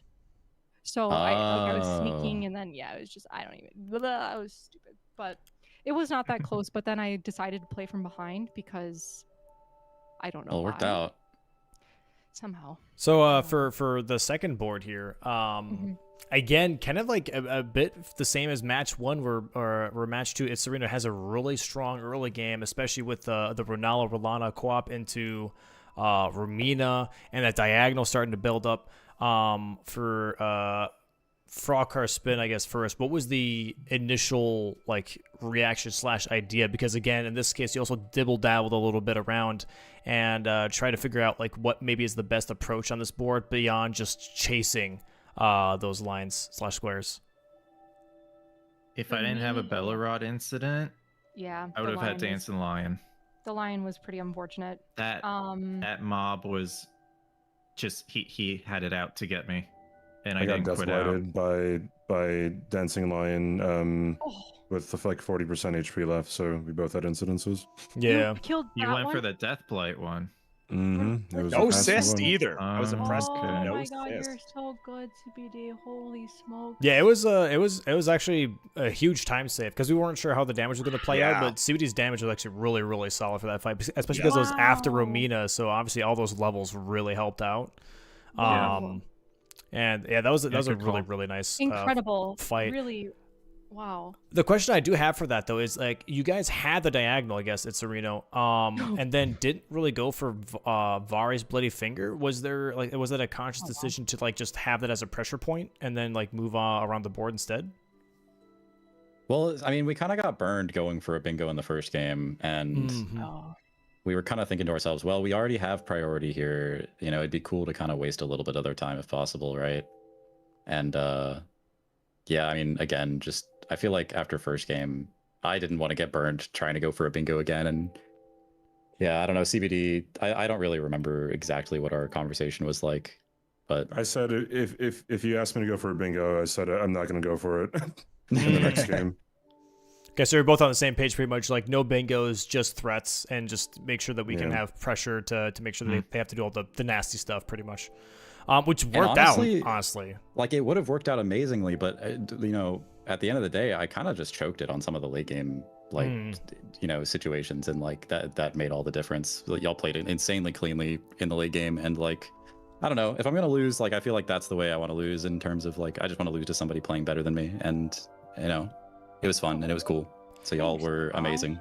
Thank you. And you too. You sniped me on the hero's grave, and I was just oh my gosh, legendary. So good. So here's the question I guess I have for both teams is how did it feel? Because this is a very rare occasion, I would say, where the DLC players pretty much had to like kind of sit there and just talk through their base game players on the rest of the board, because there was pretty much only base game left after 50 minutes. This is like the first time ever that this has happened. Usually it's us sitting around, and it happened twice. Okay, that's messed up. So whoever did that, I don't like you. I don't know about Josh, but it was nerve-wracking. Oh, it was horrible. It was absolutely horrible. It's different when it's just like you. Like if I'm in that situation and it's like just late, like really close matches, it's scary. But when you have your partner who's relying on you, it's and they don't have any influence at all. They just sit there and like wait for you to mark or get sniped or thumbs. But I mean, both CBD and Tom, you guys both have experience in base game bingo. Like, I guess there was at least conversation of like, oh, this square might be best, this square might be a better idea to go for, and kind of like helping your base game player, I guess, a bit out with some strategy, because you can just look at the board while they are running around the whole time and trying to actually like execute these fights, right?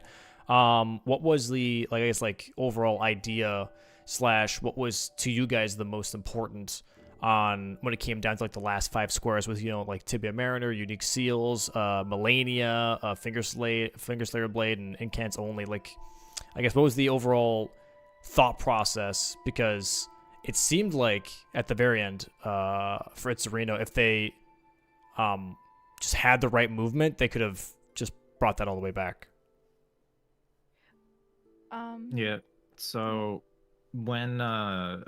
when I finished the DLC portion, I think it was like 9 to 8 or 9 to 9. And we kind of knew that Incant Only was it'd be like really, really hard for Bree to do it. And we knew about our Crucible Knight situation. So it was like, okay, how can we get 4 of those 5 squares that remain, like that are not Crucible Knights and Incants? Mm-hmm. So we were trying to devise that, and it was more like, you know, okay, what do you feel is best, Bree? And then Bree would say, and then be like, yeah, it seems like a good idea. Like, Bree's a very capable player, and I trust her judgment and decisions. Thanks, Tom. Yeah, in the cases where there's just so much collection or like so much killing, like it was just a brutal board. Like, to be honest, it was just awful. You just have to complete squares. You can't split progress on all of them because you're going to get burned and you're going to just lose time. So it's like you just need to do squares. And there's absolutely like almost no way that you're going to know what your opponent's doing. So I tried to synergize within reason as much as I could. And then I just was trying to complete things. And then it was a question between Millennia and Fingerslayer Blade at the end. But the incants, like I said, it was like off the table. But then I'm like, wait, if I have so many stats, maybe. So that's why I went for Millennia. That was the only decision I went for, that versus Fingerslayer Blade. But yeah, that was our approach. Just do stuff. What about Finish you, it. Itzerino? What for you guys? What was like the overall idea? I think having like obviously the extra information of like Bree doing Killer Remembrance Boss, Daggers, Claws, or Fists only, kind of like maybe give you some more info to play with. But like, what was the overall, I guess, late game plan for you guys? Besides gang squares, get Millennia. Yeah, the idea was get Millennia, and then we didn't. So, and then That just Millennia sounds so would have bad, given though, me the one- like. Millennia would have given me the money to do incants on Godric, and that would have been fine. And so that was my thought, was like, okay, do Millennia, get the money, do incants on Godric, and then we win at that point. And then before that, obviously we were like, okay, let's finish off the Crucible Knights and get the Altus Plateau Hero's Grave as well. We honestly were kind of surprised on the remembrances that y'all got. So like we were kind of looking at column 4 at one point. Yeah, I thought so. I was really scared of that. So yeah, y'all getting that 6 remembrances like was huge for sure. Yeah, it was definitely really close. Yeah, no, that was close. That was super close. Yep. Yeah. And what we're gonna say, by the way, CBD as well for the base game plan. I was gonna say that I guess like after Bree got the Millennia Square, I definitely made a mistake. I'm not being vocal about like just rushing Fingerslayer after that, because I mean that was the only thing that she could have gone for in a reasonable amount of time. So like if I would have said something, then maybe it would have been something different. But I don't know. Who knows? Yeah, I guess also the idea or the question I have for both Josh and CBD is like these were obviously like good calls for you guys because it made it to where you guys made the Heroes Grave Crucible Knights call, but why not Seals and Tibia Mariners? Was that for you guys just like too much of a time sink? Was that maybe just like, hey, they might already be working on this? What made you guys not want to go for those squares? I think there were just, like, for me, I just felt like there were higher priorities. Like Crucible Knights, like Millennia. Tibia Mariners, I was kind of like, I don't really care for this square that much. I think, like, it seems like a fast square, but it's kind of not. And I feel like the other stuff on the board was just faster or more efficient. But I don't know. That may have been the wrong call. No, I mean, obviously it wasn't. I don't think. I think it was the right call because, like, you guys split, and she did everything that she needed to do, didn't get sniped, and you got to do everything that you need to do, and you didn't get sniped. So that's what brought the late game to where it was, to be honest. So yeah. I don't think it was a bad call. I was just more or less curious as to, the decision. That's all. Yeah, I think I just felt there was other higher priority stuff. Yeah. Awesome. All right. I mean, that's all I have. Any questions between the two teams at all? Between you guys? Just one. Josh, what did you kill Renala with? Did you go forked hatchet? No, I did the. Well, it's a great hammer. It's great horn hammer. The horn, yeah, great horn hammer. I did that, and I got it to +6. You did. No, I got it to +9. I got it to +9. You did. Yeah. Wow, my time really was because of my graces that I got later. Wow. What did you? So did you go for it as well? Yeah, but I was like, I got a +9. And like I got extra graces that I probably didn't need, but I just with this board I'm like I want to get a little set up, but it's what like stones a did you question get? of I went to Stormhill and then I went underground, but I think if I would have gone Liurnia route for the stones, it would have been better. That's what I did. Yeah. I did the gazebos. You got the gazebo threes after the gazebo threes, yeah. Okay. Wow. That is, that's really smart. That's faster. Oh yeah, the ones right by the grace wow, very smart. Yeah, I think that is faster. That's a good idea. Thanks, Josh. I thought about chilling on +6, but then I was like, well, the threes are like right here. I literally was like, oh my god, Josh did +0 Renala. What the fuck, Josh? No, thankfully not. Dude, kind of felt on the that final way. summon, like on the final summon, she was stalling. She literally, she had like 1 hit left, and she was just standing there, just throwing out normal attacks, not summoning. I did get 4 unique summons though, which I thought was kind of funny. It'd be happening, man. Don't talk to me. Don't talk to me. I've only ever gotten 4 unique. Every time I've done the square, I've only gotten 4 unique. Don't do it. But so yeah, with those 2 matches, GG's to Frogcarspin. By the way, moving into the finals here, Itzerino, you're still not fully out of it right away because you still have a best of 3s match next week for 3rd place. So that'll be versus whoever loses tomorrow. Monkey Business versus Positive Vibes. But GG's to both teams. Again, GG's to Frogcarspin for getting into the finals. And we'll see you guys next week. And hopefully you guys can rest up and be ready for the next best of 3s. Thank you. I just want to say before we go that these were the most intense matches I've ever had, and CBD and Josh are incredible gamers, and just because we ended up on top doesn't mean that we're better than them. Everybody's like just as capable in this league, and I'm just happy that we can show you guys these amazing matches.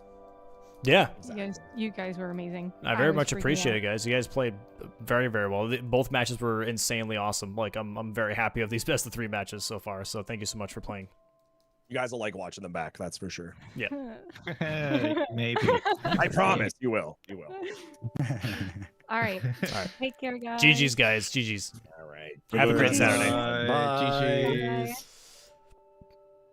All right, and with that, Swed, that is the end of Saturday, dude. Thanks so much for commentating, End of Swed. Saturday. Oh man, it was so much fun. I love doing commentary. I would love to do more. If you ever in the future need me, don't hesitate to reach out, chat. It has been a blast. Thank you for having me on the commentary with you guys, watching these awesome bingo games with Domo. And I want to quickly say thank you to Mr. Domo for putting on this awesome season, doing all of this work. You do not understand, chat, how much goes into this stuff. You guys just see the main product. Everything going on in the backgrounds, you have no idea how much this dude does. So give yourselves up to Mr. Domo. Give him some love. Make sure you're following for tomorrow's matches. And yeah, again, Domo, thanks so much for having me in the league for commentary. It's a blast, dude. I appreciate love it. Thank you so much. Yeah, thanks so much for commentating today. Really appreciating chat. Obviously, of course. Please go check out all the players, but also check out VSwed on the Bingo Brawlers website, or just twitch.tv is VSwed. Lots of great content there. Please go support all the players and give them a follow. I'd really appreciate that. At the very least, the follow would be very much appreciated. And yeah, with that, Swed, tradition is the co-commentator gets to pick the raid target. Would you like to pick a raid target here for today that we can move into? You could raid. You want to raid Barb? Go raid up Barb, dude. He's playing Path of Exile. Yeah, go raid up Barb. You know Barb's title, right? His name. Yeah, Barbara's King, right? Yeah, you got it. Let me just make sure that I'm typing it right, though, is the only thing. Let me make sure I type this right. Where are you typing it? I don't know where you're at. Oh, I got it. Okay, here we go. Yeah, there you go. Yeah, raid up Barb. Barb's awesome. All right, we'll go ahead and we'll do that. Again, thanks so much for watching today, guys. If you haven't voted yet, I would really appreciate if you voted for the Streamer Awards for Bingo Brawlers for sections 25 and 26, number 25 and 26, which is streamed event and streamed series. I would like to be nominated this year if possible, with all the work that I've been putting in for the last 2.5, 3 years for Bingo, if possible. So please go ahead and vote. That'd be really sick. And we'll see you guys tomorrow for seeds 1 versus 4, aka Monkey Business versus Positive Vibes, to see who goes into the finals and faces Frogcarspin in the finals match, and who goes also for the third place match. So thanks so much for watching today, guys. We'll see you. Have a great Saturday. See you tomorrow, 12 p.m. CST. Bye-bye. Bye, chat. Bye-bye.